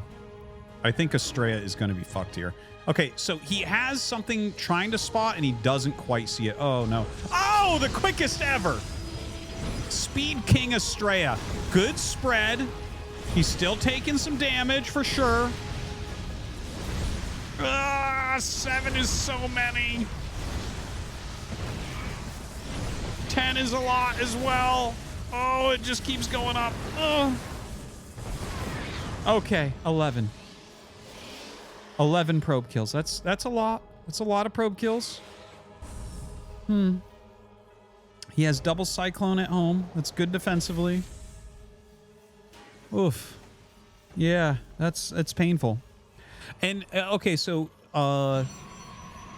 I think people might look at that, by the way, and look at the value and be like, hey, the value is like pretty close. So isn't it more even? No, the workers are worth a lot more in the early game than the units are. Especially a lot of these early scuffling units like Hellions, like they don't scale at all. They're like garbage after the first couple minutes. So you really don't mind to lose them. And basically, the more workers you have, the quicker you can explode your economy, especially for Protoss. A lot of times, Terran can't just expand on locations super quickly, so even if they have the worker advantage, it's a slower buildup. But with Protoss, is especially important. Like, you want to get these 3 bases saturated as quickly as possible so you can really explode the amount of units that you're making. So, you know, he took some big damage there. I definitely look at this game and say that Clem has an advantage right now, but Estrella is once again going into 3rd Nexus and double Forge, just like that last game. Just like that last game. And we loved that as his comeback mechanic. And honestly, when you see something so tech-filled as a proxy starport Hellion drop. So think about this. So you made the quick reactor. You made 4 Hellions out of your factory. You made a proxy dropship, which was then killed. And that starport has to float home. So basically, all of your early power was utilized for that harassment. So to counter this, Estrella goes very fast 3rd, knowing there's not a lot that can be done against him. Of course, Clem does not know exactly what's going on across the map because he put all of his eggs kind of into this harassment basket. So now Estrella should be able to kind of level up like he did in the previous game, have those 2 upgrades, have charge done, have blink done, have a good gateway count, 6-8 gates, something like that. He just started to forge and cancel. That's cute. But yeah, look, see, he's adding 5 gates here. So it looks like he wants to go up to 6 gates. Damn. Yeah, he's getting a lot, right? So he's just kind of getting ready for this push. And if he has 1-1 charge blink, the push timing that comes out, like, look at this. Clem is lining up for a very strong attack. Okay. He is floating out for his 3rd. He's adding more Raxes and all, but he's going to have stim +1 combat shields, everything finishing up. So if he attacks, Estrella just kind of needs to hold it. If he can wipe that army, I would say he's well ahead at that point. And look at this, man. Just another Nexus? What the? It's crazy. Just Nexuses for days. I was talking so heavily on the other about why I thought it was such a great choice. I did not even notice. I was looking to the depths of my own soul about how smart Estrella is. And now he has 4 bases here. Adding some more gates, 1-1 finishing. Little group of charge lots. Oh, dude, what is that? What is that sentry doing? Okay, it kind of turns around. I think his idea may have been to throw down like a force field to block SCVs from running or something. I'm not sure. Kind of a cute thing to see a sentry walk across the map in this day and age. Definitely not something you see too often. Okay. Another Nexus going down. Are you kidding me? 5th Nexus. We're at 8 minutes. 8 minutes, 5 Nexuses. Damn. Well, Prism coming up. He has 2-2, about 25% of the way done. Getting into Colossus tech. Has reasonable vision still. Not complete. But he's like, oh, that was a big shot. It's a lot of mines in there, man. With Clem control, that could be a bit scary. 2nd Robo. Love to see it. Nice, timely 2nd Robo. Immortal coming out. Yep, love to see it. 2-2 Immortals. Damn, let's go. Colossi definitely going to be on the way. It's a bit different from last game, right? It's the same type of follow-up, but quicker bases. And it seems like he's not trying to spend all his money on Zealots. Look at this. This is like such a faker move. Like, and I'm not talking about the League Pro. Like, he's hitting the side here. And what he's trying to do is just slow him slightly. Because Estrella is about to have, like, everything going. Everything. And as he sees that army walk forward, does another big warping round. 2nd Robo's done. Colossi going. Range going. 2-2 going to finish. Some very good things happening for Estrella right now.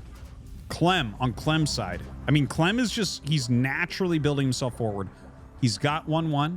He's started +2. He's going to want to start that +2 as well. Yeah, there you go. So 2-2 just started now. More racks coming up. He's going to get that 4th command center landed.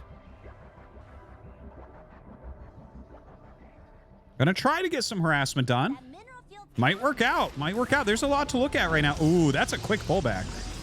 Very quick pullback there. Nicely done by Estrella. Honestly, I'd like to see more than one cannon in all these lines. Very good. Very good.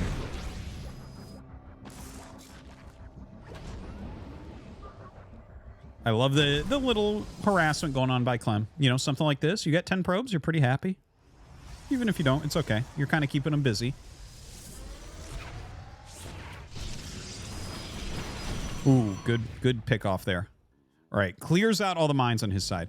Big group of zealots over here. Be interesting to see if he just wants to counterattack that base. Okay, picks up 4 of them. It's a lot of charge lots once again. 3-3 is about halfway done. So are you looking to avoid a confrontation? Or are you looking for a confrontation? Because he's maxed with zealots. So normally what you would say in a situation like this is like, okay, you're maxed. You're up 2 upgrades. Your army doesn't scale.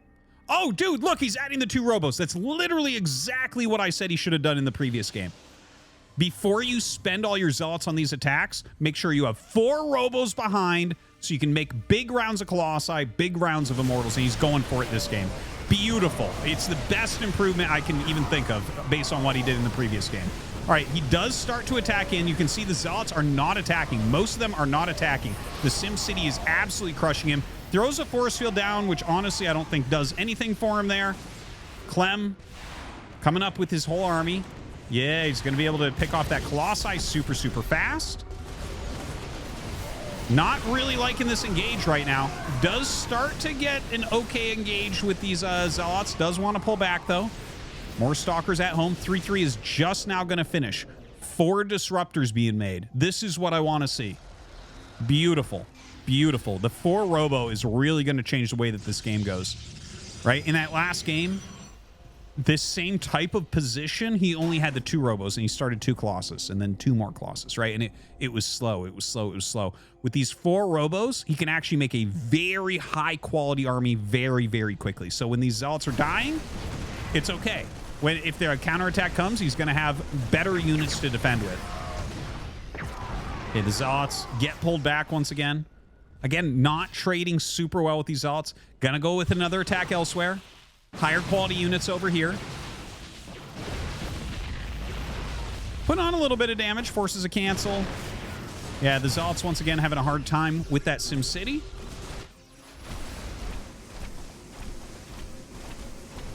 Oh my god. He dealt so much damage so quickly there. Yeah, 3-3 upgrades are done. He's getting plasma. He's getting observer speed. It's just charging in. Oh.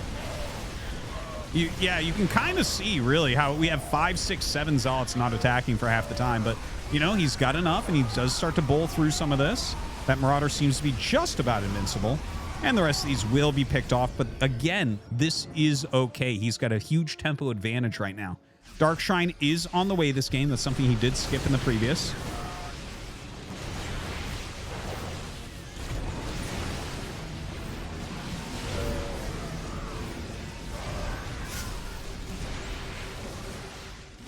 Yeah, Clem, I mean, it is a scary army from Clem still.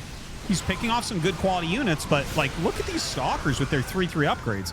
He's still up 2 upgrades here, so should be feeling good about that. By the way, +2 air is on the way here for these Liberators. And he is making a hell of a lot of Liberators here once again. So that is going to be something that is in the favor of Clem. But Estrella is keeping further forward this game. It feels like he's keeping a bit more pressure this game. I love this idea. It doesn't look like it'll work right now, but it's a good idea. And look at this. He moves up with the attack as those Liberators have to go deal with the Warp Prism. Look at this. He's like killing everything so quickly. I would love to see him pick off more of the Medivacs. Instead, he goes after the economy, which I can't really blame him for. It looks like, oh my god, that's a lot of Vikings and Liberators coming out. And he chooses to just stand and fight them for now. Gonna go ahead and start pulling back the Disruptors a little bit, losing quite a few of these ground units. But I think it's completely fine. Like, I think Estrella is just crushing. Just crushing. This is just magnificent play from him.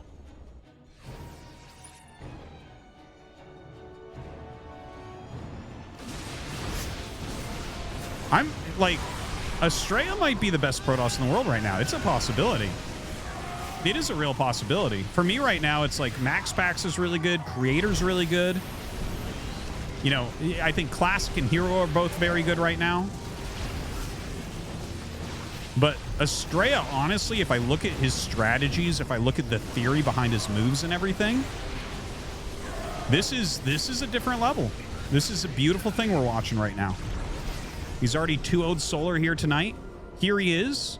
Third game leading against Clem. We'll see if he's able to finish him off. It's rotating around. Dude, that's in trouble as well as if he puts out disruptor shots. Okay, actually just uses disruptors here to zone everything out so that he can just kill that off with the stalkers, and does end up doing so. Clem's got like nothing left. This is Estrella's game. This is Estrella's tournament. This is Estrella's year. Let it be known. This, the first year not of Hearthstone, is the year of Estrella.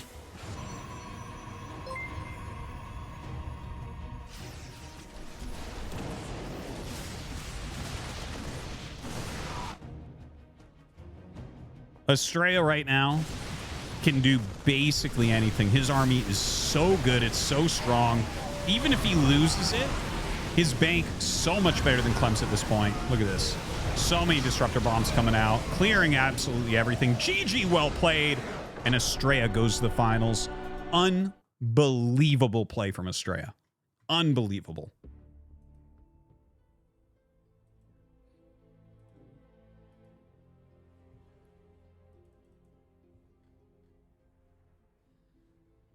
So the finals, Max Pax versus Estrella. So we've seen Estrella 2-0 Solar, 2-1 Clem, ahead all 3 games. And these are all macro games. He has not cheesed. He has not cheesed. These are all macro games with endless pressure from Estrella, with his own builds. Fucking chills. Chills. Guys, while we have you here, listen to Mapu. Use the command Mapu. Use the command Starcraft 2. We have a YouTube channel that all these casts are being uploaded on. There's going to be some more great stuff on there very soon as well. I'm going to pee real quick, and they're just vetoing the maps. I'll be back in just a second, and we'll get into the next game, the finals, best of 5.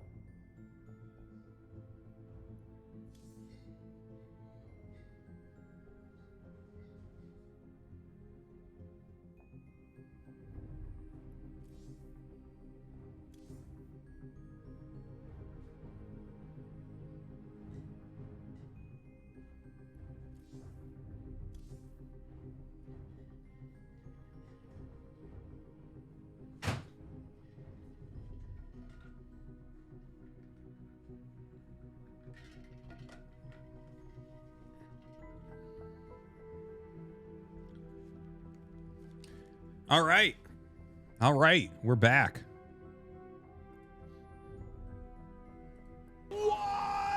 www-www-cid X503 AY caramba. Dice che ha nell'Argentina. No hay plata? Mamma mia. Linguini. Carajo. Verga. Tambien. Marco Polo pasta empanada. Thanks, many W's. All right. Whew. It's been an insane night at games. Insane night.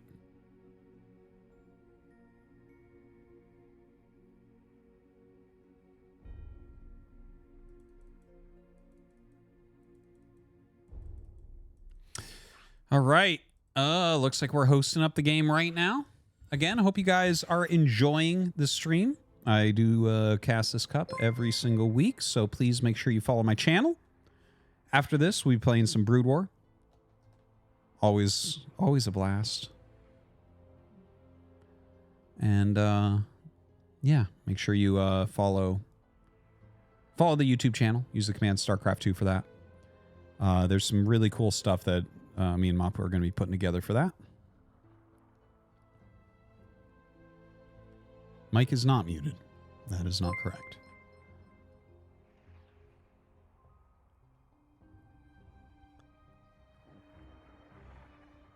All right. We're almost there, guys. Almost there.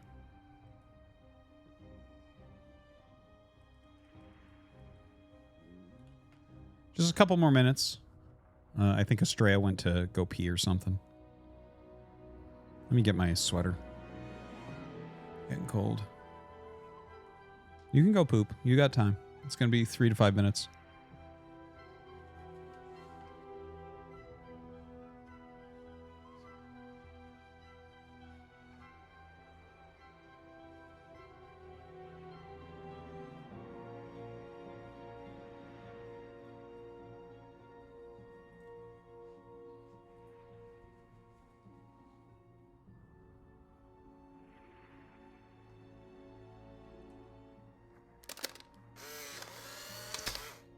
A scared and abused mother and her beepren crying in the corner, while her angry gamer husband watches inappropriate Mario videos and yells about how unfair his video games are.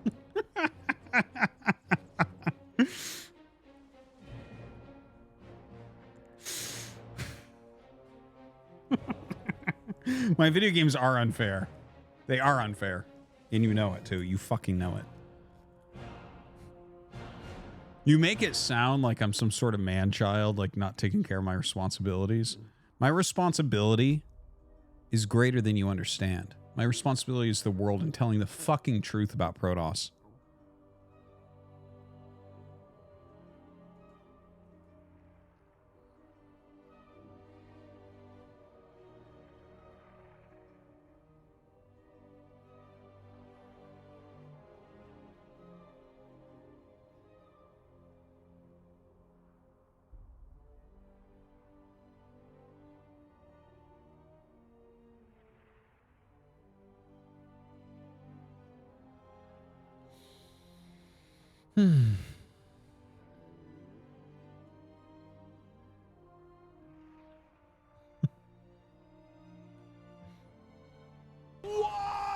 Don't Defense donated $4.20. Artie, you mentioned at one point there might be a local SC2 tournament that might happen and you would practice to win it. Yep. Do you have any updates on that? Or any details about that local SC2 tournament? Tournament. So basically there's like a Discord group of StarCraft players in Atlantic Canada where I live. And Atlantic Canada is pretty small. Like I can drive to Halifax in, well, 2.5 hours if the ferry's up, or 4 hours if not, or Moncton in 2 hours, right? And those are the two biggest cities.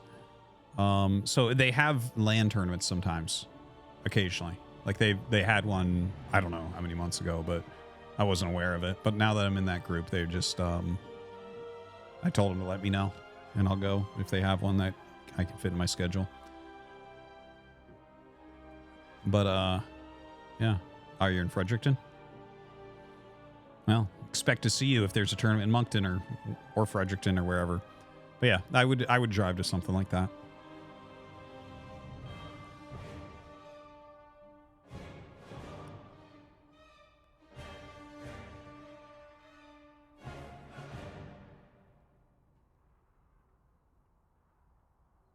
Shout out from Charlottetown. All right.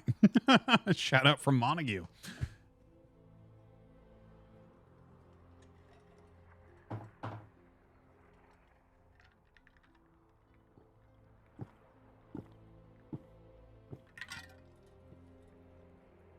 Ottawa might have a LAN. Well, Ottawa you got to fly to.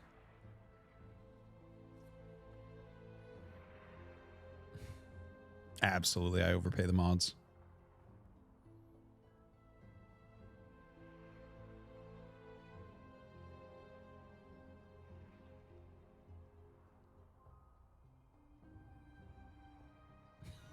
Eastern Canada of Western USA. Okay.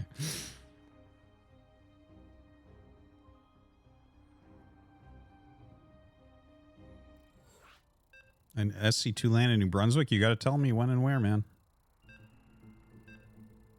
New Brunswick is close. All right. We're getting into the finals. You ready for this? Whoops. There we go. Site Delta to start. Max Packs versus Strea. This is going to be a best of 5. The best North American Protoss versus the best European Protoss.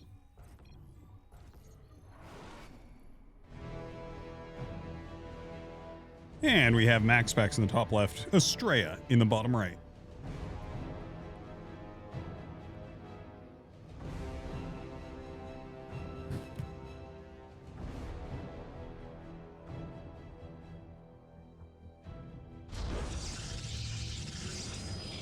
No, Trigger, I love Trigger, but he is not better than Estrella. Estrella is the strongest North American player. All right.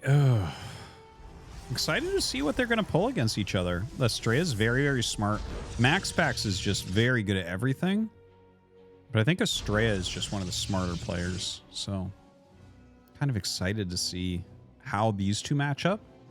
Because I think Max Pax will do things really well and everything will be optimized well. But Estrella might just have something that gets him a little bit ahead, some sort of move. I don't know. I don't know what to expect, honestly. I do think that it'll be a close series, though. Like, I have a hard time imagining Estrella losing to anyone at this point. But Max Pax PvP is historically pretty darn good, although I want to say last week he lost to Hero.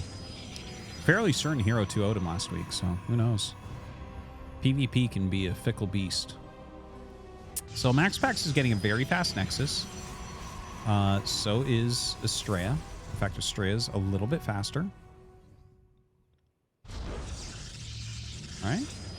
Yeah, his is faster and his cybernetics core is faster. What? What am I looking at? Wait, how did that happen? How is his Nexus and his tech faster? What in the fuck?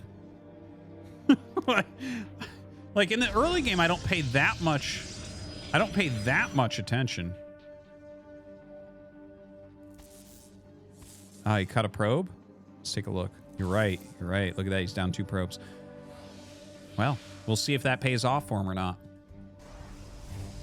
It is always a funny thing to try to figure out probe cuts and things like that. Now look at this. Estrella is throwing down a very fast gateway here.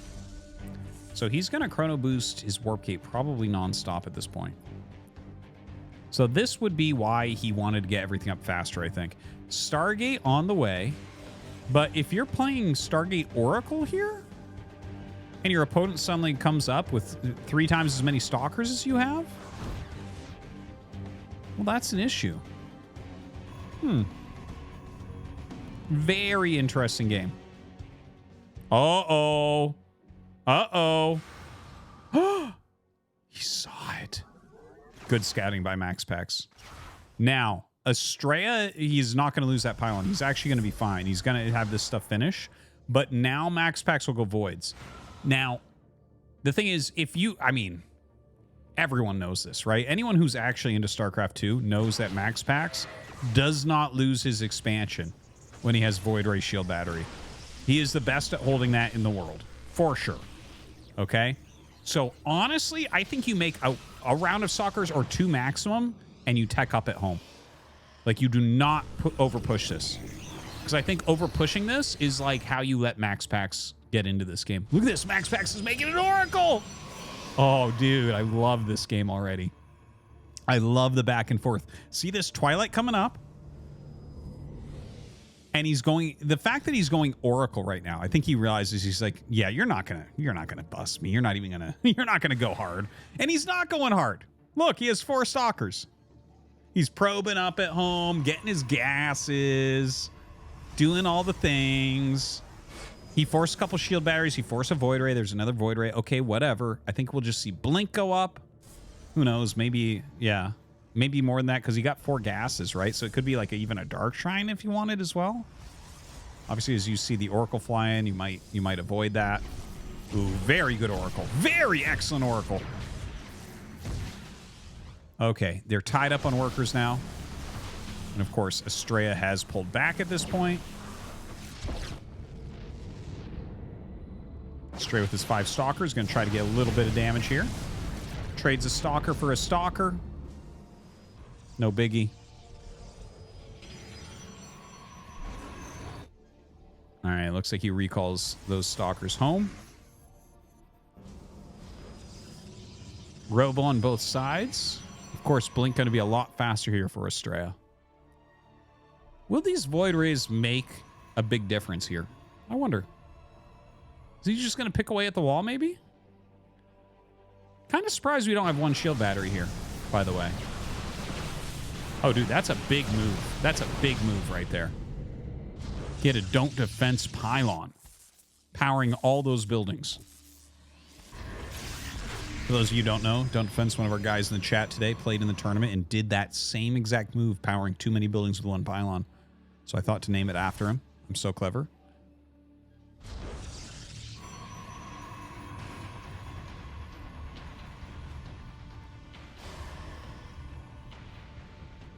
Yeah, who would ever do that? It's wild. Okay, so Dark Shrine is coming up. That's actually what I originally thought we might see when he went for 4 gas right away. Oh, no. Yeah, and they're both going for it, too. They're both going for the Dark Shrine, which is kind of interesting. A lot of tools on both sides available. Oracle going to try to swoop in. Nice. Nice pick off.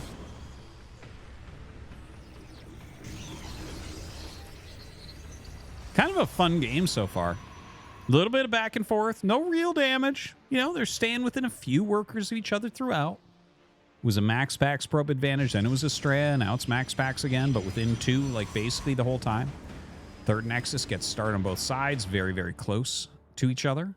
Max Pax looks like he might be getting ready for a 4th as well. That'd be kind of interesting. That'd be a very fast 4th. So a little bit of pressure coming out since Blink is already done. Makes sense. No reason not to walk across the map if you know you have Blink first. Doesn't get that much damage, but a little tiny bit. Has a Prism here. This is going to give him some opportunities. Now, a Prism drop coming in with DTs. This is an older style. This used to be the standard in this matchup back in like 2016, 2017. DT drops were all the rage. And yeah, he's going to recall to try to clear this out as quickly as possible, but he's actually lost a lot of probes already. I like this by Max Pax. I think that he did a very good job with this. 7 probe kills for 2 DTs. Look at that. 58 workers against 46. Estrella getting into Psy Storm, though, nice and quick.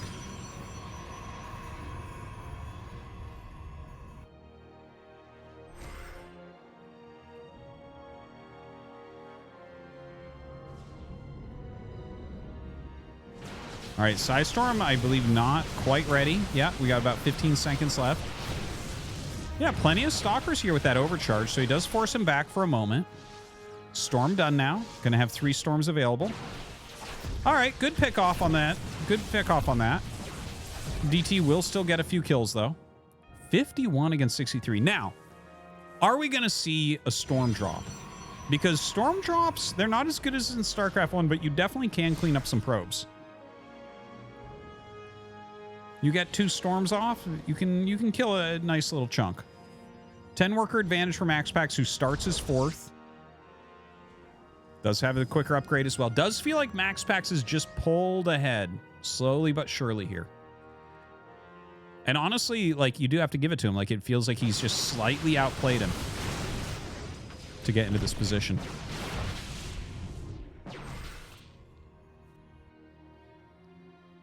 Oh, the DT. Beautiful, beautiful, beautiful. Don't Defense, gifting a sub. Thank you.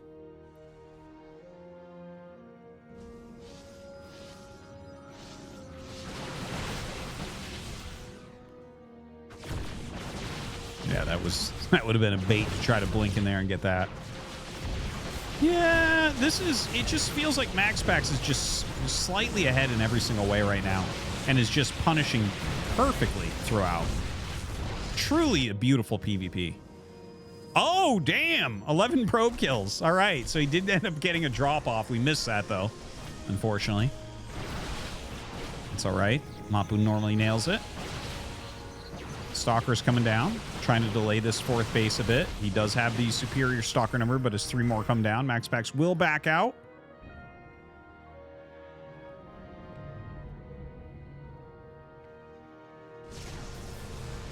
It's a good catch. That's a good, solid catch right there. Surprised he tried to recall it. I think it was probably just muscle memory there. I think anyone knows that was going to die. All right, Estrella actually has the Stalker advantage here, so actually gets a lot of kills. Very, very high quality there. Takes the army advantage for the first time in a while. Charge finishing up here for MaxPax. MaxPax's own drop coming out. Once again, a 3 DT drop. Going after the photon cannon immediately. Dude, I tell you, I have never really seen someone continue the DT drops like this. Again, it was very popular for some time back 5-6 years ago to go DTs. Even 7 years ago. Damn, man, that's a long time. Shit, we're getting old. Oh my god. I suddenly have like dread. But yeah, a long time ago we used to see these DT drops, but to see the secondary DT drop into the natural later on, that's like a very different, weird, newish thing. Kind of cool though. Now, the charge lot's coming in. Yeah, he just kind of has to back up. The thing is, he wants to utilize his Immortal as much as possible, and there's no way for the Immortal to ever make it out here. So he fights as he can. Gonna back up now. We have that +2 coming up. Again, DTs. Just MaxPax being a magician of the Dark Templars here tonight. DT Blink is on the way. That +2 almost done. Prism coming up for MaxPax. Got to replace it.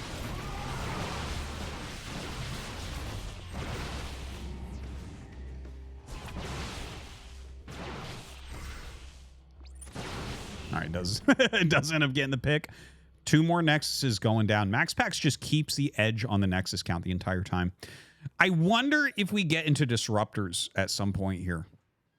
Right? Because as Estrella, you have to be looking at this and saying, I'm not winning right now. So you have to do something to try to equalize. And there's a few different things you could try to do. Like you can try to utilize Sim Cities to block the DTs. You can try to get, the charge lots, sorry. You can try to get into Archons maybe to absorb them a bit better. But obviously Archon's not good against like Immortals or against Stalkers. Like here, what it looks like he's doing is just like a pure Stalker pump, right? So like if you get a big enough ball of ranged units, eventually melee units suck, right? Like it happens eventually. Oh man, MaxPax actually sacking a fair amount of units there. But in fact, you know what? If he, by comboing that with those Zealots down at the bottom and the DT, that actually works out really well. He just has to make sure that he has enough army at home to hold. But that's like a big chunk of his army is over here. Estrella can just go and try to kill. This is turning into a little bit of a base trade. As you can see, like his Stalker count is like unbelievably high. Now, honestly, I just want to see some DTs warp in to clean this up for Estrella. Estrella with almost nothing left. He's sending probes across the map. This is like a true base trade right now. But does Estrella have enough to kill all these bases? He needs to kill that other base to the north as well. Kill this Nexus, and he has to move to the north and kill it. The natural, he might be able to leave there. I'm not sure. I think it barely has anything at it. Okay, he's going into the natural, so maybe it's more about killing production for him at this point. Ooh. Good pick right there. There's a recall as well. Taking out that shield battery as quickly as possible. Keeping some stalkers in this choke. You can see the Zealots having a terrible time trying to get in. Some good blinking, but yeah, MaxPax is going to be able to take this. Has enough units here to finally break through. GG. That was actually a truly excellent PvP that we just saw. That was an excellent PvP. I find it interesting that actually I can't fault Estrella for going, you know what, we're going only stalkers, because the most dangerous part of any game is when you're making a transition, right? If you're going from this heavy gateway stuff and you're like, okay, I'm gonna get disruptors out, those couple of minutes while you're trying to get enough disruptors to make the difference, you're wide open to being killed. So he stays on the stalkers and then just goes for like kind of a base trade, which was gonna be tough. I think he had a Dark Shrine. He made it earlier. I don't think I saw it die. Maybe if he warps in a few DTs to deal with those Zealots and can save one of his Nexuses, then he doesn't have to push the natural and he can just go to the north, kill the extra base, and back out. And then suddenly I'm like, oh, we actually have like an even base trade. Sick game, though. Sick game. Really well played. Oh, okay. Mapu's letting me know he did cancel the DT Shrine. So I hadn't caught that, but he did. Estrella did cancel his DT Shrine.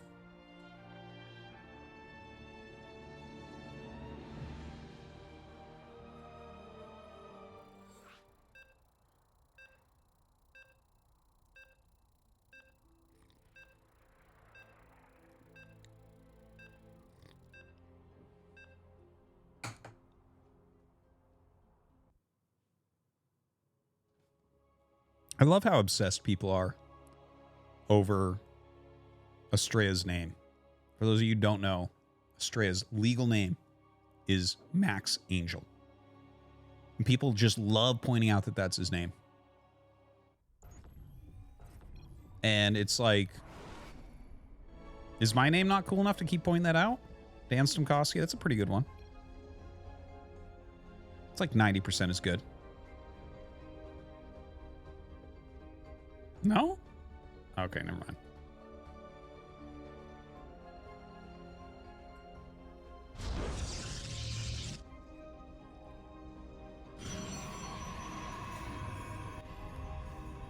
Okay.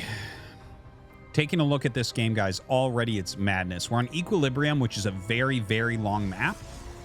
And Estrella is just going for like a forward pylon. It's not all the way centered. That is an incredibly hard spot to scout. This is interesting, though. I wonder what this will be. And that's a pretty quick scout from MaxPax. So as he gets across the map, he's going to figure out that something is afoot. Because he's going to see no buildings.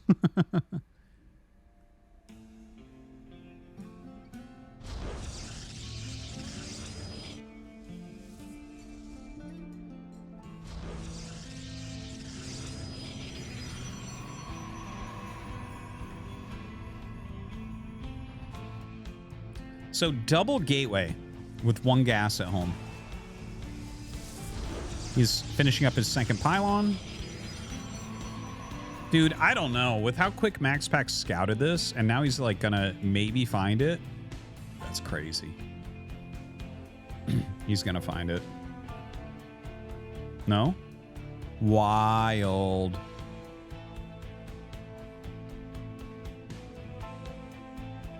Now MaxPax is looking for anything that might have been proxied. Or, yeah, no. Estrella is, right? He's like, did you put anything down here now? Ah, he wants this gold base, and MaxPax is blocking it. That's so annoying. So double Stalker. Looks like he does want to put down Stalker pressure. MaxPax just trying to slow this. Probably a Stargate? Now, shield battery right away. Be interesting if Max Pax goes Stargate here, because he really likes Void Ray defenses in situations like this, but it is flat ground, so he might not feel as confident with it. Like raised naturals, the Void Ray defense is even more powerful. Dude, Estrella is just going ham here. Third gate. All right, so 3 gate Stalker all in, basically. Yeah, can't even pressure with that. Look at that. Look at that. It's two Stalkers versus 2 Stalkers and a Zealot. So as he gets another couple units out, he'll be fine and be able to push. Because then it'll be 4 against 3 and 1. Takes a while for those extra gates to really pay off. That's why you can do these fast expansions so often. Oh, he's going 4 gate. Okay. Bring me back to Wings of Liberty. Let's go.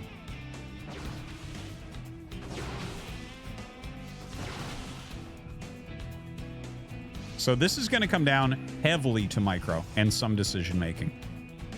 Robo on the way. Second gate just finished here for Max Pax. Don't forget, he's going to have defensive shield batteries. That's going to have to be what really makes the difference. Probably Max Pax micro is slightly better than Estrella's as well, so that'll help. But Estrella's got 4 gates against 2. There is a 3rd gate on the way. We have 7 more workers for Max Pax. So Estrella just has to get massive damage here.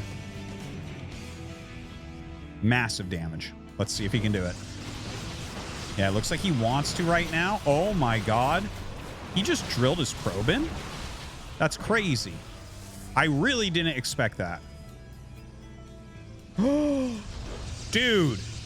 Holy shit. He's going to do warping on that. This is Wings of Liberty. Estrella is playing Wings of Liberty against Max Pax. I don't think Max Pax even played back then. He's just going to warp in with a 4 gate into his main base. Craziness. Kills the shield battery.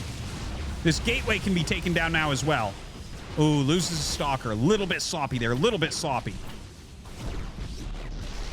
Is he going to use that warp-in location? He's not. He just moves forward with his units, taking out the next shield battery before it finishes. Going after this Stalker. He's losing Stalkers left and right, but still picking off so many as well. Probe screwing up his AI a ton. The Zealot getting a ton of damage. Look at that surround. Max Pax is actually happy. Beautiful unit surround there. But now an Immortal is out. The pylons are dead. Estrella with a beautiful force field. I don't think it matters, though. I think that the Immortal wins this game.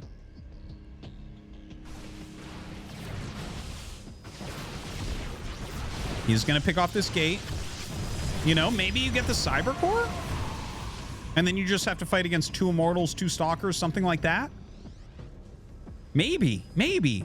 Now, he's making Sentries and Zealots. His idea here is to force field trap an Immortal and let the Zealots kill it, basically, if he can. And you can see Max Pax, he's pulling back. He's staying out of force field range. That's what he's looking to do. Beautiful volleys. Max Pax up in the main base still with a single Stalker. Zealot gets absorbed. One second. All right, jumps forward now. He did try to use that force field, but the overcharge gonna save him.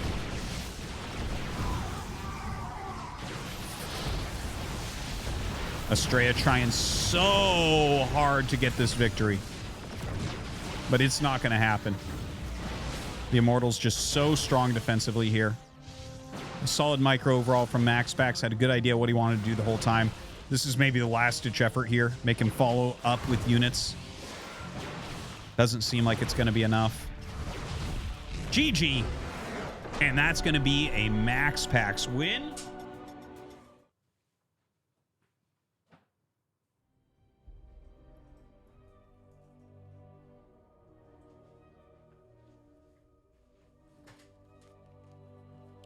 Craziness. Craziness. Sorry, Stanky. Let's play that.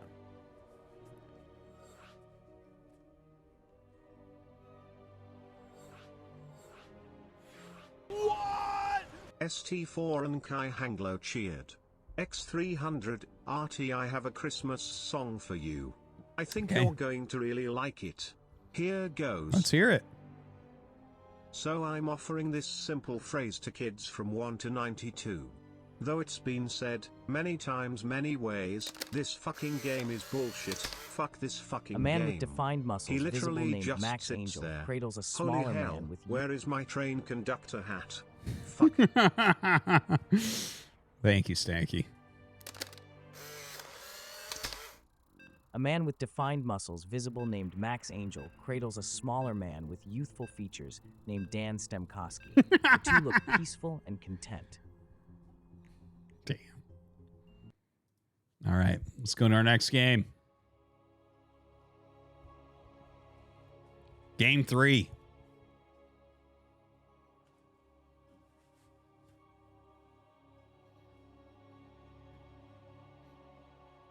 Choo-choo, motherfucker.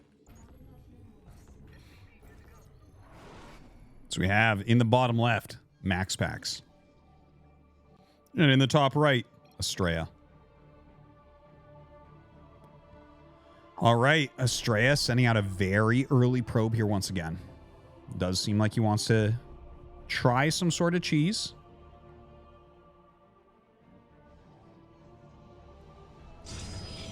Proxy gate once again. See if it works this time.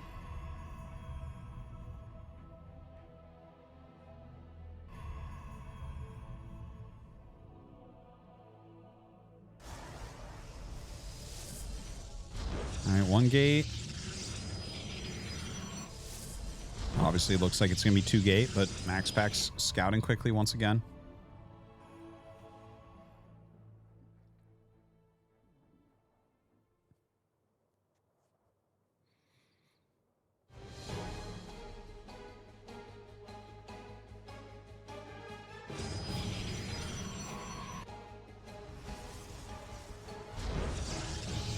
Now, Max Packs gonna come up here and see once again. It's like, okay, well, you have something proxied. Just checking a little bit. Down comes Estrella. It's 2 gate against 1.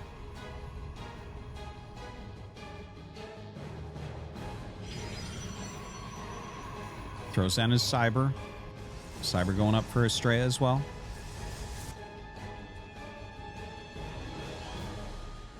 Just blocking the gas here. If you just right-click a probe on the gas, it does block it.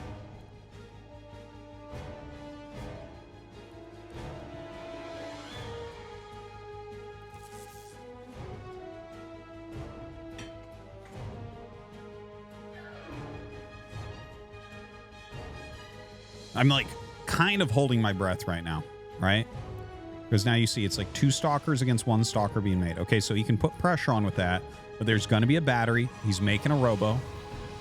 Feels like Max Pex has the right build here. To be completely honest, it feels like he has the right build. There you go. That's what you need. That's what you need. Throws down the Nexus because his opponent's playing so turtly here. So he can go put a little pressure on, try to sell this a bit more, but Max Pex is going to go down the ramp. He's going to see the Nexus. He's going to make his own Nexus.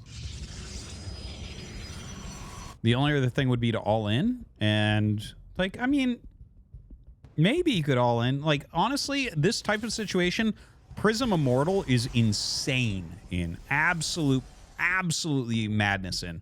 If your opponent has neither Blink nor Stargate, an Immortal and a Prism just doesn't die.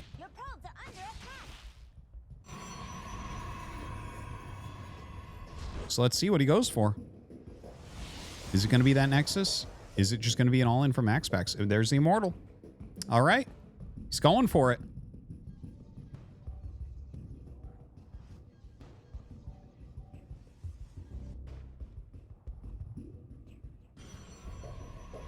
Nexus finishing up. Oh, look at this. He starts his Nexus towards the end of the building of the Nexus of Estrella. So Estrella is going to get up in workers a bit. You know, maybe since he's getting a quick Immortal out, he feels like he can go eliminate those gateways, perhaps. Maybe that's part of the play. I'm not entirely sure. Honestly, I would just like to see a 2 Immortal drop. 2 Immortal drop. This is something that at times has dominated the PvP meta over the years. There's just no way to deal with it without killing the Prism. Because the Immortals just body everything pretty much.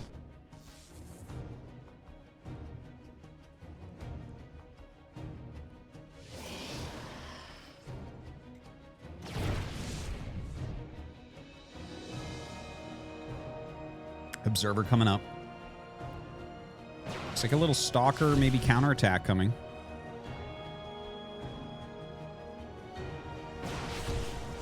Okay, snaps that probe so no wall can be made. And he can just recall. I think what we're going to see is a recall. He's going to walk forward, get a good scout, kill a couple units, and then recall back home. Dude, I think Astrea is pretty good here. Yeah, good turnaround. Double shield battery, recalls. Love it. Loses one stalker. That's fine. Yeah. He's got the battery there, so he's fine as well. And now we see Max Pack super far behind against Astrea. I bet the guy in the chat saying that Astrea is playing like he's a diamond noob feels a little bit silly right now. How weird. So 7 worker advantage. Nice little shade in here. Going to kill even more workers. This is making Max Packs basically all in at this point.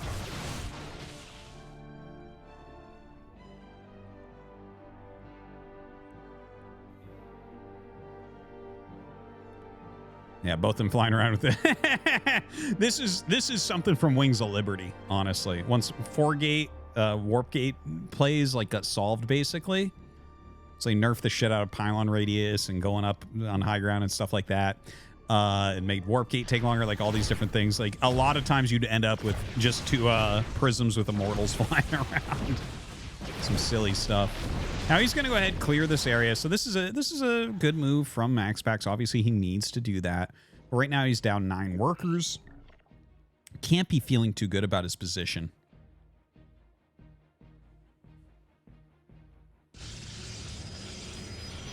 More gates going down. As well as that Twilight. The Twilight for Astrea this game quite a bit slower. Yeah, 1 immortal against the 2, plus the Stalker's coming over. He's not going to be able to get too much done. Astrea is going for that Dark Shrine. Just doing what he can here. He'll probably just recall this out, honestly. This is a good idea. I like this. As all the units chased, he just comes down to the natural, and he's going to get like 4 probe kills.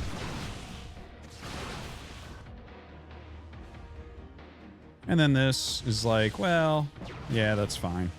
Go ahead, recall. Would like to see that. You can let it sit there for a little bit as well. It's not like you need it on the defense right this second. Ooh, the double immortal here is very nice.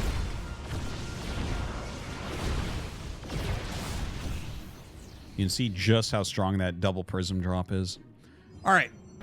Dark Shrine is almost done here. Blink is finishing. So this might be the one moment where Max Packs actually has a bit of an advantage in this game.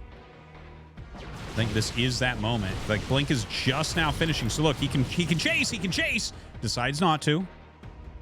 Plays a little bit more carefully there. A little bit cautiously. Probably the right move. 3 immortals. Craziness. Now, there is some counterplay here from Astrea. He's getting damage done. Killing probes in the natural. Has his immortal out there. And his Dark Shrine should be done now. So with his Dark Shrine, I think he can just hold any incoming attack, right? Because I don't believe there's an observer on that side of the map. So not even immortals can do anything with that. Look at this. 10 probe kills. It's a good 12 workers at the moment.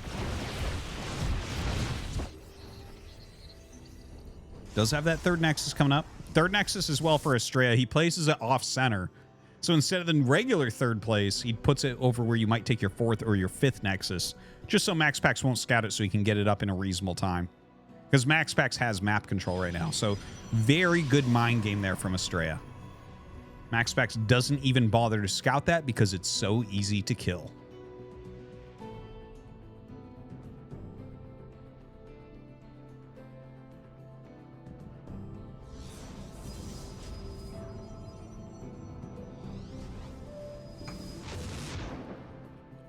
All right, 2 DTs being warped in now.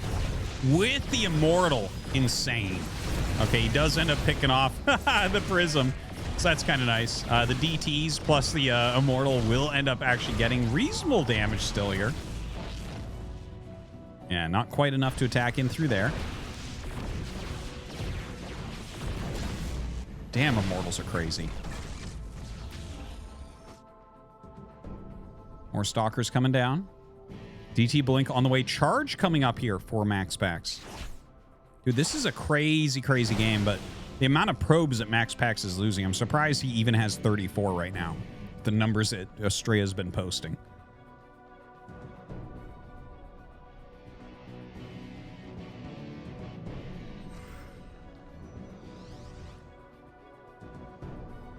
All right, group of DTs being sent down. Fourth Nexus on the way here for Estrella. Honestly, don't know if Max Pax realizes the third base for Estrella yet. If he did see it, I missed that part. DT Blink going to finish. Shadow Stride. Same amount of Stalkers. Similar on Immortals. Well, no, I shouldn't say that. Twice as many for Max Pax, but still similar. Within one. Wow, the DT's doing insane damage. Okay, Max Pax, like, actually has to make a move. This is, like, this is way too much damage. All right, look at this. Oh, my God. Blinks forward. Gonna get more DT kills here. Probes just falling everywhere. Yeah. Estrella gonna get his name on the board here for sure.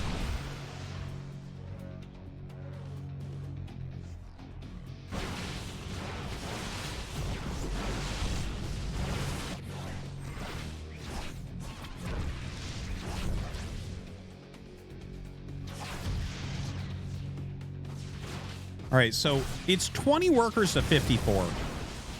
I mean, Max Pax is trying to do something here. He can't. Yeah, GG.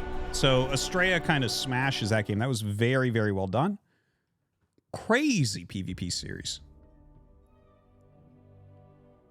Whew.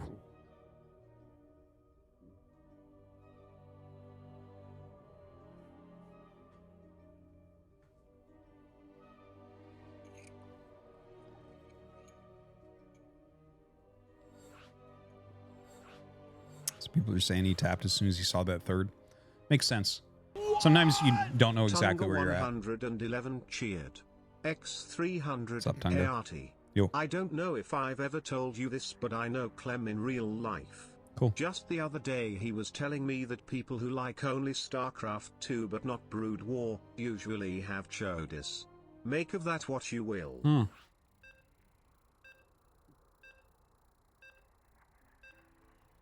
I wonder what Chody Foster thinks of that one.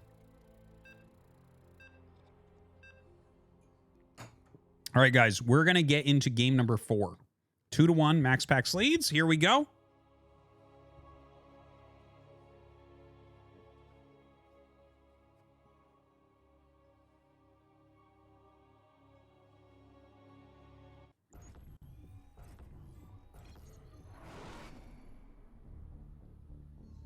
And here we go. Max Pax, top left of Oceanborn. In the bottom right, we have Estrella. I don't know if we're going to see more of the Proxy 2 gates. It looks like it. Dude. Now, is Estrella... Okay, we got to talk about this because he's going to go Proxy 2 gates for the third game in a row. Chody Foster donated $3.33. Fuck Husky and his stupid haircut. Thank you, Jambulance. Now, is Estrella playing stupidly here, or is he a genius to go 3 times in a row double Proxy 2 gate? Which one? What are we thinking?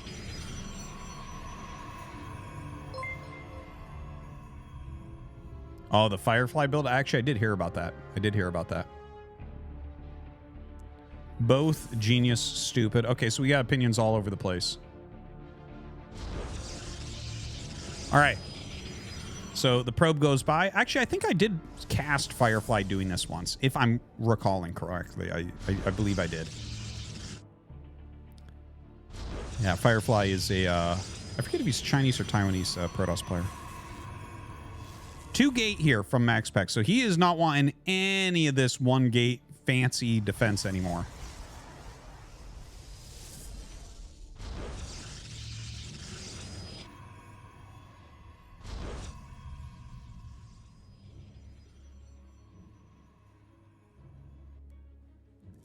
We have these cyber cores going up on both sides. Estrella, the only one making a zealot at the moment.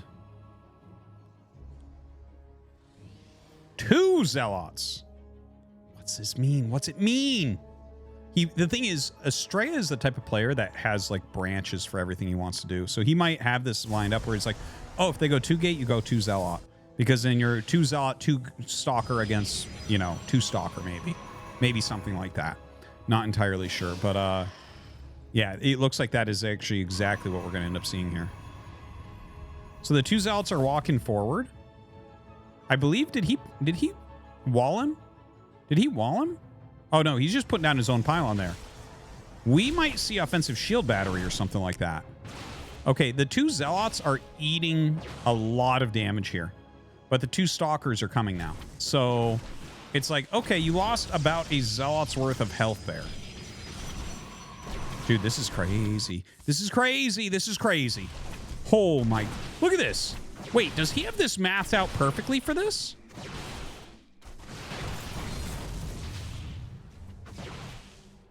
No way. What am I looking at? And look at this. Oh my god, this is the perfect place to take a fight too, because they have to be in there to see you, so the Zealot gets extra free hits. Now, that being said, MaxPax's micro does look to be a little bit better. I don't think he's going to quite kill the core. If he did that... Wait a minute. Is he going to kill the core? Like, seriously? No! Click on the core! It was so close. Wait a second. Wait a second. That one's super low. No, I guess, yeah, he's got a little bit more health. This is crazy. This is so crazy. And look at this. The probe is going to kill that pylon. It's insane. Oh, my God. He hid a pylon in the main base. What are we looking at? Is everything going to fall apart for Estrella at once? I think it might. He didn't kill the cybernetics core. Okay, he did get rid of that probe at least. That was on his pylon. Makes a forge. Your probes are getting owned. Estrella tries to put the pylon down too. Dude. This is really some Wings of Liberty games. This is what we're going to figure out, is that MC had this shit all figured out in Wings of Liberty. All the improvements since then were not improvements. They were players trying to get fancy. They didn't understand that actually MC figured everything out in the first year, and that was that, and we should have shut the game servers off. All right, well, these 2 adepts are doing insane damage against Estrella. This is a terrible situation.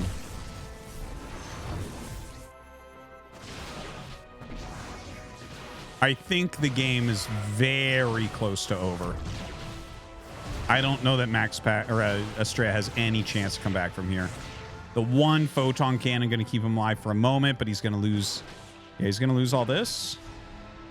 He's getting immortals, so okay, but a 3rd Nexus. No, I'm sorry. That's the 1st Nexus getting started by MaxPax. Okay, so that's the one thing I guess that is going on. Is he going to have that immortal down there in time to stop? Yeah, I think he will just in time, right? 2nd photon cannon. Up comes the immortal. Ah, shoot. This is going to be just off, I think. Yeah, that's excellent targeting. Excellent targeting. Get some good shots onto the immortal. Like, really good targeting here from Estrella, but it's not going to be enough. Yeah, the Prism going to finish him. GG! And MaxPax takes it down 3-1. Holy crap. It's Jover. Gong gong. All right, and there you have it. MaxPax is going to take this down. Let's take a quick look at the bracket. MaxPax on his way to victory had an insane route. Took out Maples, took out Cure, took out Dark. Estrella as well. Hoosley? He took out Solar. He took out Clem. And, you know, took a map off MaxPax there, but wasn't enough at the end of the day. Oh. Took out Gerald. Okay, whatever. Same thing. Anyways, so that does it for the tournament. That's the StarCraft 2 tournament. Guys, thank you very much for watching. Make sure you follow my channel. Use the command StarCraft 2. Use the command MAPU. Check everything out. Big thanks to Mapu today for doing all of our observing, as always. And, yeah. We're going to play a little bit of Brood War. So if you stuck around to now, I suggest that you continue to stick around because Brood War is fun for you to watch, not for me to play. And, yeah.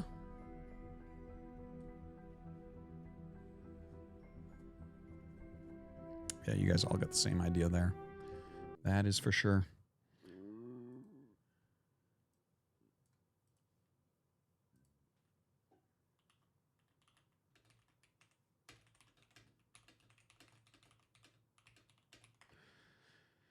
All right. Oops. All right. Let's see.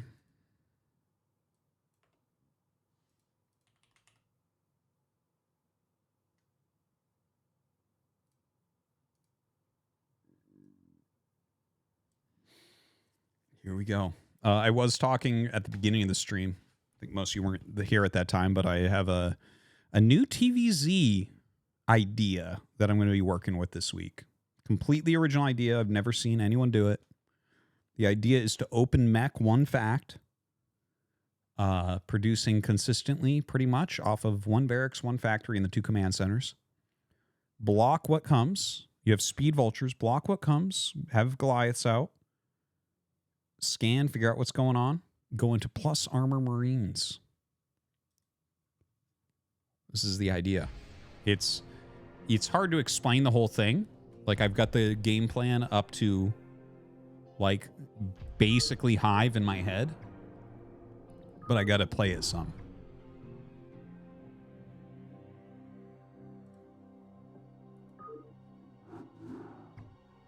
Yeah, armor for Marines.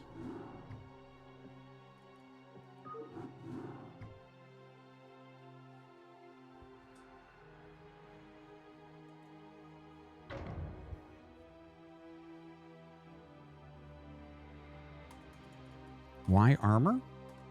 Because I'm going to be heavier. Oh, good. Oh, good. I'm going to be heavier on factory units, which are going to be my damage dealers for a big part of it, but lower on Marine count because it's teching up into Marines. Donated $3.33. False. I pioneered that strategy for years and it carried me to my all-time high of F rank. Stolen Valor. Sounds amazing.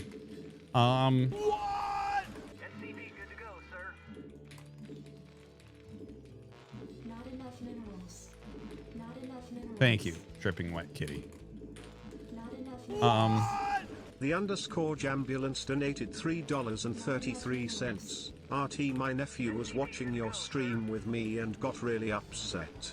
Every time I would balls up for you, a look of sudden heartbreak flashed across his face.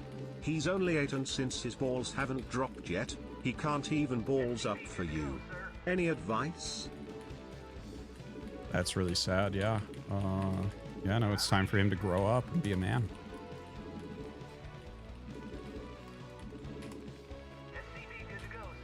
So we're definitely going to be trying to do this strat. Oh, that's... I don't think this wall's... I haven't tried it here.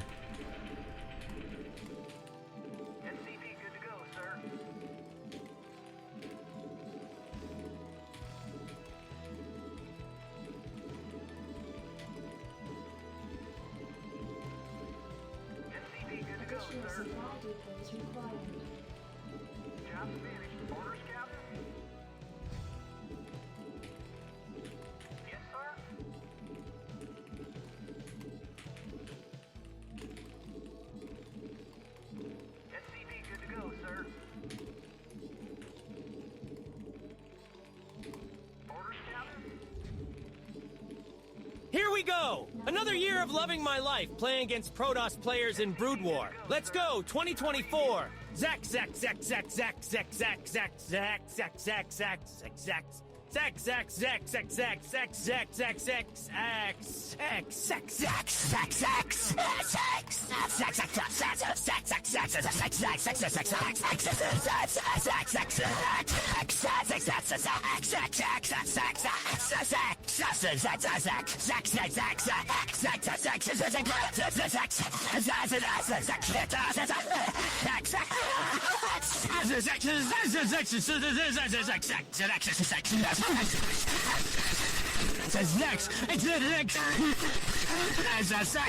Zack, Zack, yes.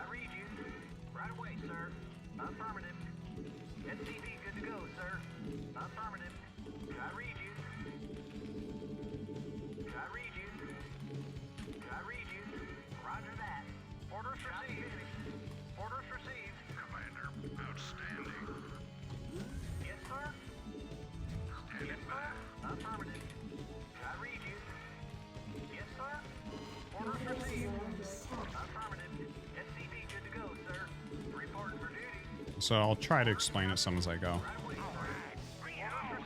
So there's, you got one vulture. This is all theoretical. I haven't gotten to do it yet because I've been cheesed every game I played so far when I tried to do it. So it's gonna be one vulture, right? We're gonna get Marines going. I want my academy quickly so I can scan what's going on.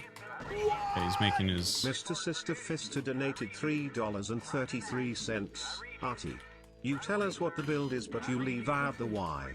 Why? Artie underscore? What does this give you or deny? Frog? Yeah, bear, I'll crab, explain it after. frog. I can't do it right now.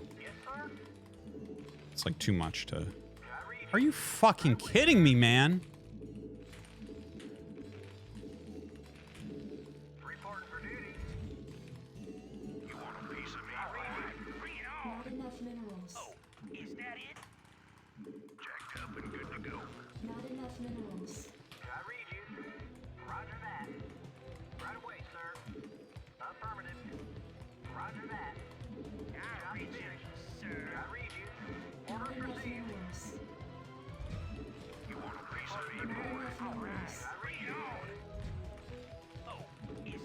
Oh, whoops. We need...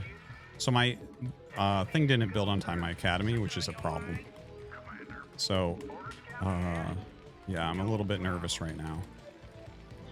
So my armory's slightly late.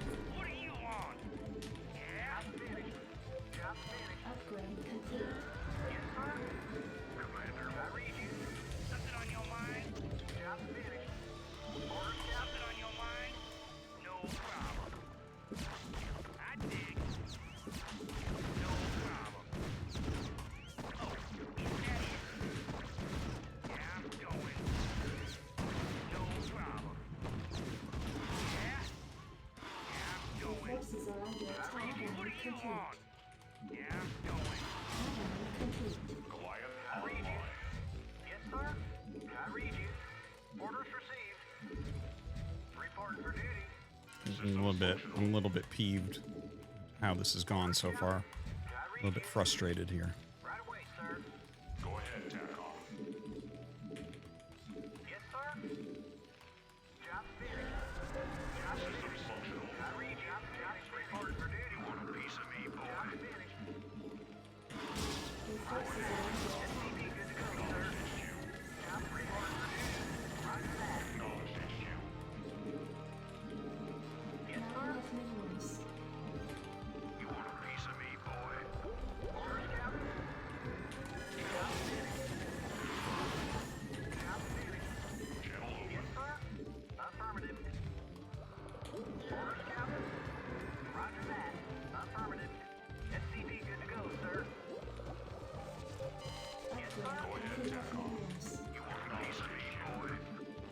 Additional supply depots required. Bruh.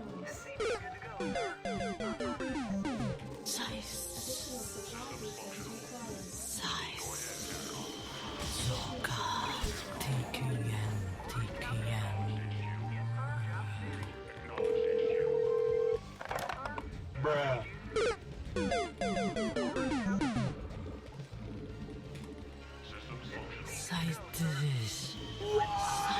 Anonymous donated $3. Hey Artie. Turned out I'm allergic to canola oil, so I'm in the ER. Thanks for keeping me company though, and good luck with the matches tonight. Thank you. I'm sorry to hear. Hope you're doing okay. Canola D's nuts fit in your mouth. Oxygen strikes again. Artie Likes Trains donated $3.33. Choo choo. My hat is gay. Choo choo, my hat is gay. Choo choo, my hat is gay. Choo choo, my hat is gay. Choo choo, my hat is gay. Choo choo, my hat is gay.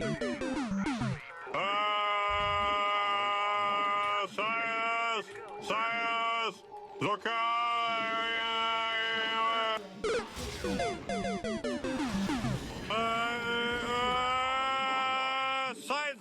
Sides! Zock yap, take you pen, very! SCP good to go, sir. Online. Acknowledged HQ.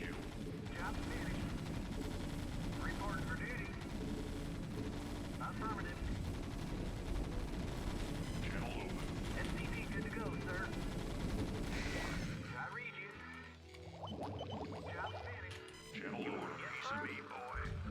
SCP good to go, sir. Right away, sir. Hey Artie, I have a riddle for you. If a tree falls down in the forest and no one is around to hear it, why does it burn when I pee? Let's bring this back. 2024 donated $3.33.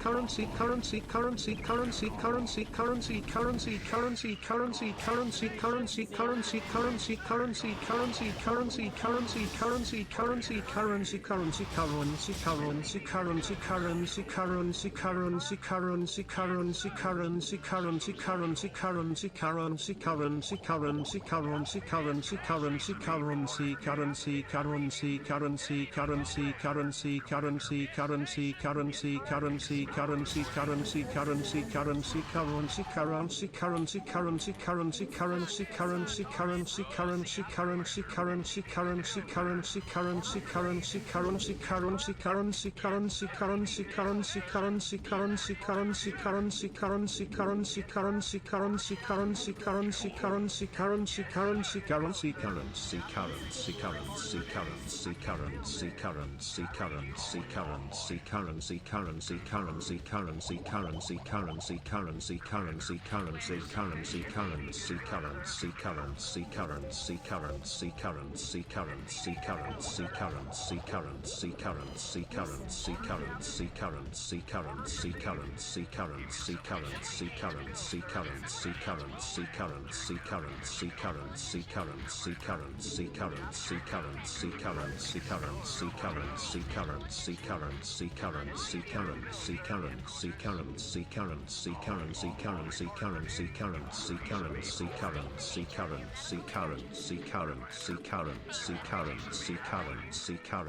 Okay, dude. Thanks.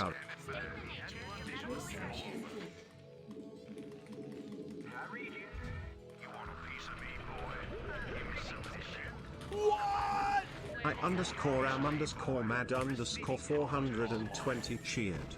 X300, hey guys, it's the guy who has sex again. I had a lot of this sex this weekend, by the way. With my very real girlfriend. Anyway, I've decided to organize an orgy of guys in the chat. Swatter Chop Suey has agreed to be in the oil drum tank. And Rirak is bringing the snacks. It'll be on Prince Edward Island at Artosis house.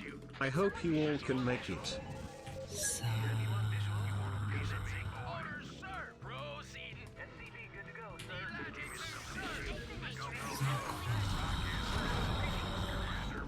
Bruh.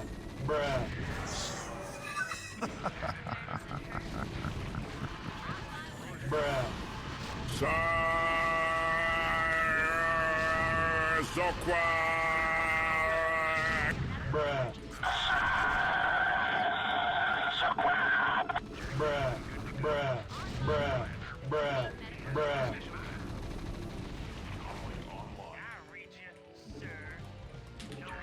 Your forces are under attack. Orders, Captain. Roger that. Orders, Research. visual. Give me some issue. Jacked up and good to go.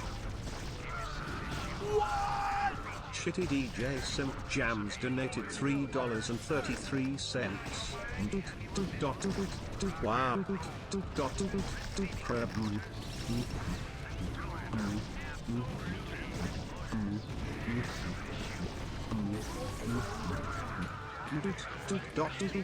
Wow. That shit fire bitch. Artosis.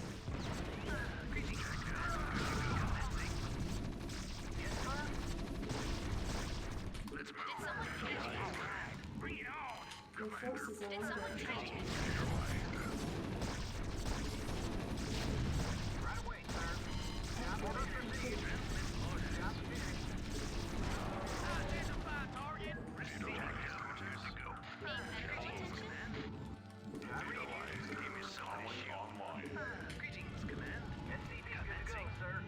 Orders, sir. Proceeding. Absolutely. Identified orders, sir. Identified orders.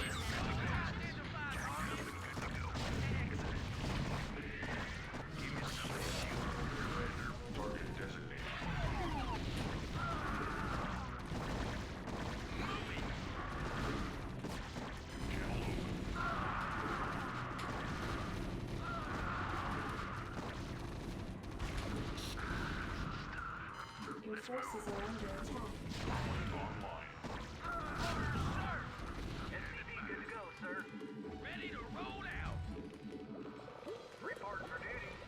Yes, sir. Systems functional. Reporting for duty. Give me something to shoot. Jacked up and good to go. Jacked up and good to go. Greetings, bring it on. Yes, sir. Receiving headquarters. I read you. Roger that. Add-on continuous.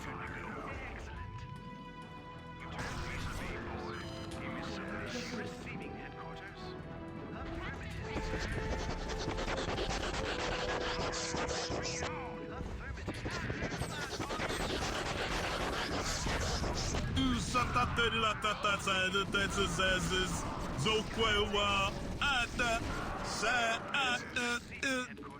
It's I said that's 662.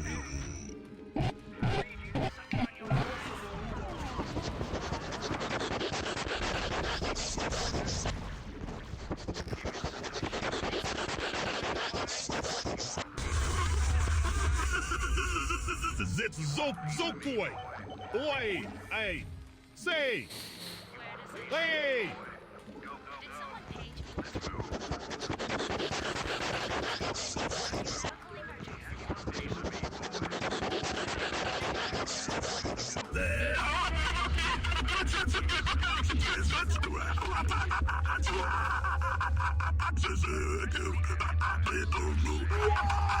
Don't Defense donated $3.33. Artie, you're floating so much you could have saved the Titanic.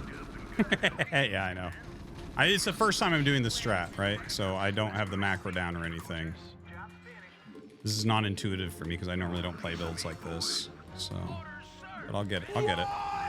Barco donated $3. Peach lifted her dress up to her thigh and showed Mario what looked like a summer sausage tucked into her garter belt. It was the juiciest looking wang Mario had ever seen. He couldn't wait to wrap his mustache around the girth. Those finals were pretty good.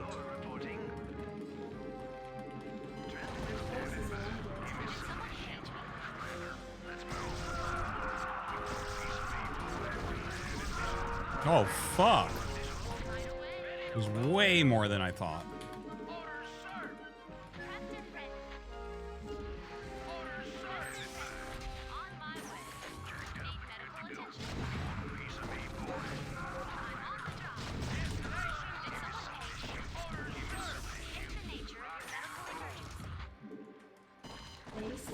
attack.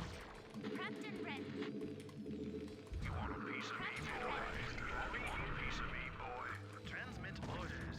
Give me something to shoot. Like, I should have won this game, but I think I'm gonna lose it now. I was, like, definitely really far ahead.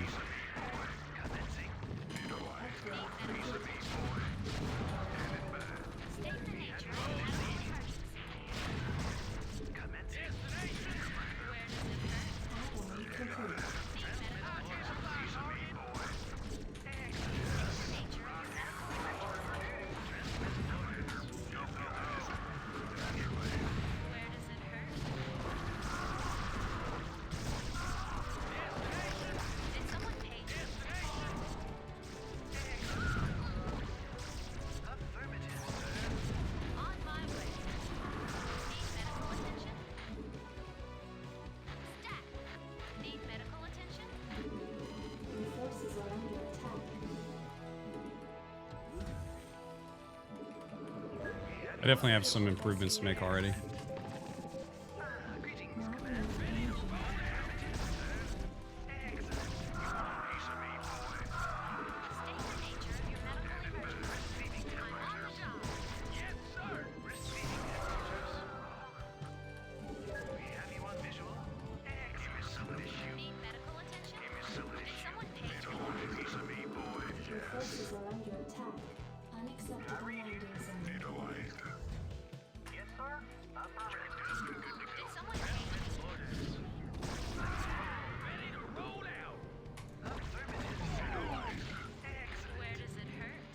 Oh, all my shit got lured in. Nice.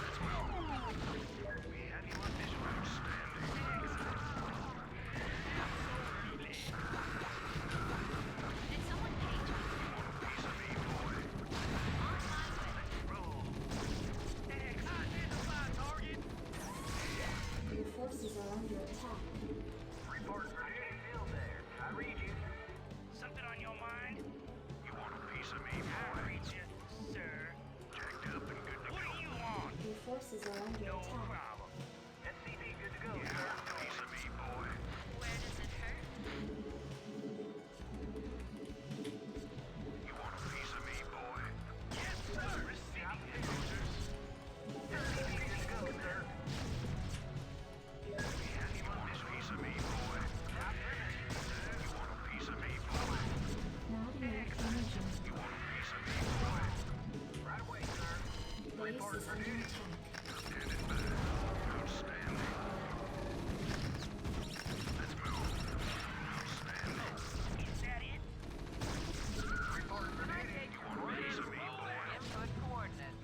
Want to turn up the heat. Jacked up and good to Input go. coordinates. Hang on, we're in the job. We have you on visual. Yes, sir. I read you. Base is under attack. Destination. Piece of me, boy. Greetings, command. Transmit Go ahead, orders. HQ. I copy that.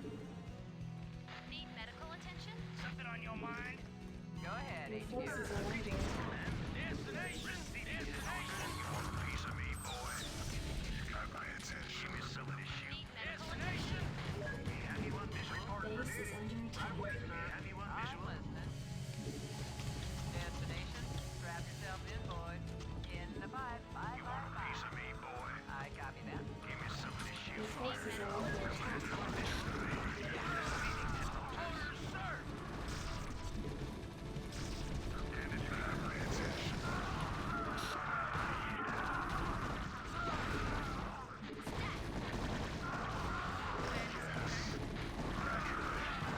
I just can't even get under the Darkstorm. I love it. Base is under attack. You got my attention.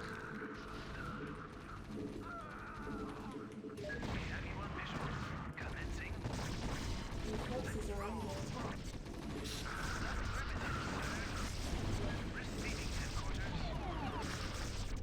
Commander, let's move. Input coordinates. Go, go, go. We have you on visual. You got my attention. Need medical attention? Fire Not some enough issue. minerals. Let's burn. Did someone page me? Orders. Your Commencing. forces are under attack. Let's roll. You want a piece of me, boy? We have you on visual. Someone page me? Give me some of this shit. I copy that.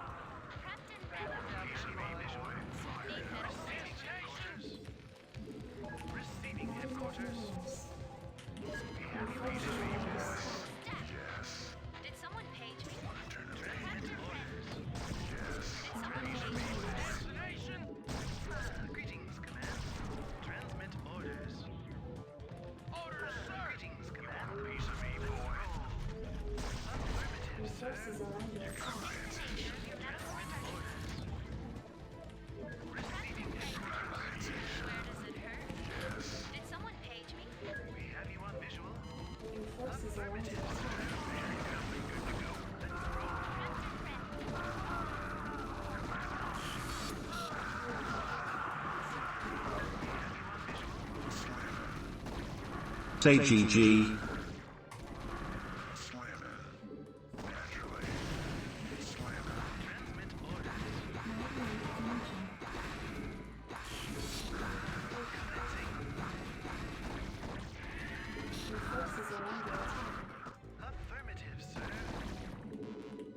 Say GG. Fuck off. Right, I should have had him. I should have had him, but that was my first time doing that. Graves cheered. X300, wee woo warning. Wee woo warning.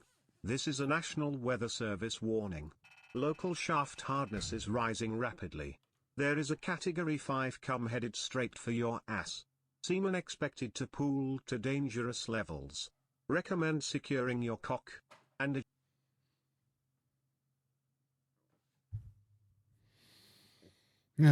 Whatever.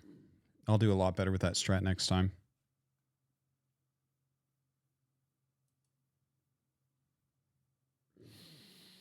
Okay. We are wrapping up. And we are going to send you to a guy in the chat. Just make sure he's on.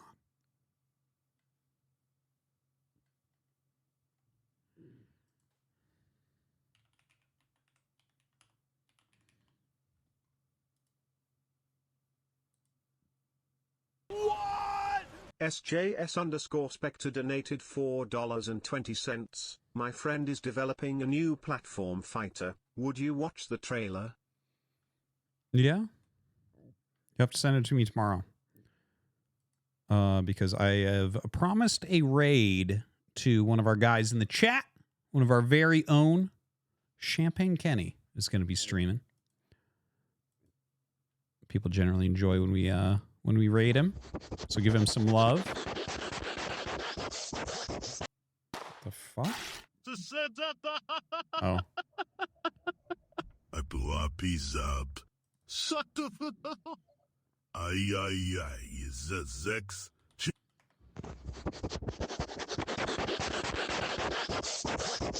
Sadana, X, Zogwa, it's a zoo. 6 zoo, 2 zoo, 6 zoo, hey.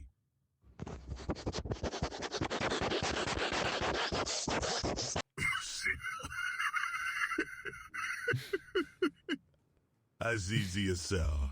I say it. 6 zoo, 6 zoo. Woo! Finish the fucking dono!